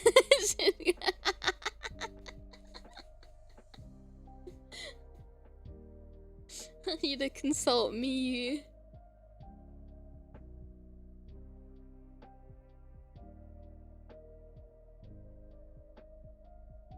This is the price we pay for helping Aimee get into Mega Man. This is your own making. Alright! In the meantime, we're riding Shadamy. Okay. The coyote retracts his hand, placing it on his hips. Well, well. Well, well. Wee, wee, wee. What do we have here?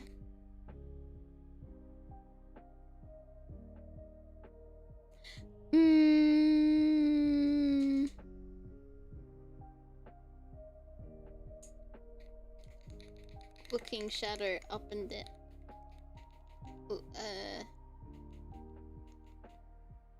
What tone would that be? What I guess like a curious? Like a what do we have? Like what do we have here? Like how would you like say something like that?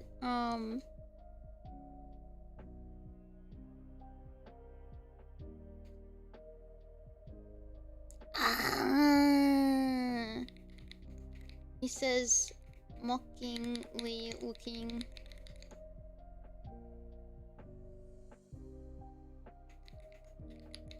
Shadow up and down. Full stop.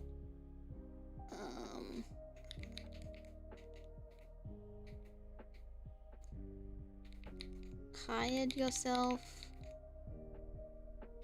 some muscle. Did you? Oh, I hate how this key is not working. Did you, Rose? Is that a question mark? That's a question mark.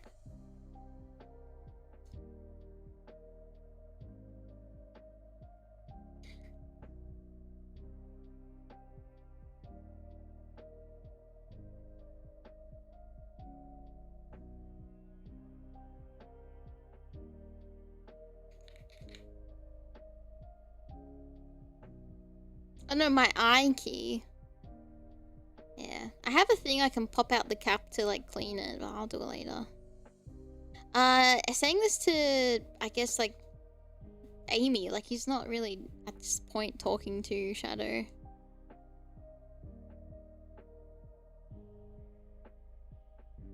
Yes! Yes! See that comment? That's exactly how I feel! Yes! Yeah, Shadow is a lot more kind and considerate towards Aimee than Sonic is. That's what I'm saying! This is where it blossoms! Yes! He's always nice to her!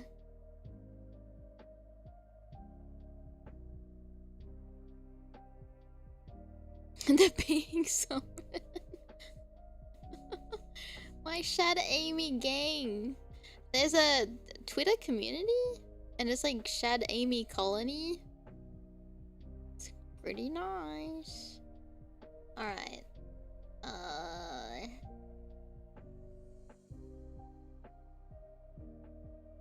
Ooh! I'm looking at my notes.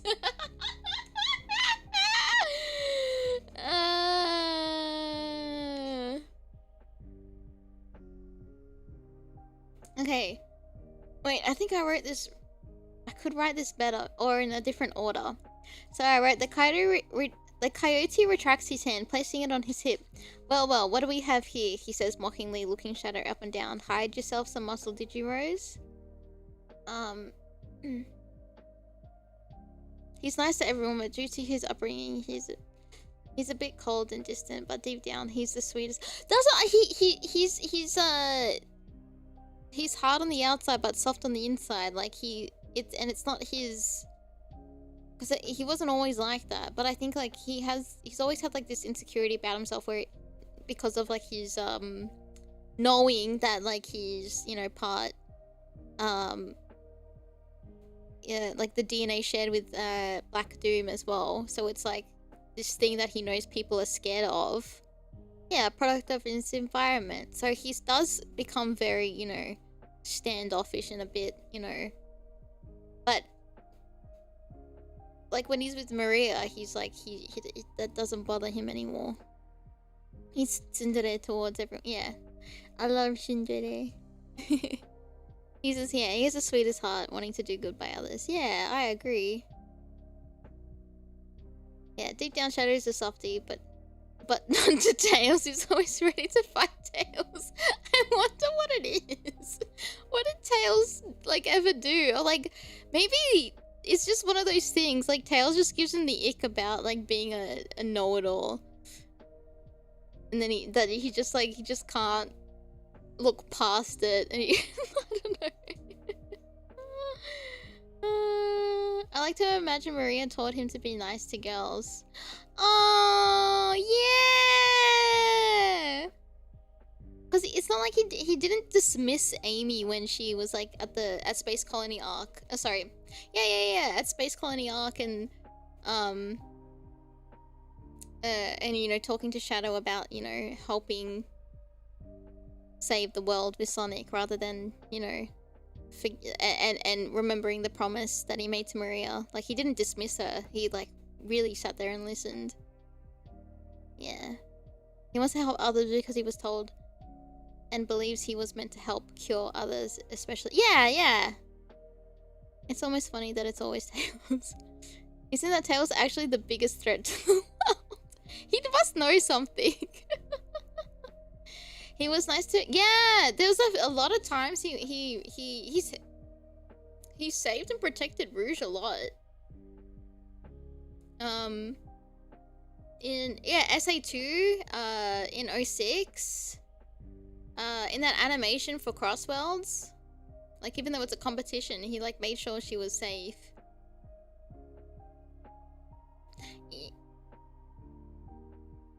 I want to say, I don't like the comparison of like, oh, Aimee reminds Shadow of Maria. I think it's more like just the kindness that they both have was a reminder of Maria, not like you are like the same.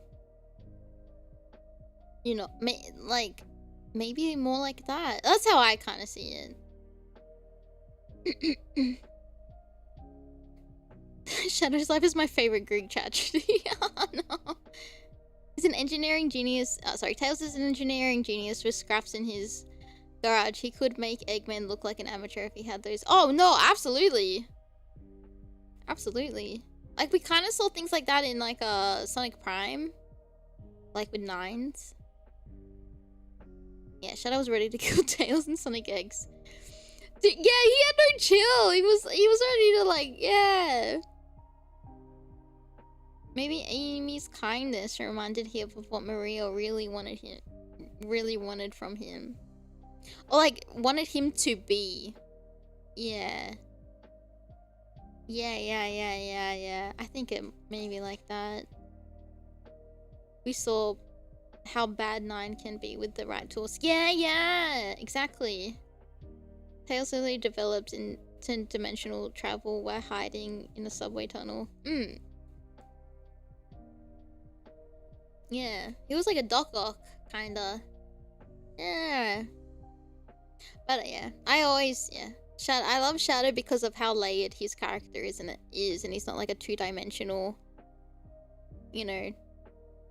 Look, I think I've said this a lot, like, you know, Sonic will always have to be that mascot character, but like, and he has to stay pretty much very similar. I feel like the only time we've seen some change in him is definitely, I think, Unleashed, and then I want to say Frontiers was like the biggest thing about Sonic's character development, but he's still like the, you know, I feel IDW writes him the best in my opinion, and that's why I really like Sonic and Frontiers, because it's his character being more than just like a, you know, clowning on Eggman and like, you know, having his friends around him all the time, and Frontiers having kind of like the first time where he's a bit powerless trying to save everyone, and like him pushing his limits, and like there's more things, it feels like everything's like more at risk.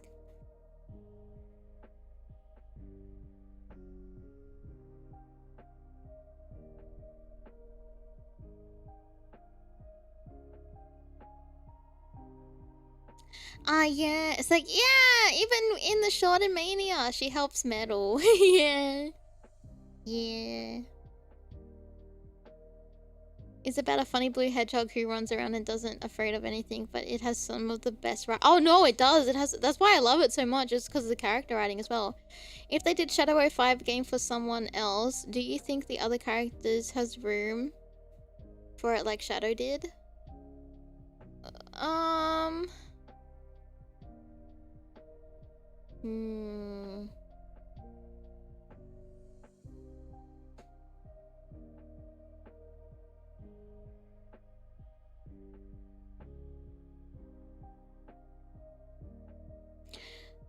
Look, I don't know how biased this is, but I want to say Aimee, just because she feels like she's had the biggest rewriting about her.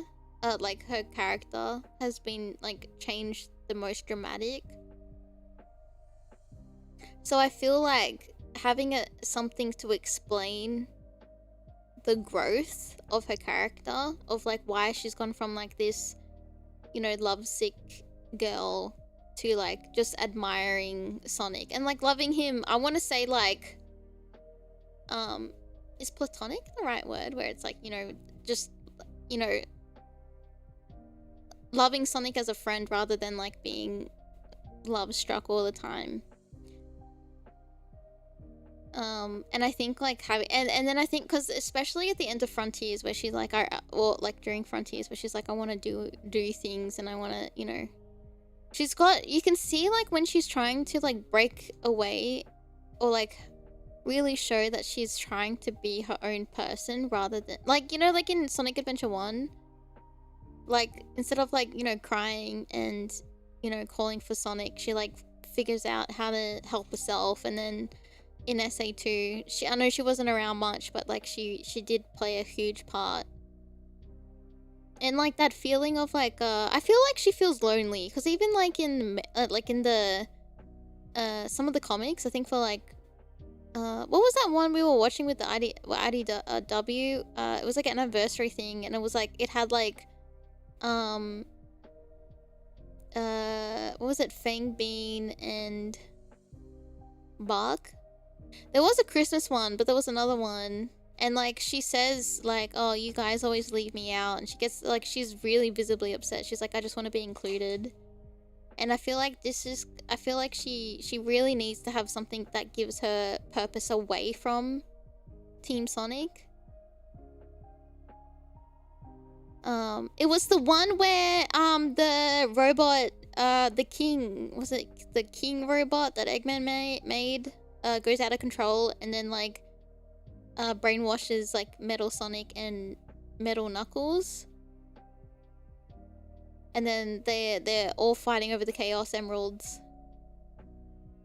She's salty about it. And yeah, and SA2, like Heavy King, that's the one. Thank you.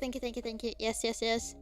Like, yeah, she's like really visibly upset. And then who is it that teams up with her and is like, oh, we would love to have your help. It was Mighty and Ray, and that was really nice.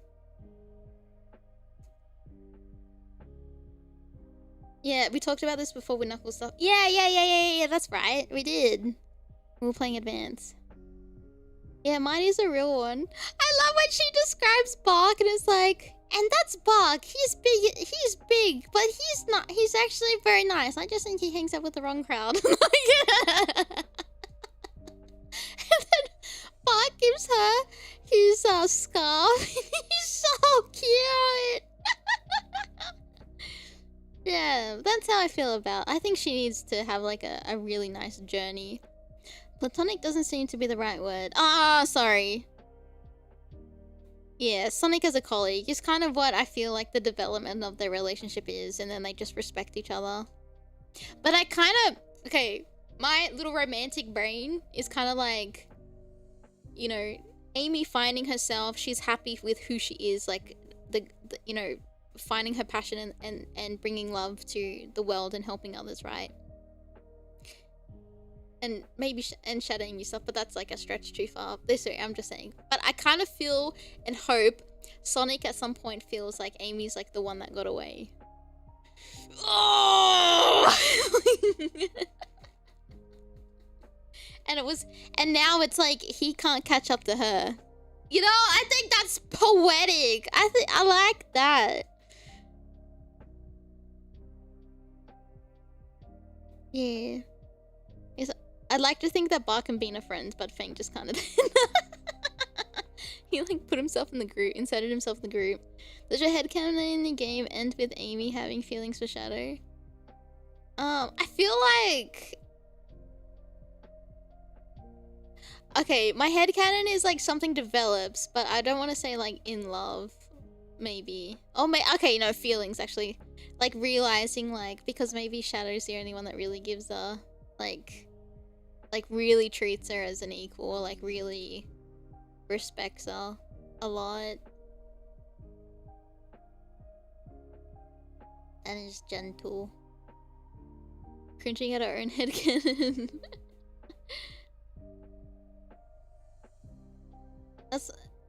That's what Aimee wanted at the end of her SA1 story. So they're both just... Yeah, treading on the line. Yeah. I think she just wants it. She just wants to be acknowledged. And I don't think she's had an opportunity for that.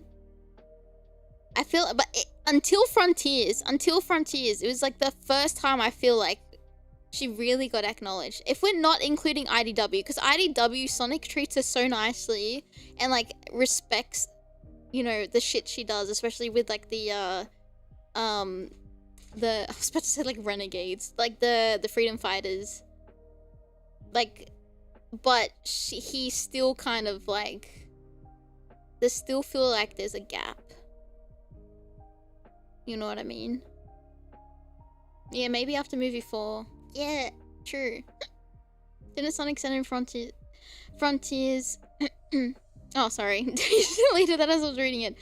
Sonic gives up on Aimee since she got away. Who would Sonic have? I don't think he needs anyone.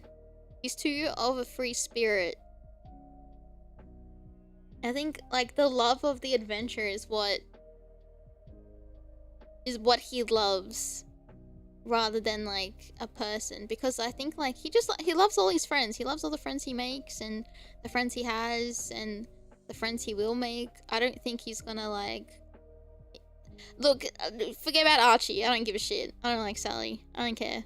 But like I don't think he's gonna grow old alone. I think he's gonna be surrounded by so many people. It's just that I don't think romance and love is really his priority in life. I think like that for that I respect like that mascot side of him where it's just the adventure of him and his friends and him going, you know, being free as the wind. I don't think he needs to have someone. Yeah. Oh, okay. You still can be surrounded by people and still be alone. I think he knows he's loved by his friends. I think that's enough. I don't think he, yeah, that's what I think. He'll get old and slow down. Maybe that's when he will realize he let someone get away. Who knows? Probably likes Aimee back, but he's too free-spirited to even be tied down. Yeah, by a committed relationship, hence he's never ending. He's the never-ending will they, won't they dynamic. Yeah, I think that's exactly what it is. But I feel like for Aimee's growth, like there needs to be a clear moving on romance type of that's just me, but that's my copium. That's my cope. I'm pretty sure as well in the DC comics with IDW, Sonic says like when he's introducing like Team Sonic or like the gang to like the DC heroes, he's like, and that's my best friend Aimee. Like I'm pretty sure he says something like that as well. So it's interesting that the way that like he sees them as well, like he sees his friends. Yeah, they didn't. Yeah, he did invite Aimee to a date after Unleash. But you could have said no.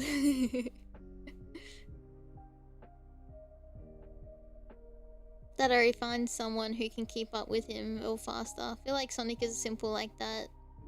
Yeah. Yeah. Maybe. Hedgehog syndrome, where people would be too afraid to get close with others. Oh, maybe it's like something that was Sonic. That's interesting. Yeah, because he has, in the beginning of Black Knight, he has 2 hot dogs. And then at the end of the game, Aimee's like, you forgot about our date, how could you? And he's like, Aimee, I didn't. And then she's like, I don't believe you. Get back here, Sonic. Friends with, oh. No! No! Ah!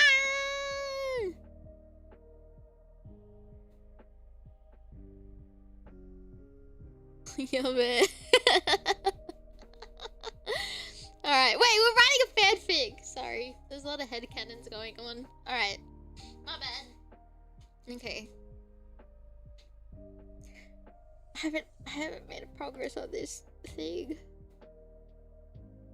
Oh, either, yeah.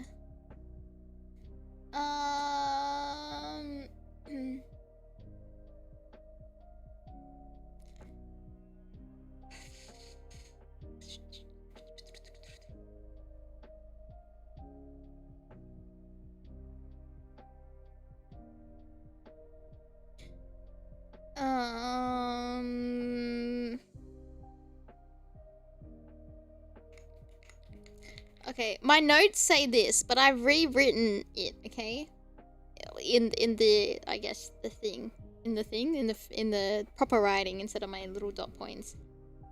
My dot point says, Coyote looks Shadow up and down, but Shadow doesn't lose his piercing gaze and doesn't back off. But I've already used up and down. So, I'm trying to figure out... They have to, like... Okay.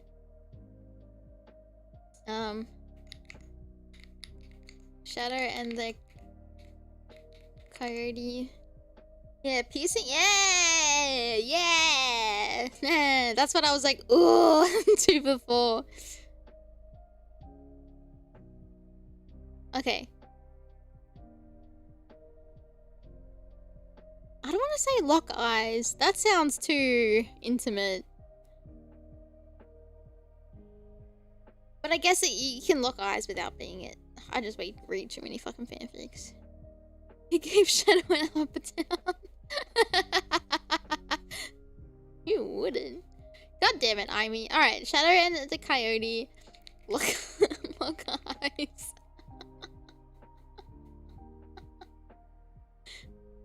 Man, what? What?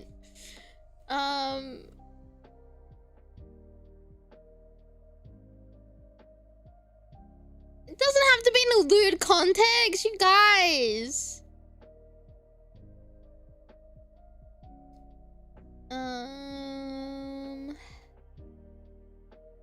Shadow and the Coyote lock eyes. Rancho crying for Shadow's affection for Aimee. Oh, what a girl to do. How could we? Such a dirty... Yeah, exactly! Alright. I'm trying to write something like they lock eyes, like they're staring each other down. Shadow doesn't back off. He's like piercing his gaze. But then the Coyote like wavers because he's a little bit intimidated, and then it will go to the next like conversation line. That's how I'm trying to write it. I'm just trying to think of like the wording. He's grilling him.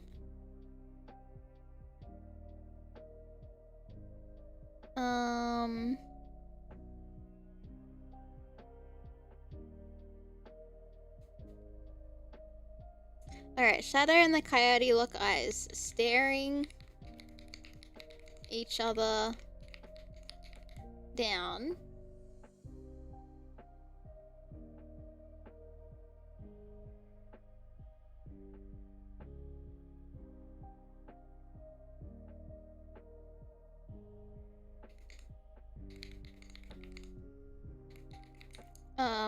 But the black hedgehog's gaze becomes too pierce. I don't know if this is the vibe I was trying to go for, but we'll write it and see what how we think about it. Becomes too piercing. Oh wait, piercing gaze. Hold on, piercing. Piercing gaze becomes maybe like overpowering.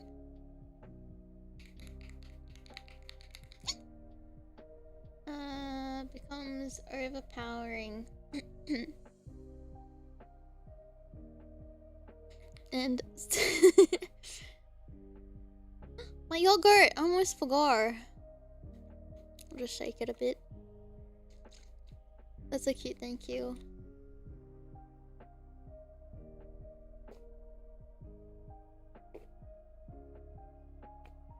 Oh my god, my neck! It looks so... I shouldn't laugh at a drink. You know what it reminded me of?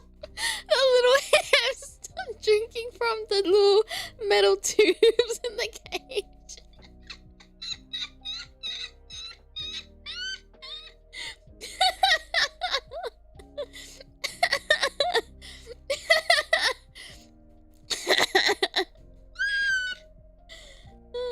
So I drink with a straw. I know! So I drink with a straw, so you didn't see that. A cat is maybe a cat. It could be a cat stretch, I guess. It looks like I'm getting neck scritches or chin little scritches.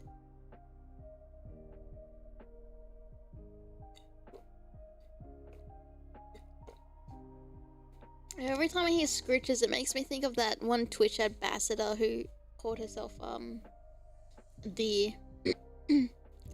Anyway. I don't know why I was throwing shade just then. Just reminded me of it.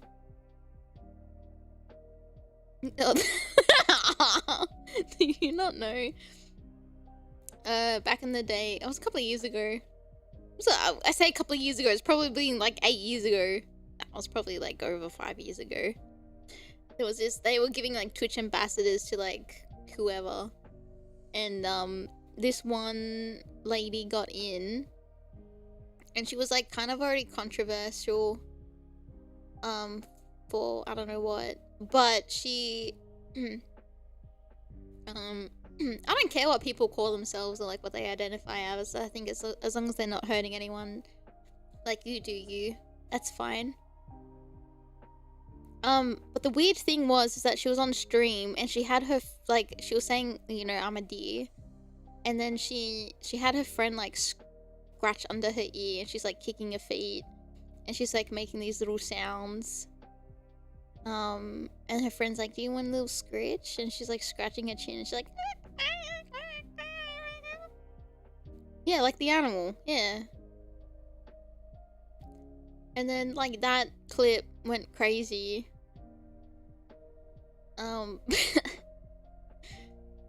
Because she was like getting excited. If you know, so that was like the weird thing about it. Not that what she wanted to be, was more like she was getting off on it on stream, which was the weird thing. As a Twitch ambassador. I definitely see why that would pop. Yeah. Yeah. So, yeah. There's some probably missing details or like I'm describing it a bit, but that's what I remember it to be. Yeah, ambassadors need scritches too. Yeah. Good ambassador. Yeah, a little scritch.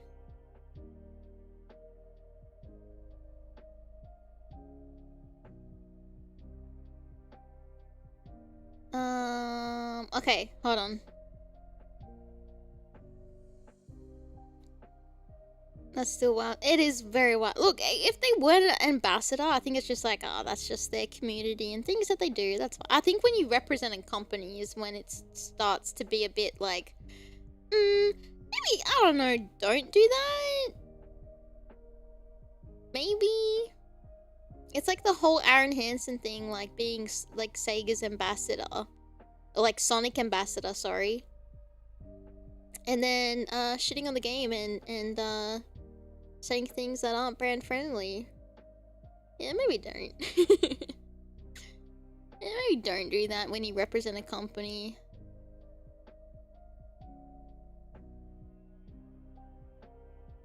Here's why you should, yeah. You should be more careful. Yeah, absolutely. Yeah, very similar. Yeah, very similar. Yeah. Okay. What's the company? Oh, if there's like, you go and you do not change your content, you are fine to do what you do. That's, look, that, yeah. And yeah. But I think when all eyes are on you, when you become a Twitch ambassador and you announce it and you like, come to my stream, like you're gonna get like tourists coming into your community and they're gonna be like, what the fuck is this? And if doing that stuff's normal in your community, but now you've got like all these new eyes, and then people who don't understand that are gonna be like, well, I don't want to see this on my streaming platform because this could invite weird things. And then, you know, they report it, and, you know, there's like safety concerns, or like, you know, how does this not break TOS when you've got like 2D anime girls or like women showing an illustration of themselves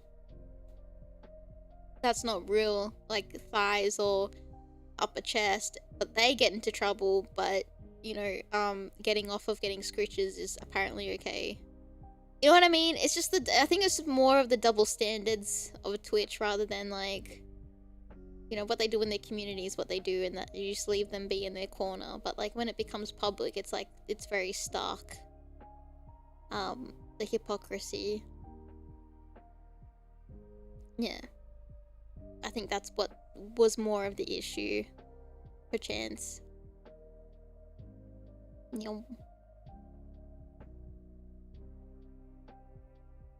Yeah.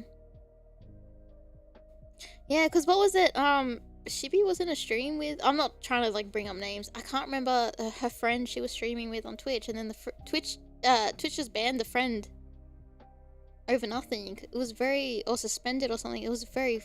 yeah. Very stupid. Yeah, and it happened live! Crazy! Ah, this! Imani, yeah. Imani, yeah. It's very upsetting.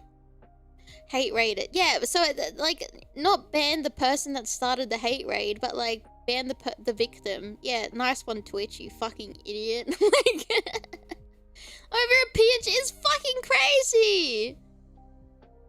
Like, their priorities are not, like, where it should be. At all.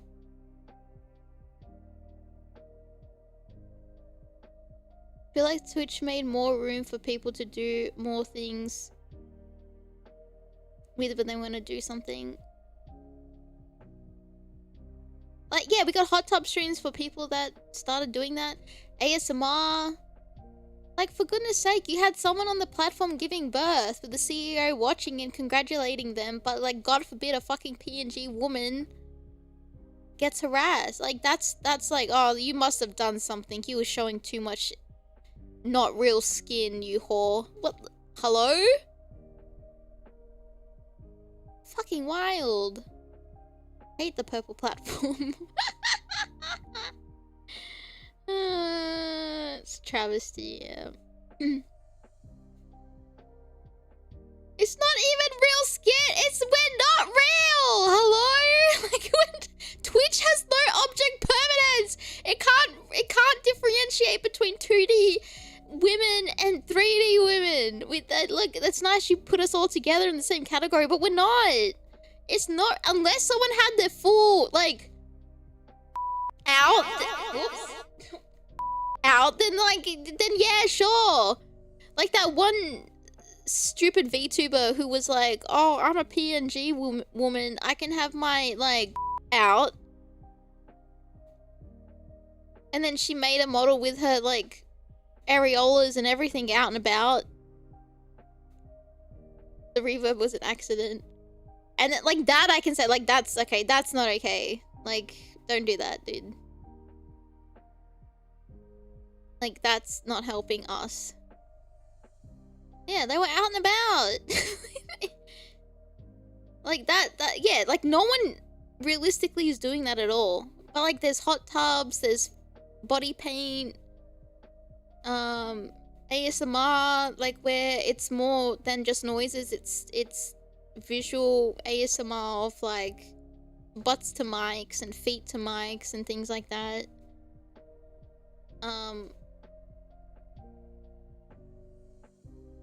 You know.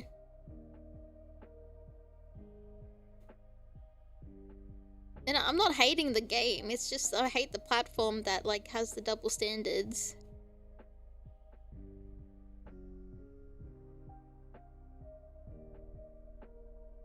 Yeah, that's a different... Yeah. Hey, yo, just ranting about Twitch accidentally. Ooh. What kind of ASMR? Oh, no, it was on, like... It was on... If you go to the ASMR category... It was ages ago, though. There was that whole meta of, like, farting into the mic. And, like, rubbing your feet on the mic. Raging on Twitch again? Let's fucking go. Yeah, it was like it was a meta. Yeah. There was a meta of what? Am I not? A cake fart meta was wild. What am I looking at?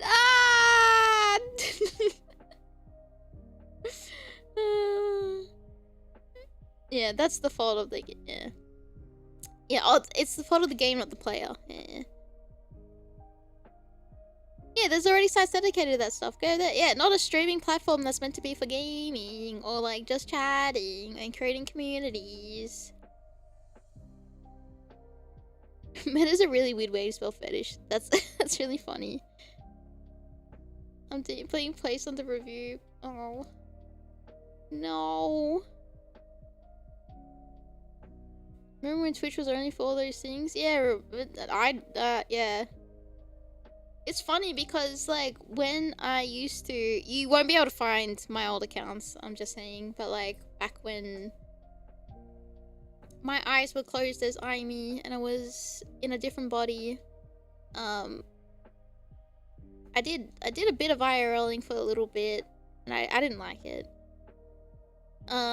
But it was interesting because it was just, yeah, it was just all gaming stuff back then. Like 2017 type of thing. And then, I think I streamed like that from 2017 to 2019. And then from 2021 is when I jumped on streaming as a VTuber. And then that started to change a lot. And then now it's like completely different. I feel like when I left Twitch, it was like it was bad, but it wasn't as bad as it is now. Yeah, it was different vibe, like pure gaming stuff and just vibing with your community was like 2017 onwards, and until it hit like, you know, adding hot tub stuff and adding like you know, going to the gym type of thing. It was very different. Yeah, Bezos is hungry and needs more money. He needs to make another rocket. Oh yeah, live stream. Yeah.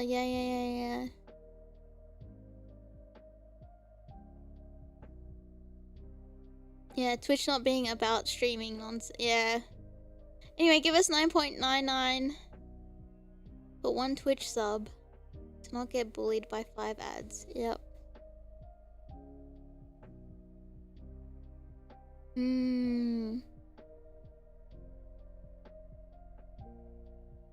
Interesting. Make Twitch gaming again. Yeah, alright, times change. Things are different. It is what it is. And I like YouTube for how simple it is because of that. It's just like, you get what you get. If there's something you know, you don't, it's not like pushing, and if boundaries get pushed on here, like it's very like clear, like that wasn't meant for this platform.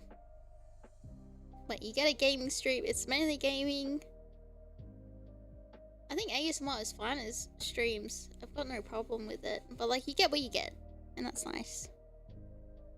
There's no like worrying about metas, there's no worrying about like categories and things like that. You just do you.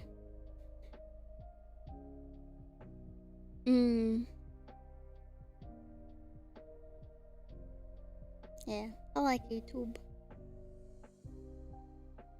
Oh wait, sorry, you're right. YouTube can't decide how it feels about ASMR though. That's true. It's okay when real life women do ASMR, but 2D women, very anti-ASMR for it. Yeah, I think it's their bots just not knowing how to detect the difference between a moan, a groan, and like whispering. I think that's what I have to say, I think. Yeah. Sorry, I'm very distracted. Yeah, an anime woman breathed on the mic, straight to jail.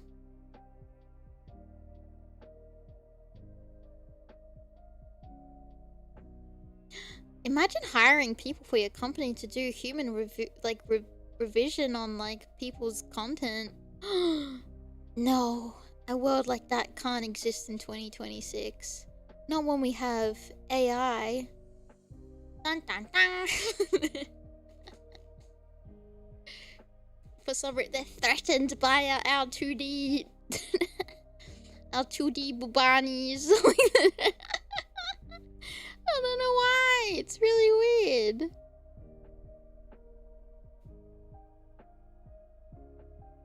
What they have to, yeah. Oh no. The only AI I like is Aishii. And my Aitomos. I will continue writing, I promise. Shadow and the Coyote locked eyes.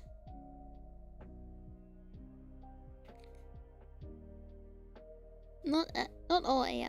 Oh no! Staring each other down, but the black hedgehog's piercing gaze became overpowering.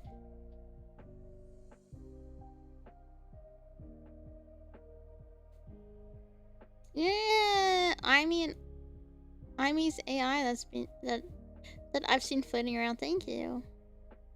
And me points at self. Me. All right.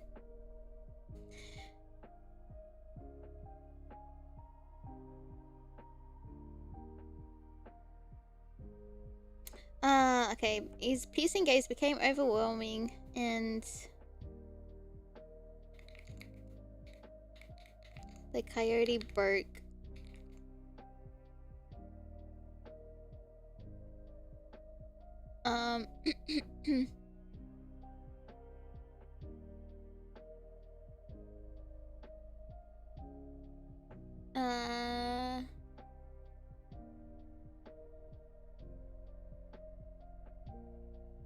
Overpowering.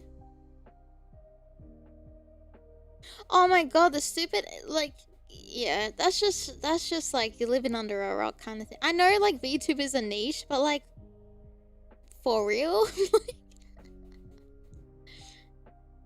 it's very interesting. It's crazy.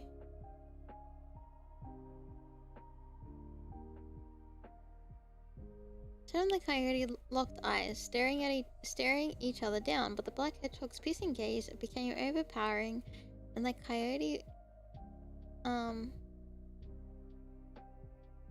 are you winning, daughter? Yeah, I wrote a lot-ish. I think I need to put a full stop. Do you want to hear it from start? I'll read it again. We took a bit of a tangent break. Would you like to hear what I wrote?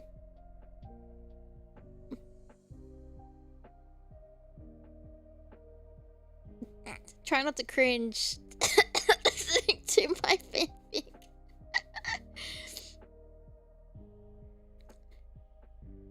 Oh, wait until it's finished? God. Okay. Maybe Wallace can dramatically read it out.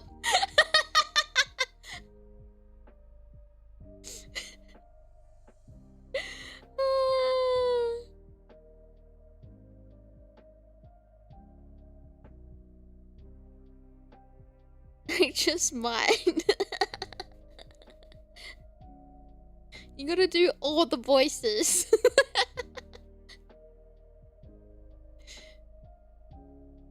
How's your Aimee Rose impression? I'll do my best in the sarcasm, thank you. Oh, good grief. Alright, I put a full stop. I'm gonna say this line a gajillion times because I'm trying to see how I'm writing this. Shadow and the coyote locked eyes staring each other down. But the black hedgehog's piercing gaze became overpowering? Maybe overwhelming. Overwhelming. No, it's a vibe. It's the vibe. Yeah. Okay. Okay. And then, what did I write?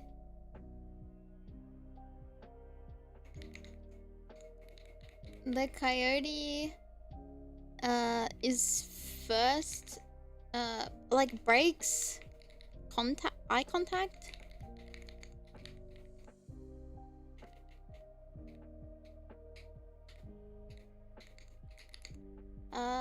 Breaks contact first and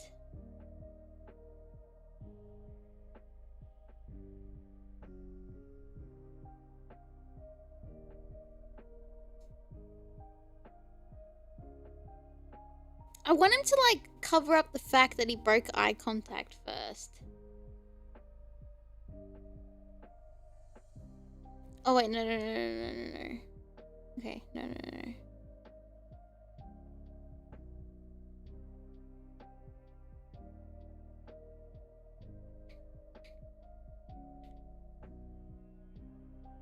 A lot of eye work here.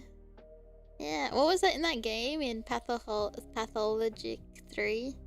Touching your eyes? Like wipes it? Yeah, like something like...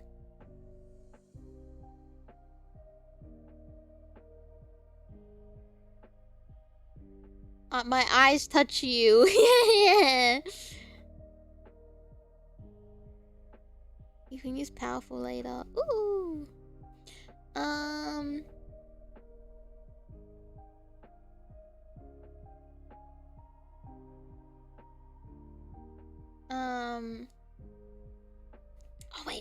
Oh, wait. Okay. Chotomate!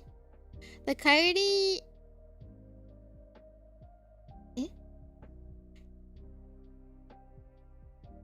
Okay. Wait, Chotomate! Feeling in... a wave of intimidation.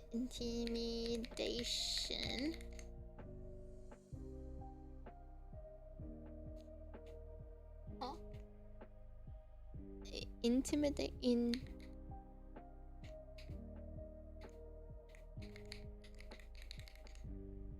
Okay. Feeling a wave of intimidation. Thank you. My eye wasn't working. There was a lot of eyes in there. At least 3. I think. The coyote. Breaks. Okay, the coyote breaks eye contact first.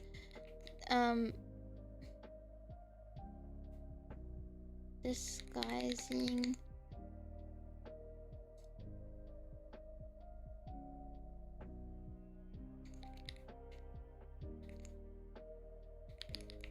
Disguising his sudden tremble with a scoff. Wait.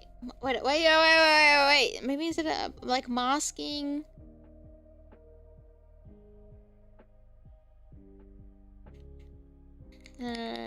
Masking his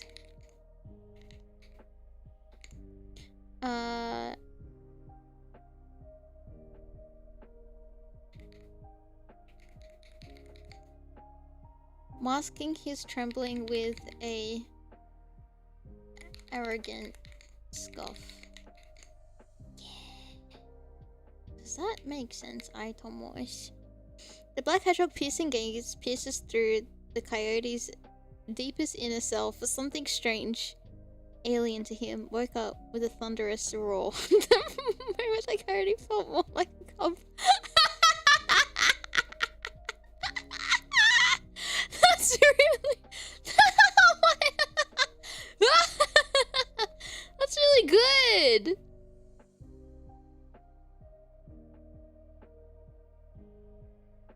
I want to say that for later when there's like more of a like a bigger oh, that could be good for... Can I copy paste this so I remember the wording for later? There's like there's gonna be a few fights with this guy and his little gang, and I think like there's gonna be a big showdown at the hoedown.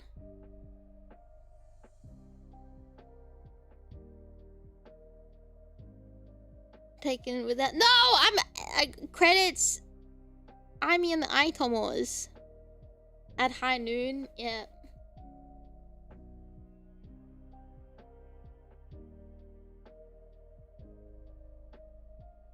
Now I got that song stuck in my head, like the "We at the hotel motel." And it has nothing to do with the hoedown. Oh, did I go too far? I've gone too far. Oh no, I haven't gone far enough. Shadow and what the fuck?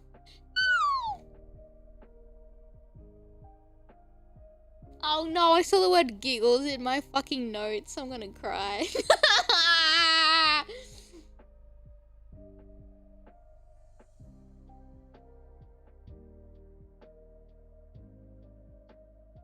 That's chapter 3.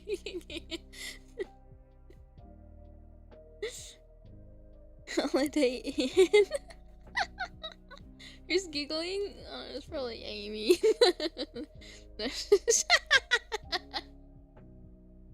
Alright, new line. Oh, come on. We were only playing.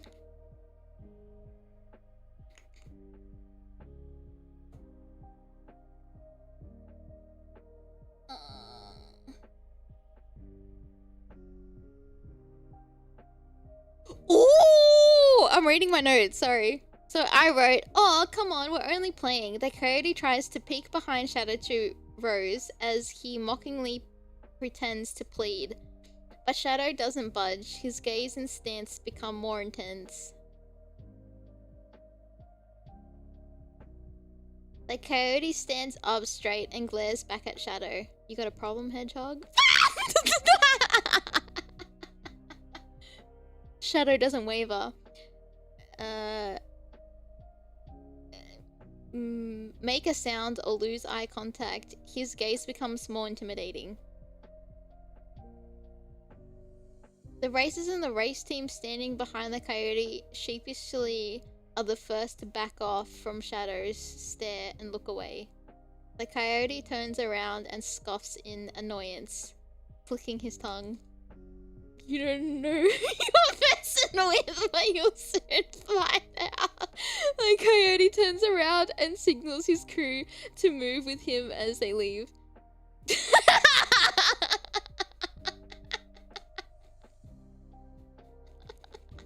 Wait, did I say Aimee or Aimee? Fuck. That's what I'm trying to write now.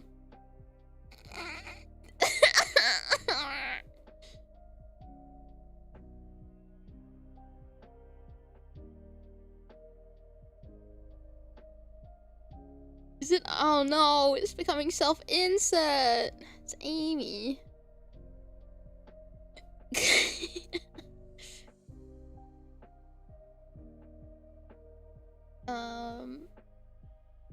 Okay.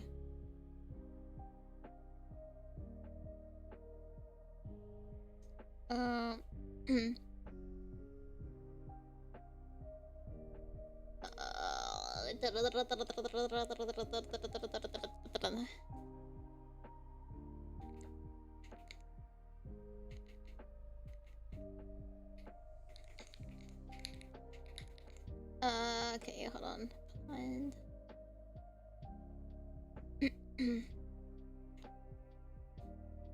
He mocks. Okay. We were only playing he mocks, trying to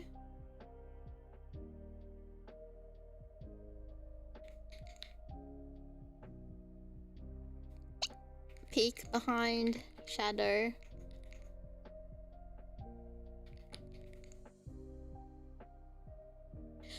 Oh wait. Trying to steal a glance of Rose. Okay, behind shadow.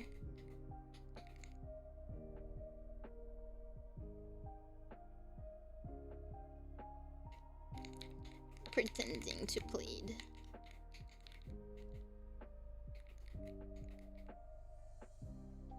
With her. Yeah.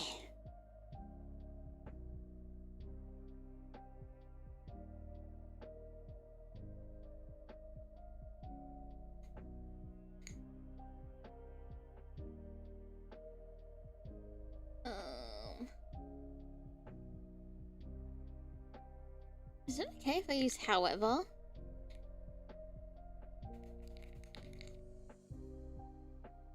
However, shadow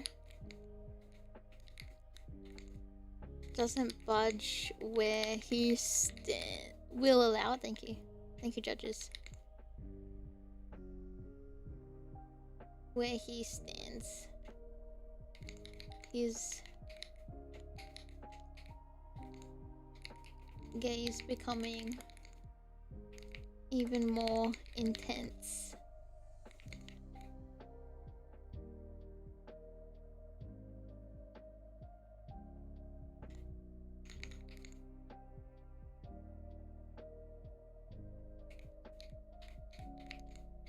The coyote lifts his eyes and stands back up straight.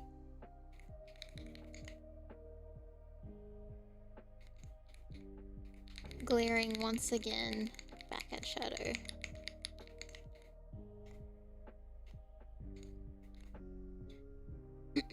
You got a problem, Hedgehog?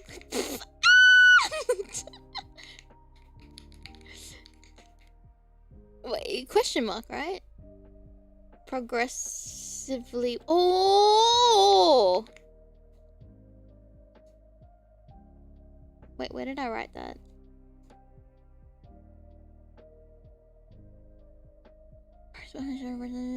To played with her, however, Shadow doesn't budge where he stands. His gaze, his gaze progressively. Progressively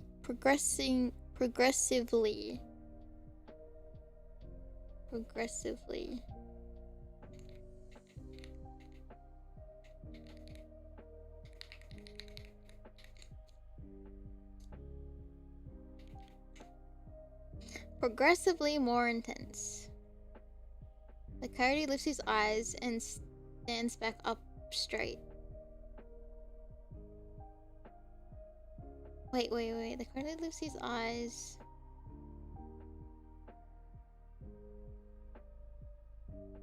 Wait, maybe like rolls his eyes.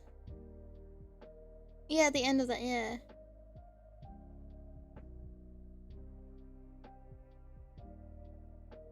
Because I want it to be like, you know, he's like leaning, trying to like, he's like leaning down mockingly. Not leaning down, but like bending down.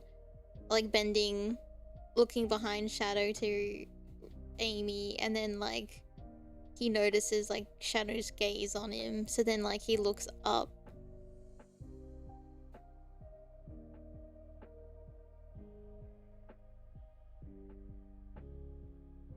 His arms out. Like, arms out, like a come at me kind of arms out.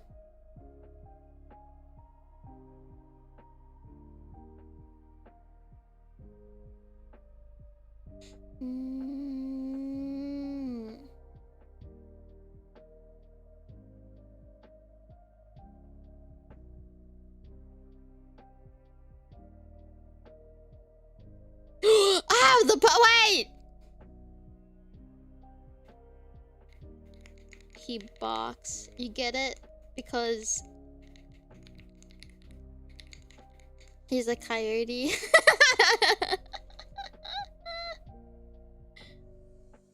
Oh, is he walking back to his crew? That's a good one. That's a good one too. You don't know who you're messing with. He's got his arms out. Yeah, I like that.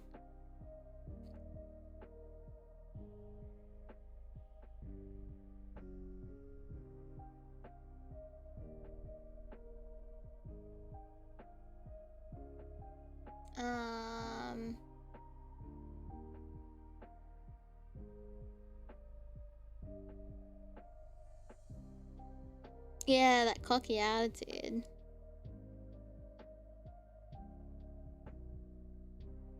Okay.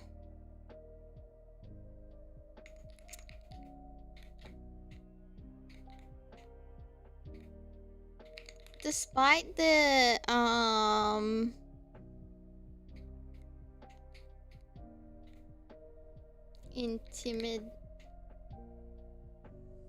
wait, no, what the fuck was I trying to say? Intimidation. Oh wait, no. Despite the intimidation. Oh frick, I keep losing this word I'm trying to say.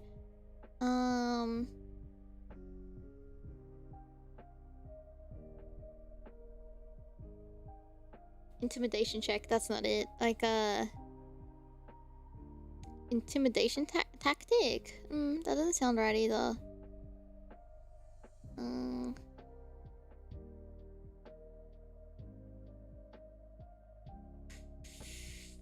Like intimidation facade, maybe?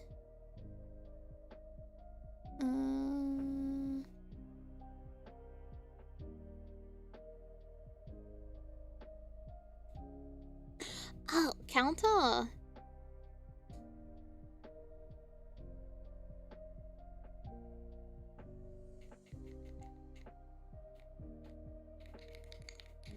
Despite trying to counter shadows in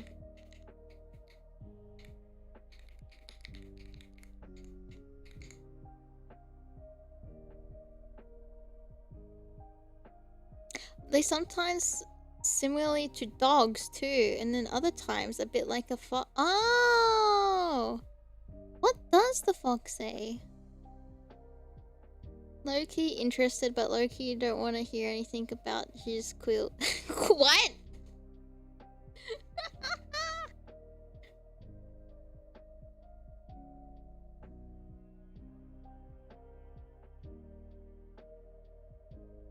I'll send you the manuscript, Shiki. You're welcome. What little... They make like little noises, don't they? Yeah, what does the fox say? Trying to counter Shadow's intimidation. Wait, despite his... I hate how my key isn't working. His best efforts... Trying to counter Shadow's intimidation. Shadow doesn't... Oh no. He's Quilly. Wait! Like Quilly is it?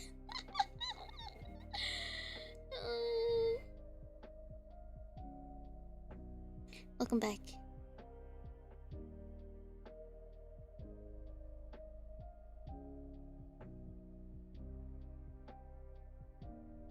Oh yeah, and my yogurt! Yeah! I should drink this quickly before it gets warm, because I don't think lukewarm yogurt would be nice. I'm not a fish!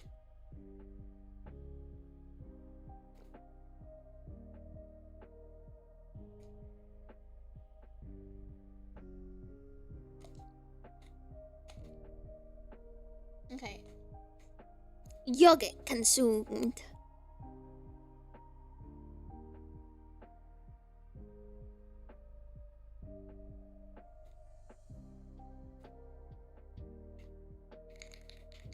Alright.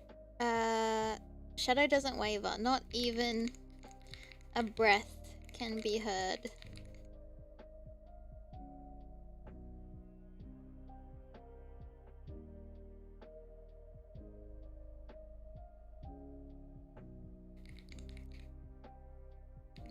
and his...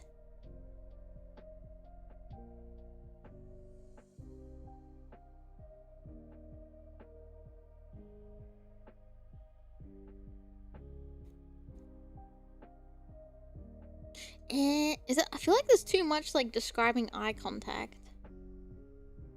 Despite his best efforts trying to counter Shadow's intimidation. Oh wait, the hedgehogs. I should maybe, because I feel like Shadow and Shadow in one sentence sounds too weird. The hedgehogs. Intimidation. Shadow doesn't waver. Not even a breath can be heard. Oh wait, let's just end it like that. I think that's enough. I think we already established they're already locking eyes. Yeah. Too much eye touching.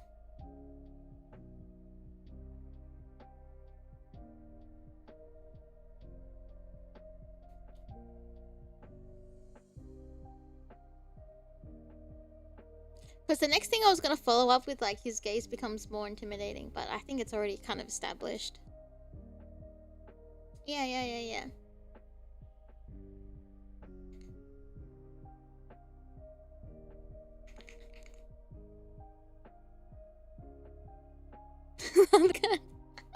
Could branch off into another AU.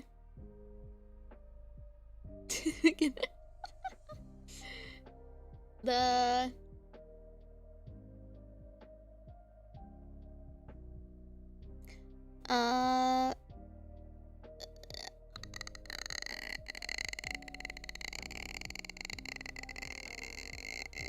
like the groupie behind the leader?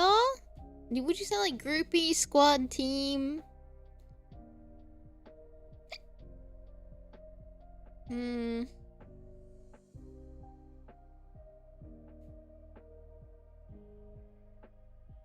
Goons. Can I use goons as the context of like a group in 2026? Posers, goons, flunkies, lackeys.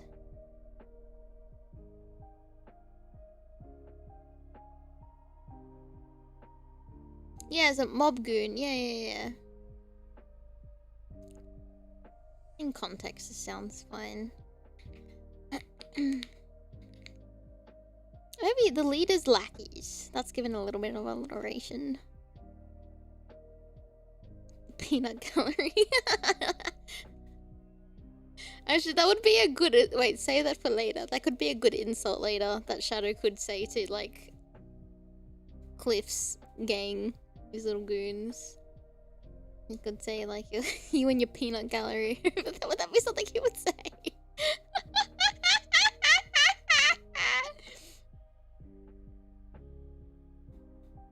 Alright.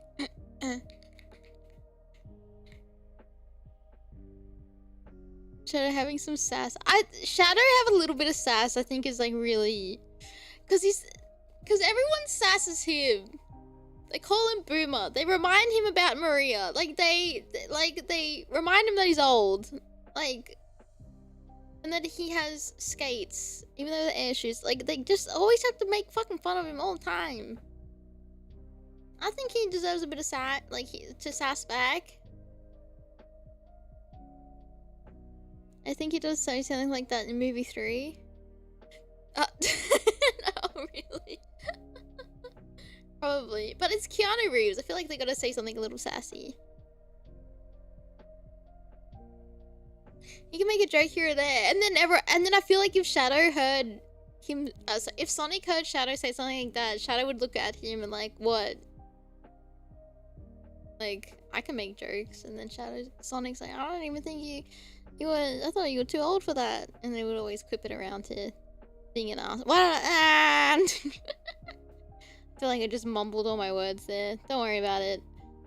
Is lackey. The leader's lackeys, plural. Lackey, Y, and then apostrophe S, right?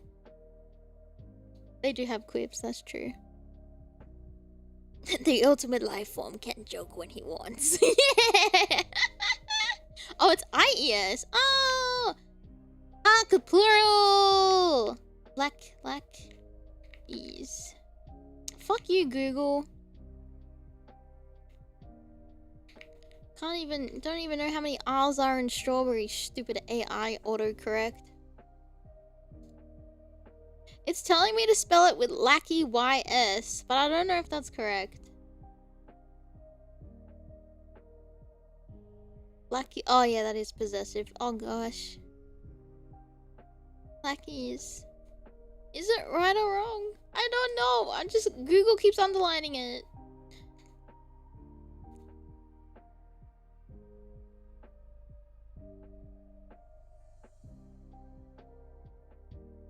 To be my stepping stone with generic NPC. Yeah, yeah, it is troublesome. I guess you could like ignore it, but sometimes it just keeps popping up. The leader's lackeys. The leader's lackeys. Wait, stop it! The lackeys. Standing behind. Oh yeah, behind the leader. Sheep. Sheepishly.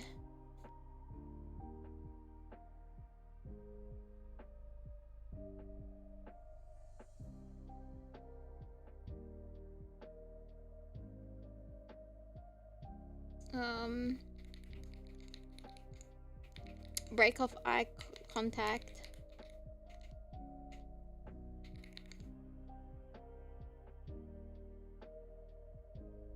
This sounds weird out of context.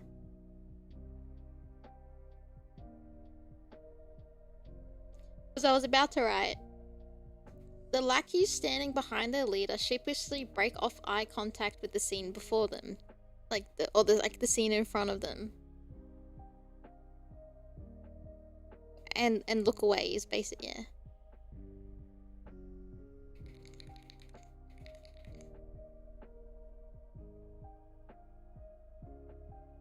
Good thing will be read in context. Okay, that's a good point. That's a good point.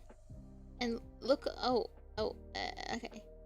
Break off eye contact and look away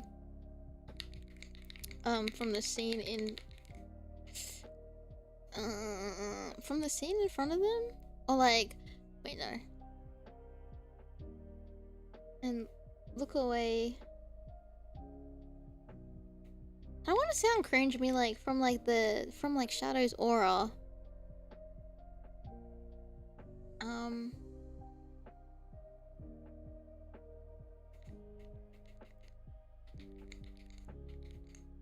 Break off eye contact and look away from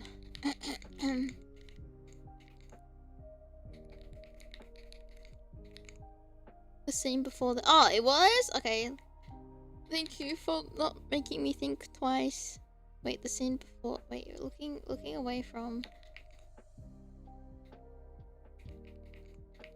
the scene before them. Okay, we'll leave it there. We don't need to overthink it. Next sentence.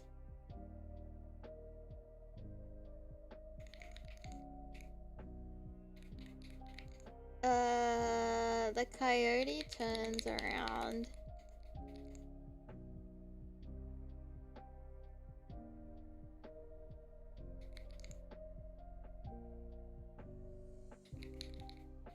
And scoffs in annoyance.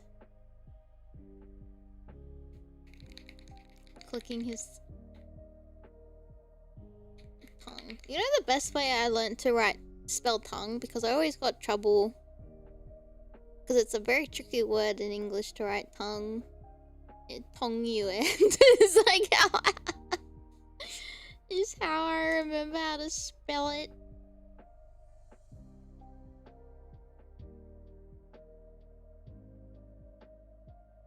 Just think, what would Shadow think about you thinking? Unacceptable. Embarrassing. Just all lines from when he loses, comes in second and under in Crossworlds. That's what I'll think of.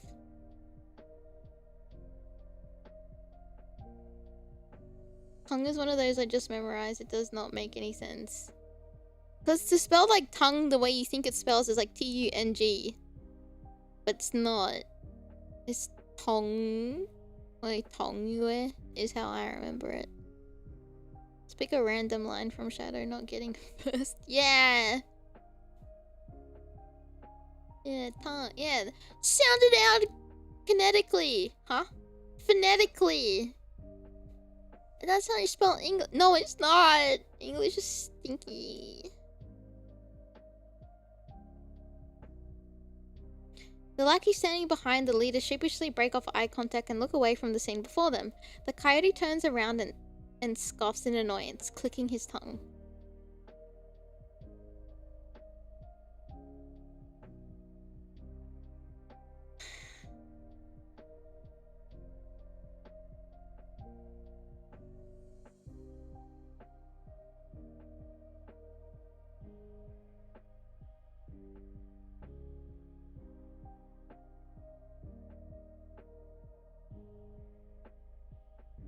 I guess also, yeah, ooh. Kinetically slams table. Alright, I'm trying to look at my notes and think. The next line that I wrote is, you don't know who you're messing with, but you'll soon find it out.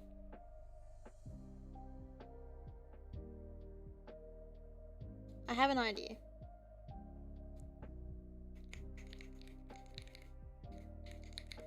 You don't know who you're... Did Shadow say that? No, we haven't. Just should he have like... Okay, what we could go back and fix this. He could introduce himself to Shadow. But I was thinking of like Aimee. Like after this, Shadow's like, who the fuck was that? And Aimee's like, oh, that's Cliff. He's a fucking troublemaker. Don't worry about it. Anyway, come with me. That's kind of what I was thinking. But do we? Because I feel like how do you naturally, like, he could naturally slip it in and be like, the name's like Cliff the Coyote. Because yeah, I feel like I'm sick and tired of writing Coyote. Let Aimee explain. Yeah, because I feel like even if he was to say his name now, Shadow wouldn't give a shit. You know what I mean? I feel like Aimee's to say something would be like, oh, okay.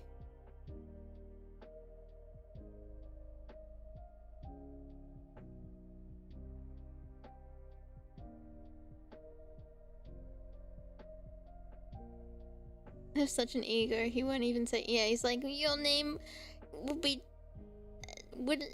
your mouth isn't even worthy enough to say my name.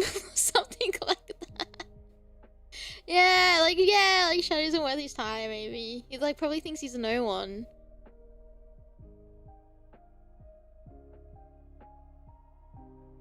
Hey, oh, does that sound sussy? Do you know he could pull a... No, that's what... Yeah, that's what... That's what I'm about to write. Oh no, I'm writing you... Oh yeah, do you know who I am? Actually, no, I don't know who you are. Like... You don't know who you're messing with.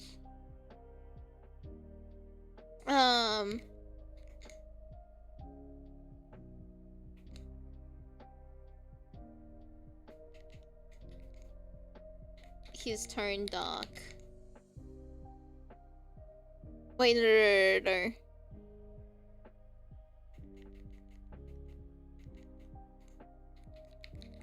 He growls.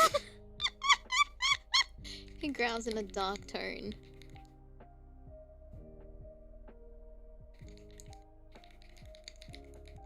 Stepping back with his arms out.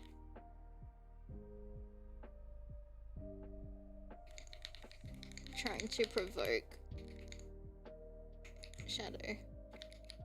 Because the reader knows Shadow. We can say Shadow here. His tone was dark. His eyes were even darker. I hate you.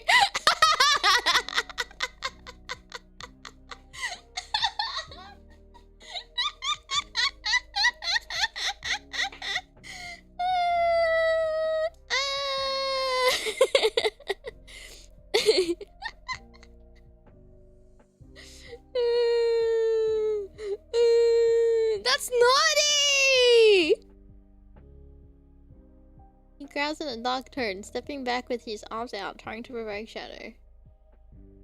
Full stop. Open comma? What of I play here? Are we going to describe Shadow's eyes as big rubies? Naughty! I don't even know the meaning.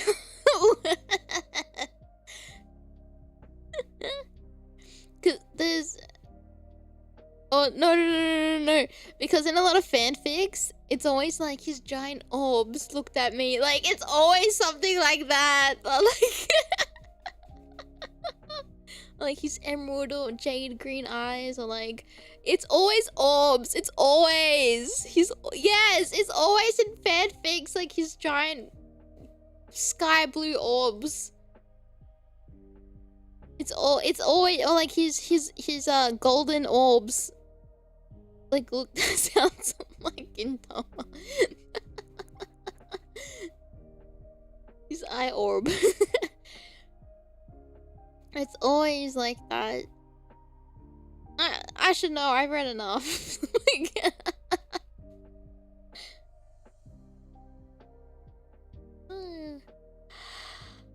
Okay.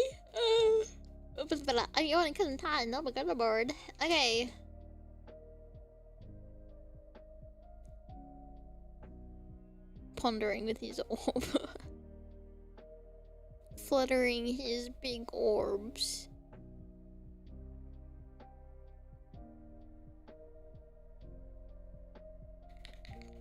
Okay, but you'll soon find out. Dun dun dun.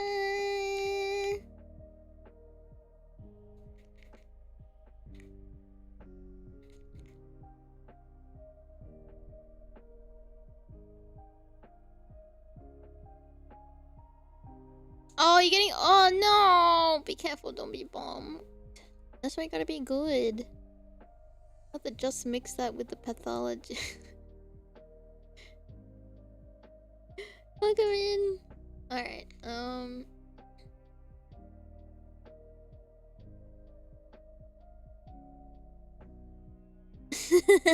Harumph. Alright. Ah. Okay.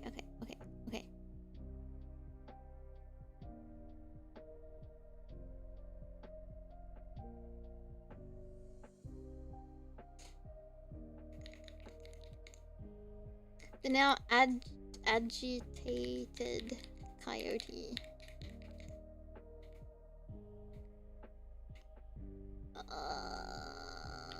Turns around and signals to his crew to move with him.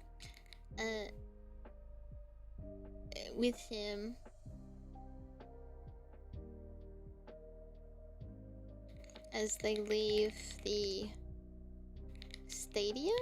I don't know. An extremely random question. If you are allowed, was MGS3 your favorite? No. No, it wasn't. It was... look, 3 is good. I liked 4 the best, I think.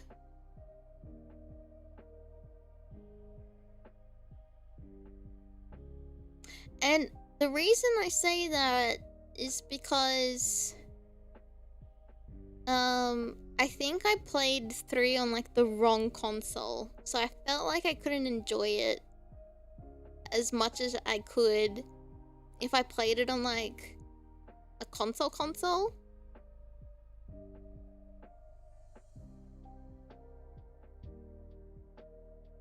Ghost Babe. Oh, I played it on a 3DS. I played MGS3 on a 3DS, and that was my mistake. Yeah.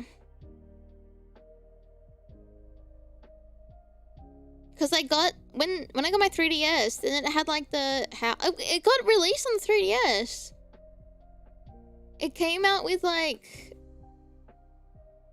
yeah, it did.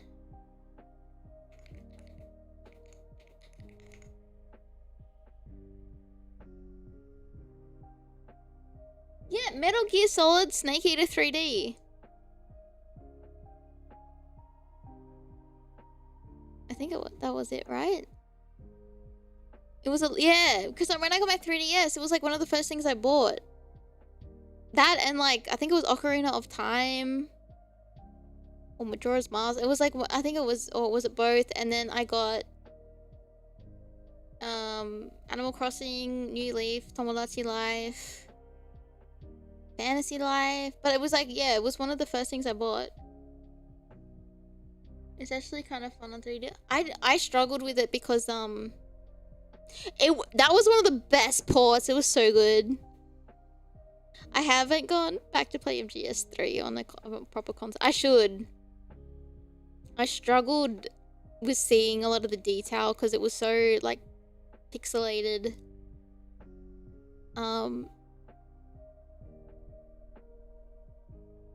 Yeah, it made the water temple so much better. Yeah. And keeping notes, because I could tab out, go to the notepad on the 3DS, write my little notes down, and then tab back into the game. Maybe yeah. But I heard, was the optimization kind of pee-pee poo-poo? Yeah, it was really hard to see the details. I remember like having to take a lot more breaks playing it because I would get like motion sick playing it because of like how much I was trying to focus on it. I played 1 and 2 on my PS Vita, which was a bit better because the screen I think was a bit wider and bigger than the 3DS. And the quality was a lot better, except the sound was crunchy. Because from the way that Delta looks, it looks almost like a 1-to-1, but just like new, just like a better engine and graphics, obviously. Yeah, Vita was way better, yeah. And then, Peace Walker. And the other one, shit, I forgot the other PSP title. What was it? Metal Gear Solid Portable? Yeah!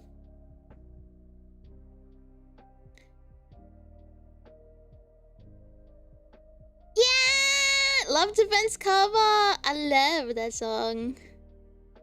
I love you, todoite kono omoi.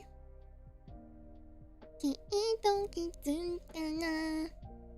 Nanau yo ne, konna kimochi. Sasadadate. Duno. Pring.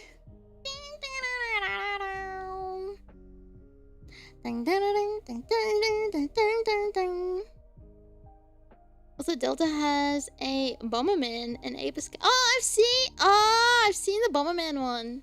Actually, I do kind of want to do that for my.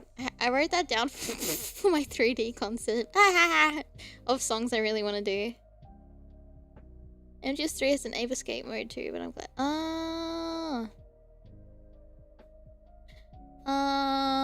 Got stuck on the water temple was because of a single hidden required room found through elevating the water. The Ocarina of Time 3D has a new cutscene showing you. That's why it's better. Yeah. Freak, my ear is hurting. What else? Yeah, 4 I like the best. Surprisingly not 3, because that's when Raiden got introduced, but I liked 4. I felt like it all came together really nicely. And it had a lot of feels and the bosses were fun. The only Bomberman I played was on the N64.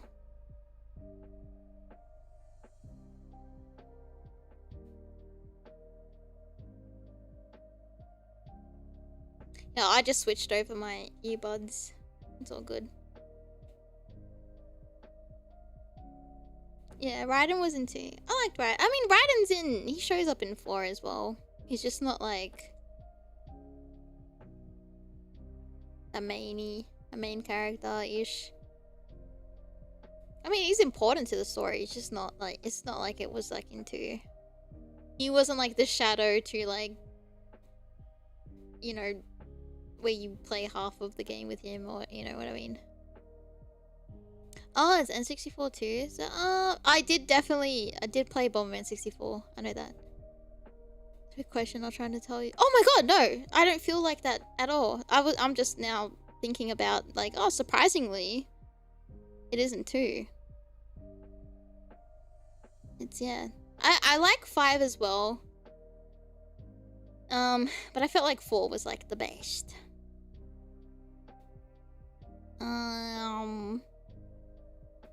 But if you really want to, if it could be cheeky, like Metal Gear Revengeance, I like a lot. That was such a, it was a different vibe. I liked it a lot too, like the music, like the way that it looked, it played. There was like funny interactions. I think but you could tell like Kojima just didn't want to fucking be there. Yeah. Yeah, MGSR is such a fun. Yeah, I gotta play that soon on stream too. Need to get a snack. Oh yeah, isn't there a 2-hour cutscene? Isn't it at the end? The fist fighting at the end? As soon as you finish that fight, it's a 2-hour cutscene.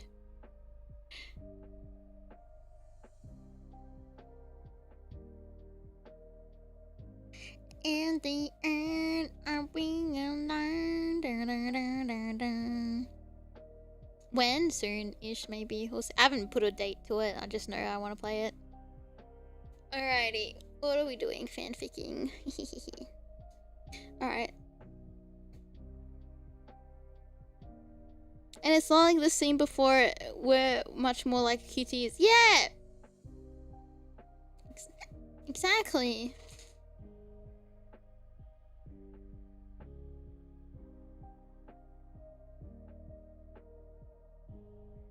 He's walking. Yeah, that's right. The now agitated coyote turns around and signals to his crew to move with him as they leave the stadium. Alright.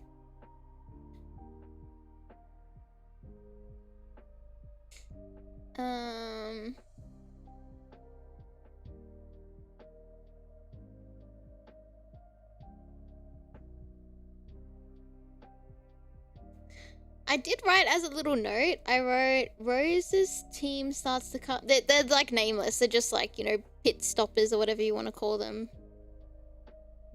Starts to come. They're not like Team Rose. It's just like her crew.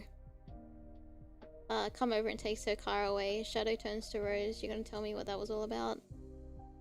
Pit crew, thank you.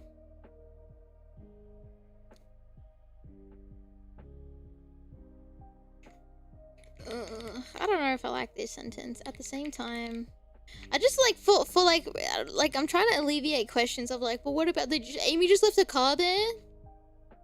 Like, yeah. At the same time, I'll just say Rose. Rose's pit crew.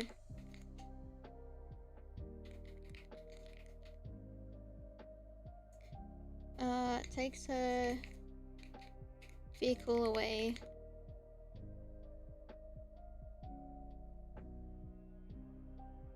I think it makes sense the crew take. Yeah, exactly, yeah. Takes her vehicle away. It's kind of, she has a car anyway. I think that kind of fits nicely. Yeah, tie off things while the pit crew handled her car. Rose walked off with Shadow. Yeah, exactly.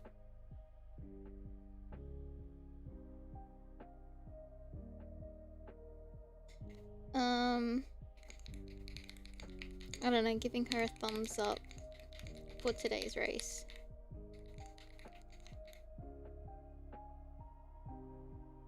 Did they see her? How far? Well, they're near the stadium. Oh, like they're on the sidelines.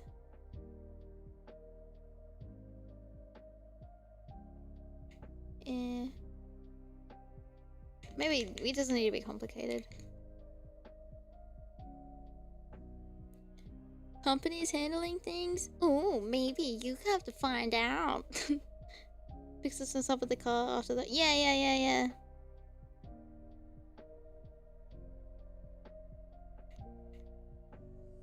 Okay, wait, stop it! I have an idea. Oh, I shouldn't have deleted all of them. I'm such a dickhead.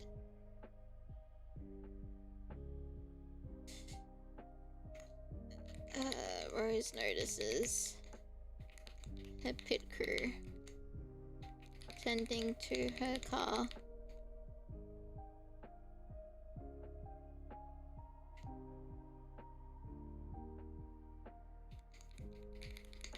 giving them a thumbs up and a small smile.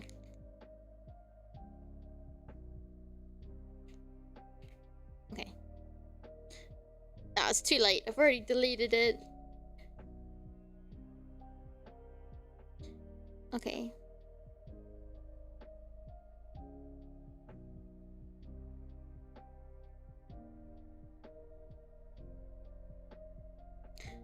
Alright, we'll make a new paragraph. Alright, okay. That's like the end of that little thing. And now it's like our next little thing.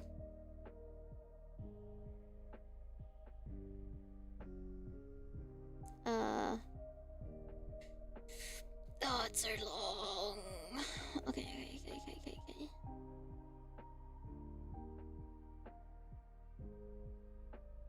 Alright, let me read it from here. Rose scoffs. Seems like that's where your downfall began. A hum of ooze could be heard from behind the leader. The coyote in front of her dramatically puts his hand, I should say to his chest. Ouch, you wound me, but you better save that attitude for the racetrack. Don't want that pretty little mouth of yours to be all bark or no bite. The coyote grins, stepping forward, closing the gap, reaching out, trying to grasp Aimee's chin. I mean...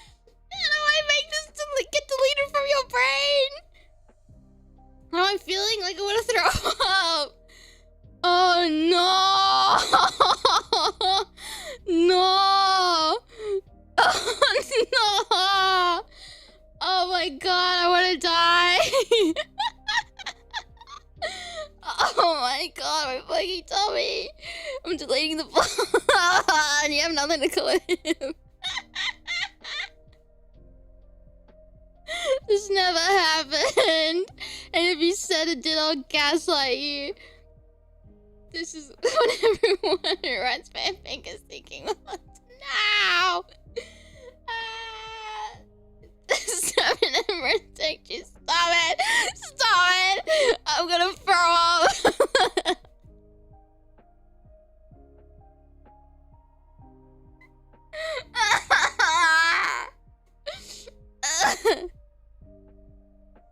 No, why are you guys paying attention?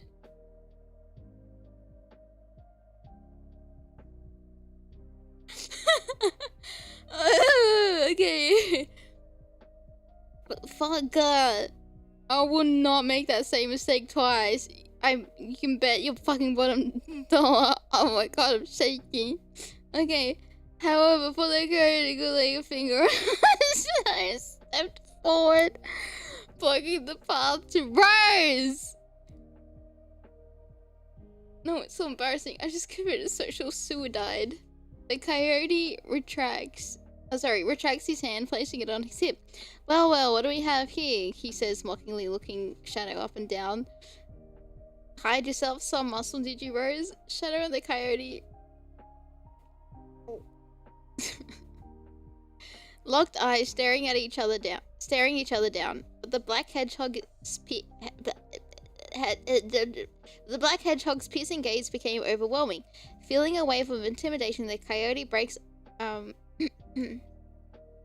on. I'll just say breaks away first, masking his trembling with an arrogant scoff. Oh, come on, we were only playing, he mocks, trying to steal a glance at Rose behind Shadow, pretending to plead with her. However, Shadow doesn't budge where he stands, his gaze progressively more intense. The coyote lifts his eyes and stands back up straight, glaring once again back at Shadow. You got a problem, Hedgehog? He barks. Despite his best efforts trying to counter the hedgehog's intimidation, Shadow doesn't waver, not even a breath can be heard. The lackeys standing behind their leader sheepishly break off eye contact and look away from the scene before them. The coyote turns around and scoffs in annoyance, clicking his tongue. You don't know who you're messing with, he growls in a dark tone, stepping back with his arms out, trying to provoke Shadow, but you'll soon find out. The now agitated coyote turns around and signals to his crew to move with him as they leave the stadium. Rose notices her pit crew tending to her car, giving them a thumbs up and a small smile. That bonk was deserved. You fucking laugh at me. It is that bad! I'm kidding. You don't deserve to be bonked by YouTube. Alright. So that's what we have.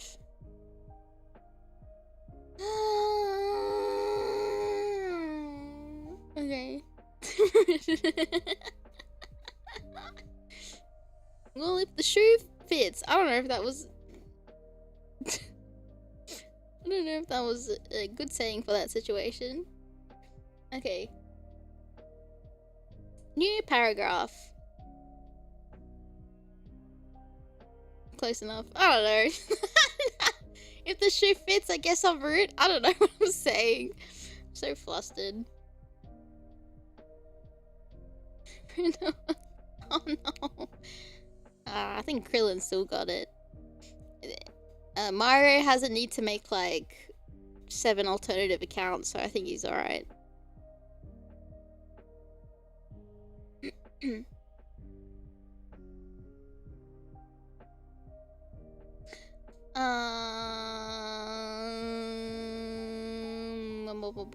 Okay.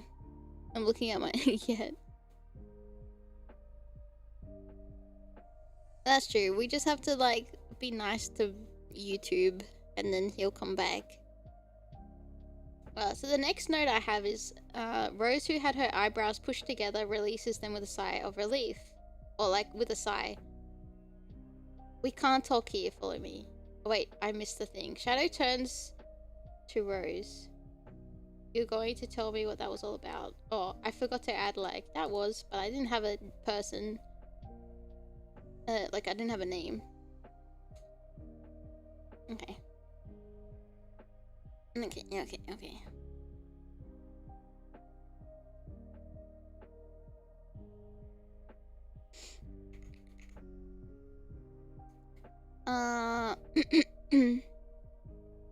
Yeah, I think we're going with Cliff. Yeah. I like it. Okay.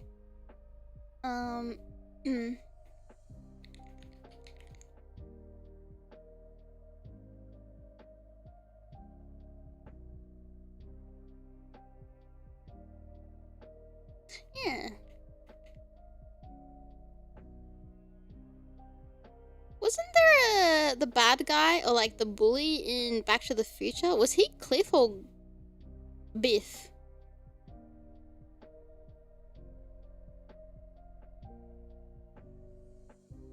I was Biff.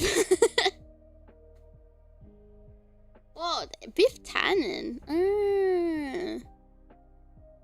Is Biff like a short name for something? You know, like how like Bart is short for Bartholomew? The ultimate high school bully. Such a... yeah. Oh, just Biff. Oh, interesting. Have you ever met someone called Epiphany?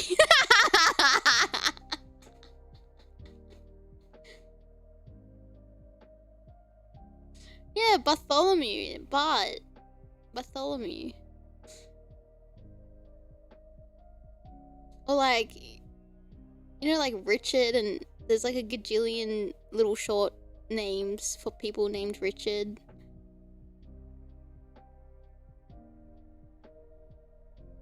Every time I hear, okay, you know, like Lego Batman, where like Robin, he gets introduced, and then he's like,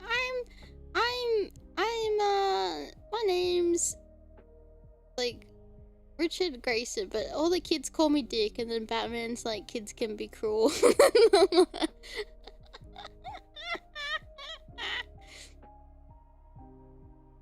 It's funny. Like, Batman was so peak, man. It's so good. Yeah, for Rich, yeah. An easy nickname. Biff Cake! That's cute. It went so hard and it did not need to be. It didn't need to be. It did not. Like, Batman's password was Alfred the Butt with 2 T's lure. It was just gold. Yeah. Guess that's one word YouTube don't like. Oh no! What was just a commercial was it was gold. It was so good. It was so good. All right.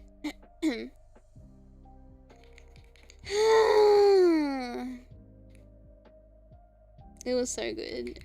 That feels like another watch along we gotta do. I feel like I'll be laughing the whole time.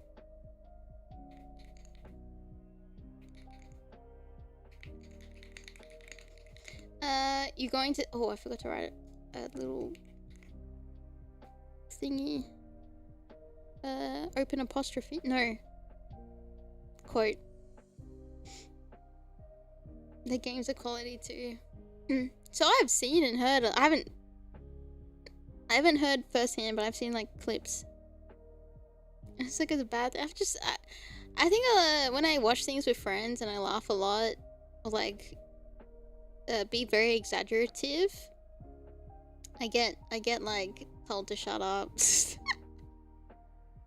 I remember I was watching Avatar, and I kept going like I'm like or like screaming like in jump scare bits, and then my friend was like, dude, stop, you're being so loud. I was like, I can't help reacting. Like I wasn't like exaggerating, it was just a reaction. Like I wasn't like, they're like, yeah, being loud. I said, it's only loud because you're next to me, dude. Like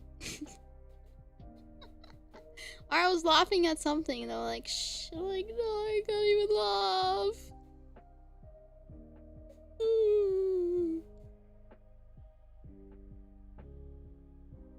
That's okay. Okay, you're going to tell me what that was all about? There was a jump scare? There was a few jump scares. Oh, there was like a scene where like something shocking was about to happen, and I remember doing like a and then it was like quiet, and then I was sobbing.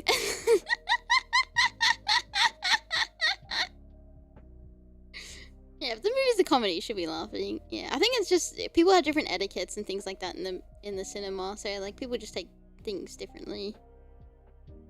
If someone goes to a movie with you and can't handle you jumping at scenes, nah, that yeah. I guess yeah. Maybe I gotta do like a I will react and I will make a sound. Maybe I gotta come with like a disclaimer. I much prefer that over kids talking in the theater. Once had a group of teens start standing up to salute during the middle of Godzilla. What the fuck? That's so dumb. They think they're fucking funny, but that's the crazy thing. Was it really a jump scare? Oh, okay, it was me.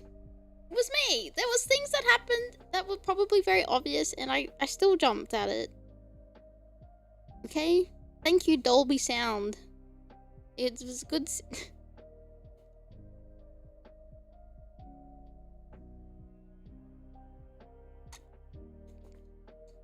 But I laughed a lot.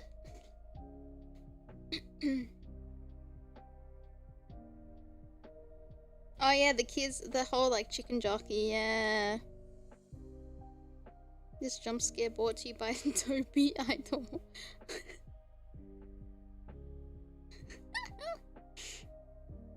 Yeah, you're gonna tell me what that was? Okay. How did we get here? You're gonna tell me what that was all about?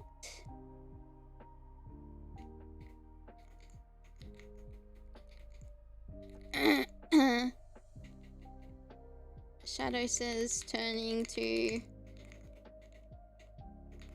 Rose with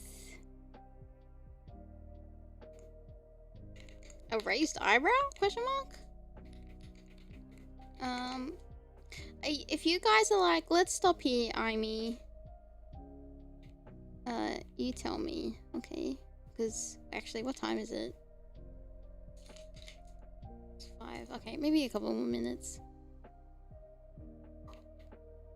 We'll lock in a bit. I'm feeling fine, but I know it's getting late for you guys in the US.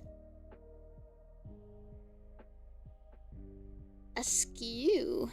Ooh, askew. I think I can imagine what that means.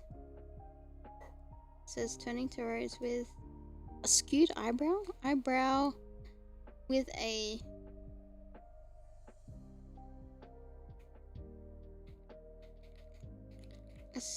askew.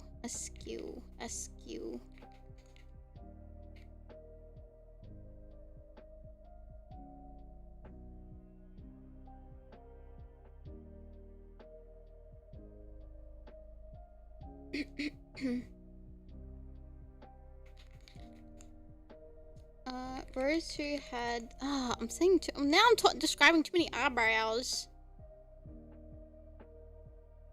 Would he have a skewed eyebrow?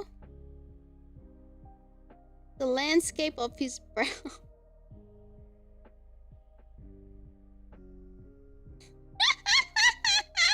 Sounds like you're describing a mountain. I like it. I guess when you frown your eyebrows together, they kind of look like a mountain.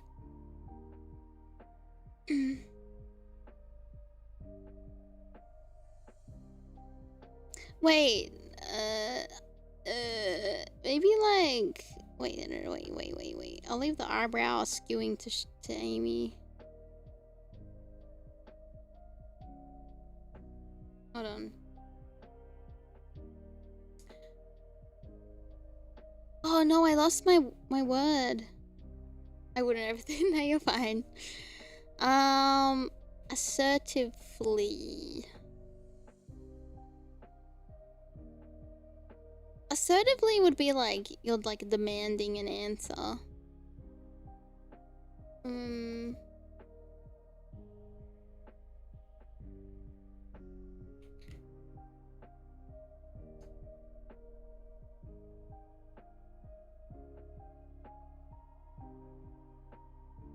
Rent asunder. I think he would have something. I think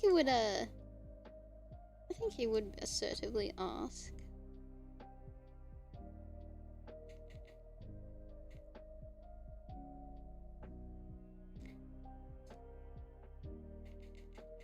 After dealing with that.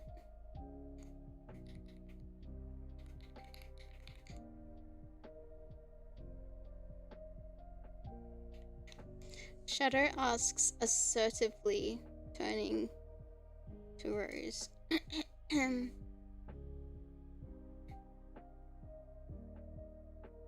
Yeah, he would want an explanation. Yeah.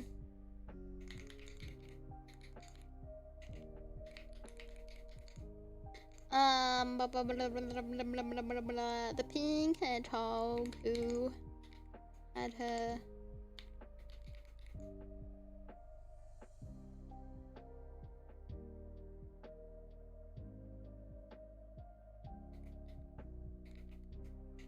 Skewed.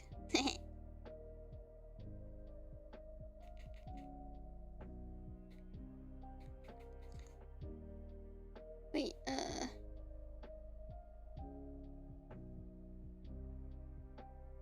oh, I'm spelling this wrong. That's why it's not S-Q-D. Oh, nice. Wait, not skewed. Skewed. Okay. Thank you. Skewed.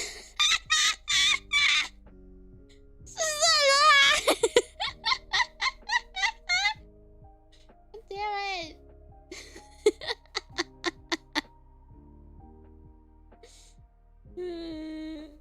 Okay.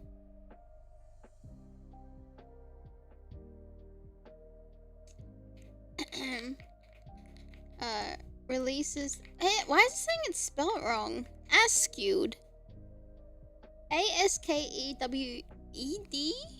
Or just no E-D? Skewed. Askewed. Huh? Askewed.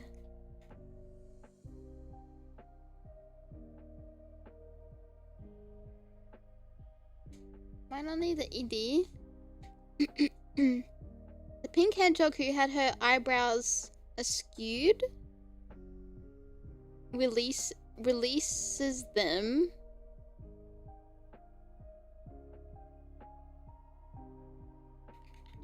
with a sigh. With a relieved relieved sigh. Askewed.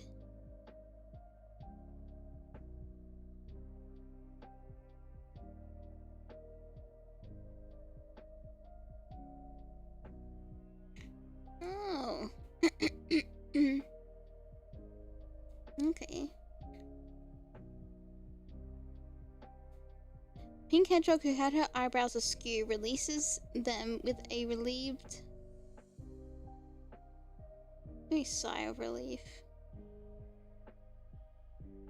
Oh, you mother... With...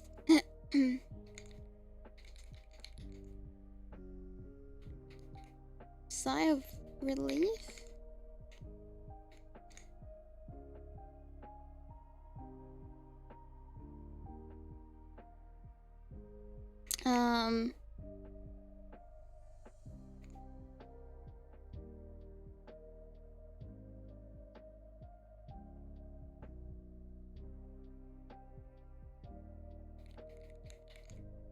She finally... Wait, no.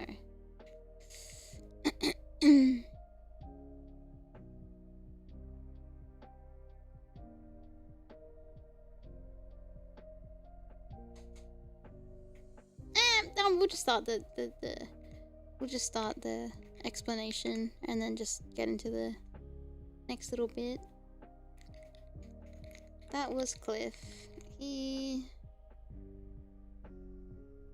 That was Cliff.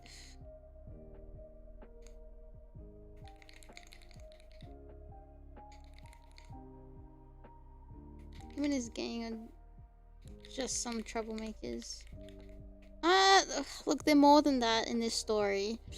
Yeah, keep things moving. Yeah.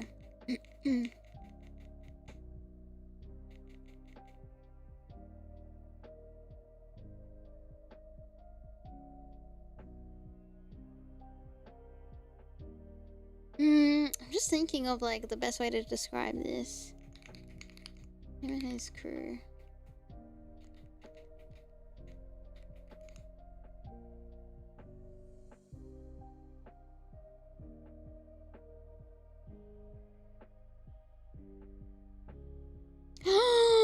What if I say like it's complicated, but like Shadow doesn't have any reference to what makes it complicated until later on?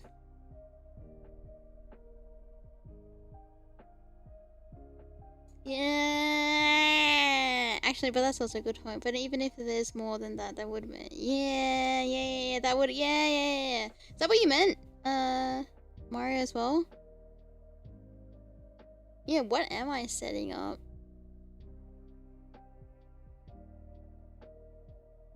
Yeah, same. Okay. I'm glad I understood. Okay. It's I gotta make it think so complicated. I see the way you're acting like somebody else against me, frustrated. Life's like this, you and you fall and you crawl and you break and you take what you get and you turn it into.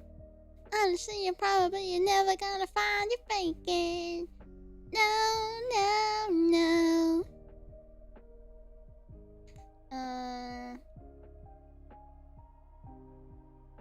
I lost where I was up to. Thank you, Aimee, for getting distracted again. It's complicated anyway.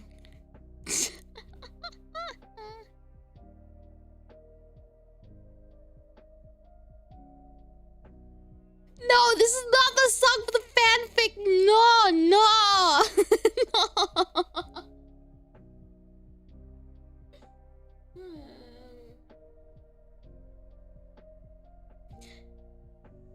It's complicated.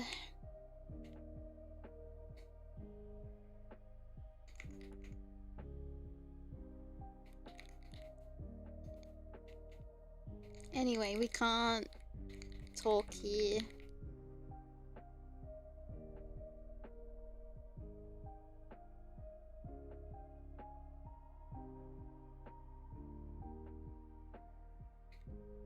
Follow me, set me free.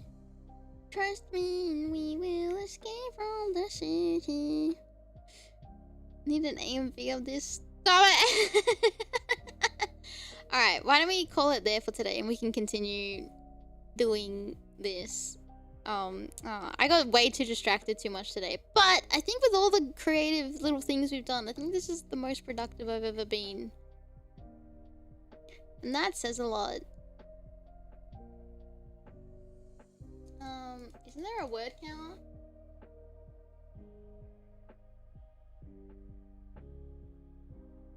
We only wrote 801 words! It feels like more! We didn't even reach 1,000! Wait, could we... Aw.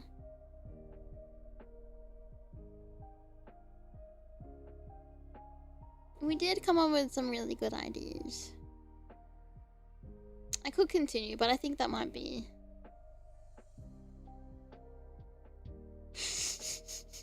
Why don't you guys draw up a design for Cliff?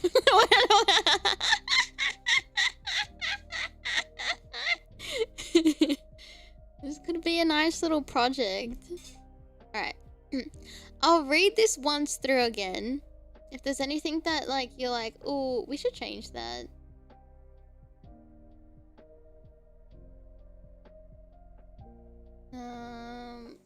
Or whatever, you let me know. You are consented to doing any of these drawings and scenes and characters, however, which way you feel like it. Ah, my chest throat thing. It made a sound, it growled. Okay, dokie. Alrighty. And I'm not gonna fumble. That's your business. My business. No. I should eat. Yeah, I'll go for a walk and eat later. Alright. The roaring... This is for real, for through one time. And, yeah. The roaring of engines filled the stadium, overpowering the cheering from the crowd. The high-speed race rumbling the ground with violent vibrations. The smell of burnt rubber fills the air as each car screeches around the racetrack's bend. A blur of pink swerves between the other racers, overtaking them. The pink car then accelerates and blocks any chance of the other racers from getting an opportunity to slip past and take the lead. But alas, the pink car flies past the finish line and slides to a halt. A figure wearing a full-body pink and white racing leather suit emerges from the vehicle. A gloved hand pulls off the helmet that was hiding the racer's face, revealing it to be Aimee Rose. The pink hedgehog smiles and waves to the crowd as their cheers and roars become louder and louder. A voice bellows over the speakers, announcing that Rose has qualified for the tournament. As she continues to smile and wave to the crowd, a dark figure begins to approach her from beneath the shade of the stands, catching the corner of her eye. As the figure walks up to her, a familiar dark, deep voice pricks up her ears, drawing the crowd's noise out. So this is where you've been. Aimee's eyes widen in shock from the sudden appearance of the hedgehog standing in front of her. He was the last person she would have expected to see. Shadow, what are you doing here? She exclaims, barely restraining herself to a whisper. As a reflux. Oh, there's notes as a reflux. Shadow briefly darts his eyes around before settling back to Aimee, narrowing his gaze as he reaches her. I'd like to ask you the same question, Aimee. Aimee... Oh, I should change that to Rose. Rose... Fuck. Rose clasps a hand over his mouth as she looks around in a panic, hoping no one heard him over the crowd.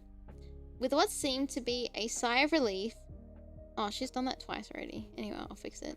Aimee makes eye contact with Shadow, furrowing her brow. It's Rose here.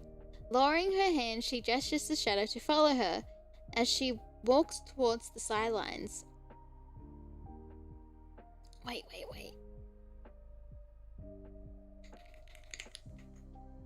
With Shadow in tow? I think that's the phrase. With Shadow in tow. But a loud, slow clap cuts them off. A group of racers wearing black and silver racing leather walks up to the pair. Rose smirks to whom seems to be the leader of the group, approaching them. His brown fur was matted from the sweat from the race, making it look muddy. Rose, I'm impressed. Maybe I shouldn't have underestimated you, he said, making no effort hiding his condescending tone as he fills the air with a choking miasma of his ego. Rose scoffs. Seems that's where your downfall began. A hum of ooze could be heard from behind the leader. The coyote in front of her dramatically puts his hand on his chest. Ouch, you wound me. But you better save that attitude for the racetracks. Don't want that pretty little mouth of yours to be all bark and no bite. The coyote grins, stepping forward, closing the gap, reaching out trying to grasp Rose's chin. However, before the coyote could lay a finger on her, Shadow steps forward, blocking the path to Rose. The coyote retracts his hand, placing it on his hip. Well, what do we have here? He says mockingly, looking Shadow up and down. Hide yourself some muscle, did you, Rose? Shadow and the coyote locked eyes, staring at each other down, but the black hedgehog's piercing gaze became overwhelming. Feeling a wave of intimidation, the coyote breaks away first, masking his trembling with an arrogant scoff. Oh, come on, we were just playing, he mocks, trying to steal a glance of Rose behind Shadow, pretending to plead with her. However, Shadow doesn't budge where he stands, his gaze progressively more intense. The coyote lifts his eyes and stands back up straight, glaring once again back at Shadow. You got a problem, Hedgehog? He barks. Despite his best efforts trying to counter the hedgehog's intimidation, Shadow doesn't waver, not even a breath can be heard. The lackeys standing behind their leader sheepishly break off eye contact and look away from the scene before them. The coyote turns around and scoffs in annoyance, clicking his tongue. You don't know who you're messing with, he growls in a dark tone, stepping back with his arms out, trying to provoke Shadow. But you'll soon find out. The now agitated coyote turns around and signals to his crew to move with him as they leave the stadium. Rose notices her pit crew tending to her car, giving them a thumbs up and small smile, thanking them for their work today. You're gonna tell me what that was all about? Shadow asks, assertively turning to Rose.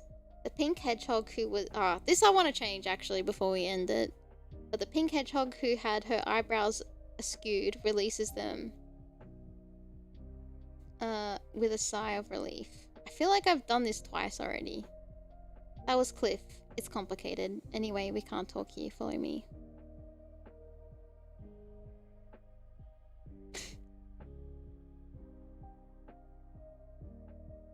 She's been yeah, is that too much? Maybe I'm overthinking it. I mean, there's a reason why she's a little bit on edge, but I can explain that later. You like where this is going? See, it's not smart, it's good. There's plot.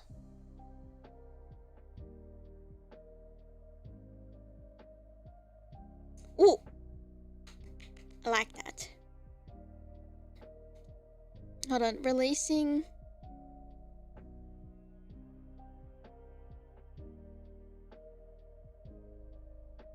Oh wait, where do I put that? The pink hedgehog releases her askewed eyebrows. We can keep her eyebrows askew. Where do we put that? Releasing her breath, and with it. Release it. The pink hedgehog who had her eyebrows askew.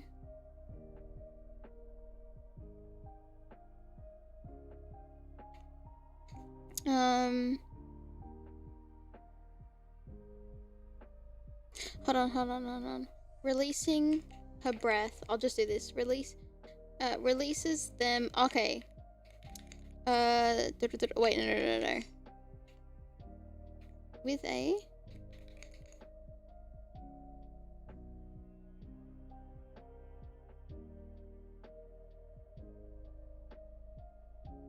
This don't make sense.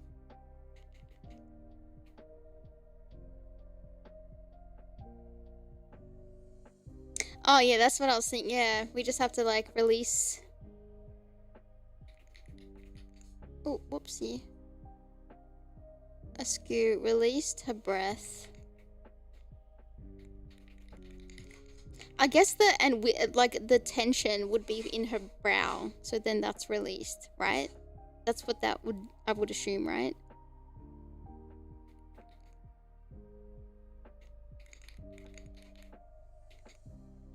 Well, interesting how it's like the commas in between like the and the it. Oh wait, no, it's not. No, that's right. The tension.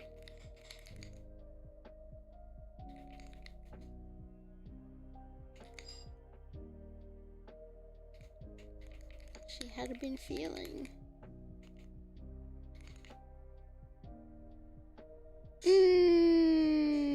I like it. So you're gonna tell me what that was all about? Shadow asked assertively, turning to Rose. The pink hedgehog who had her eyebrows askew released her breath, and with it, the tension she had been feeling. That was Cliff. It's complicated. Anyway, we can't talk here. Follow me. Yay! What are we calling this fanfic? I haven't even come up with a name with it. I'm just gonna call it Shadamy fanfic, so I know.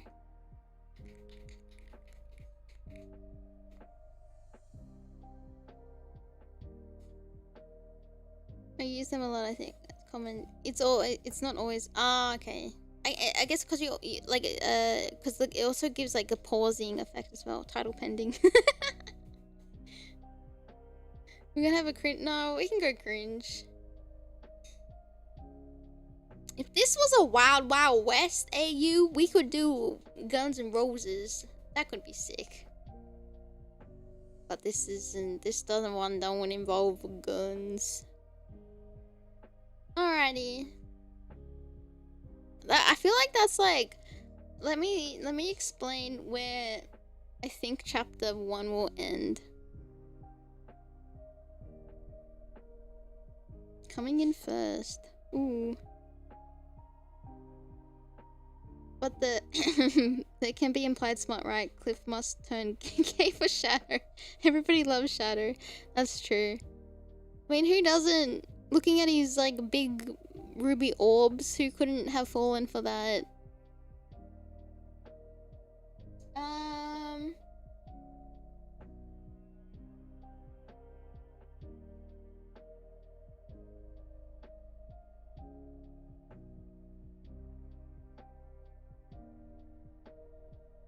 Maybe that could be end of chapter 1. And then chapter... Should I be naming chapters? I'm putting this on AO3, right? Like, what's my alias? Aimee X Shadow X Aimee. Yeah, he's yeah, when your eye orbs touches his cause then it's like a cliffhanger.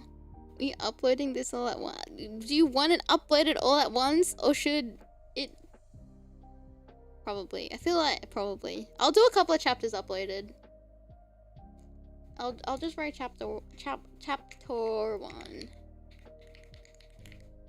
Chapter done. 1 and done. Hehe. 1 and pump.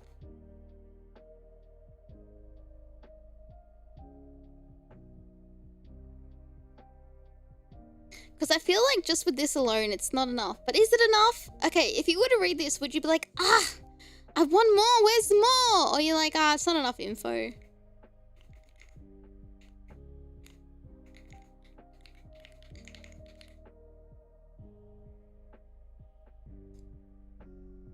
Yeah. It's not enough to get hooked on it yet. I think we need like another chapter. Yeah. I don't want the chapters to be over too long because I feel like it's I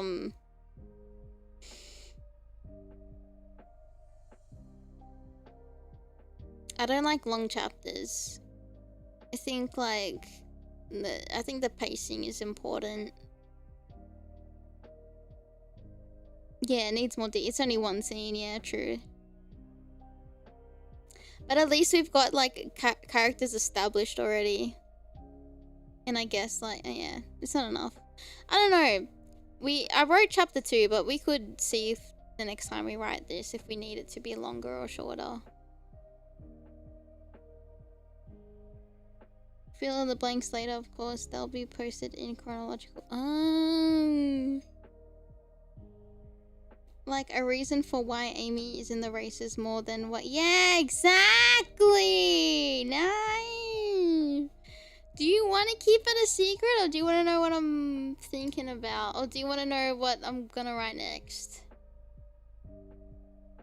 It's up to you.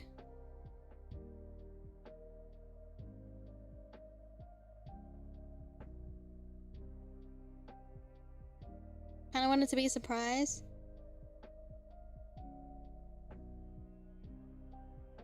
Yeah, I only technically... I think the last couple of notes I have is like for later chapters, but I haven't done the in-between for that. But I definitely have like how I want it to play out. Keep it us on edge. Oh, my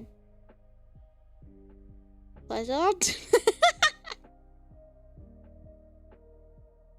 I'm gonna reread this off screen then, like off stream, and see how we go. What? No, it's not like that. But you know what I can do? I can make this this doc a one you can view but you can't type on, and then put it in the Discord. The whole thing is on notes, or just like the whole thing on notes, or just I think just most of it. Yeah, read only. Do you know how to do that, perchance? Because I don't.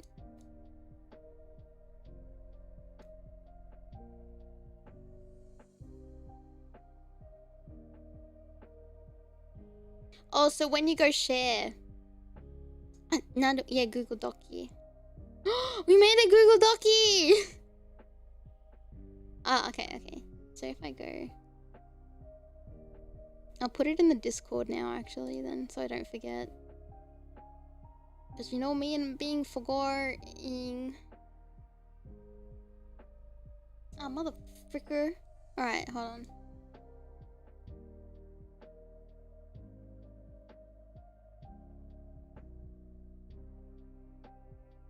Share.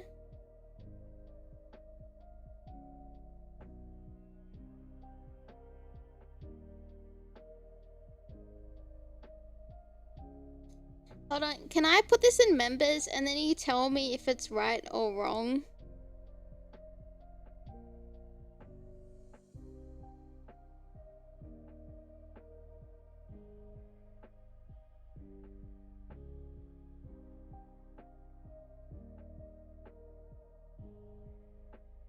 Please.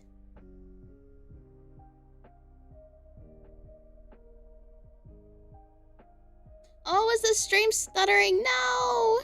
I'm sorry. Oh yeah, this is my business email. Okay, so you can view it. You can't type it or anything like that. Okay, sick. I can see the little anonymous people looking. Cool. Alright, I'll post this in the Discord. I'm sure non-members might wanna... Alright, so I am touching... My eyes are touching you!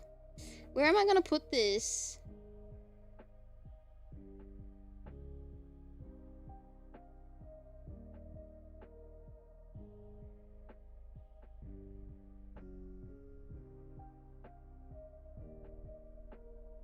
Okay, yeah.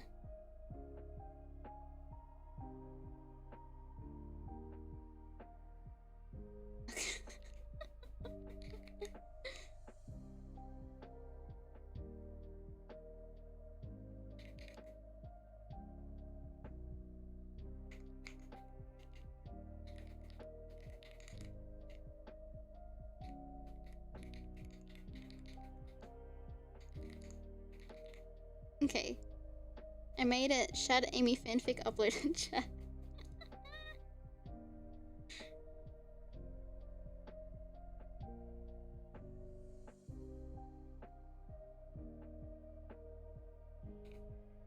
Okay.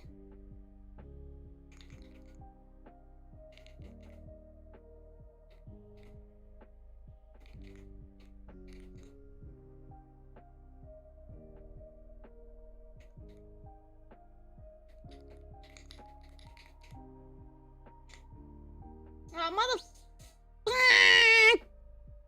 Fuck!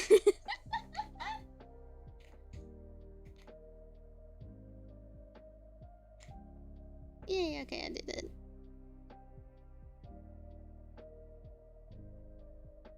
And then pin. I'll pin it. Alright. Could you limit to who can post in it too? Oh, I pinned it, so that should be okay, right? I don't know how I can limit it. I think it's not gonna be crazy talked in. Perchance, maybe. And if it does, I'll limit it, or the mods can do what they gotta do.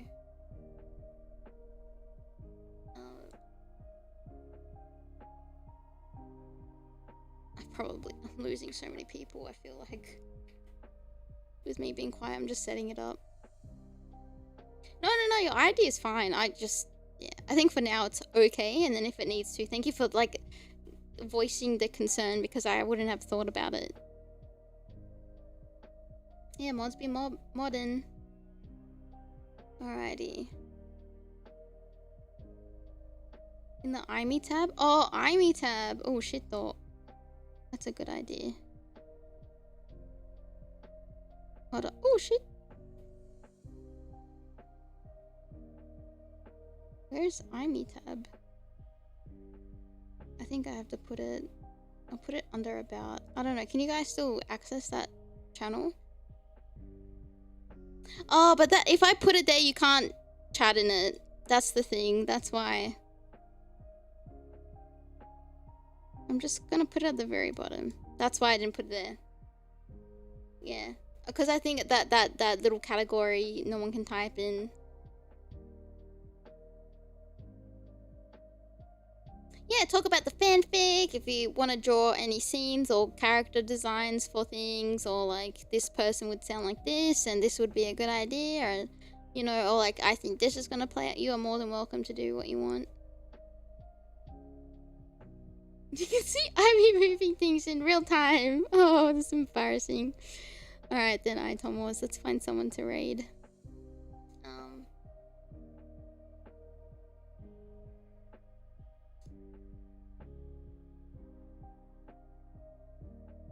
I promise we'll do more of this next week. I don't want it to be like I forgot what I was typing. We're just gonna no lollygaggling around. We're gonna get it done. Oh fuck, I closed something. We're gonna get it done. Yeah. Maybe we could do a little profile. It'll be cute doing a little character sheet, a little profile of like what he sounds. In my head it's Brad. But like, okay, Brad when he's arrogant, but then he like his tone changes like when he gets mad, like he gets a bit like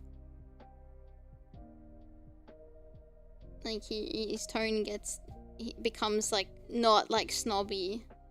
It's like something slips, like the mask drops kind of thing. Yeah, DBZ recap, good thing. And then next stream, you guys can have up what I'm typing if you want, and then look at it while I'm typing. But I won't put it on stream because I think I'll get too nervous. And I zoom in a lot when I had that zoomed in a lot when I was typing. And then that way you can have something to read along, or if you notice something that I haven't picked up on yet.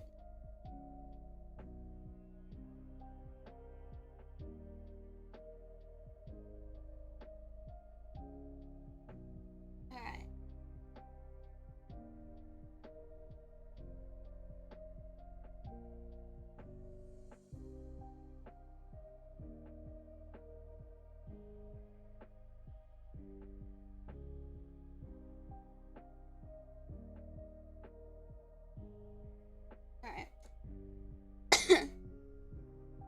Shall we? Alright, let's go get ready to raid. I had a ton of fun. I'm glad you had a ton of fun. No, I won't feel pressured knowing that you're watching, but it's just more because like you can't see how much I zoom in, but I would feel the pressure if I had it on screen. It was fun and silly, my pleasure. I had a lot of fun.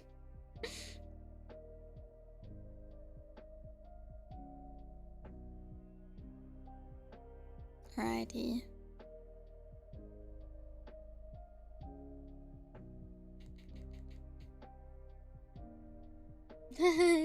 No, of course. I'll do my best always, you know. Thank you for understanding and letting me accommodate my pee pee poo poo eyesight. I appreciate it. Yeah. Hold on, I forgot what we're doing tomorrow. I have to pull up my own schedule. Isn't that crazy? Thank you. Alright then, Aitomo. Thank you so much for writing a Shadamy fanfic with me today. I promise we'll get it done ASAP. I had a lot of fun. And I hope you had a lot of fun too. Alright then, Aitomo. If you haven't already, make sure you get up and stretch your legs and get some water. If your day is beginning, I hope you have a lovely day. If you're going to bed, I wish you sweet dreams and a good night. If you're a VOD watcher and you watched all the way into the very end, thank you very much. If you watched live into the very end, thank you very much. Your MVP. We're now going to be raiding into Aimee. So our raid message is Jaime the Doctor is here, so make sure you go and say hello. Tomorrow we'll be playing Code Vein for the first time, so if that's something that you're looking forward to, I hope to see you then. In the meantime, Aitomo, make sure you look after yourself, take care, and I'll see you next time.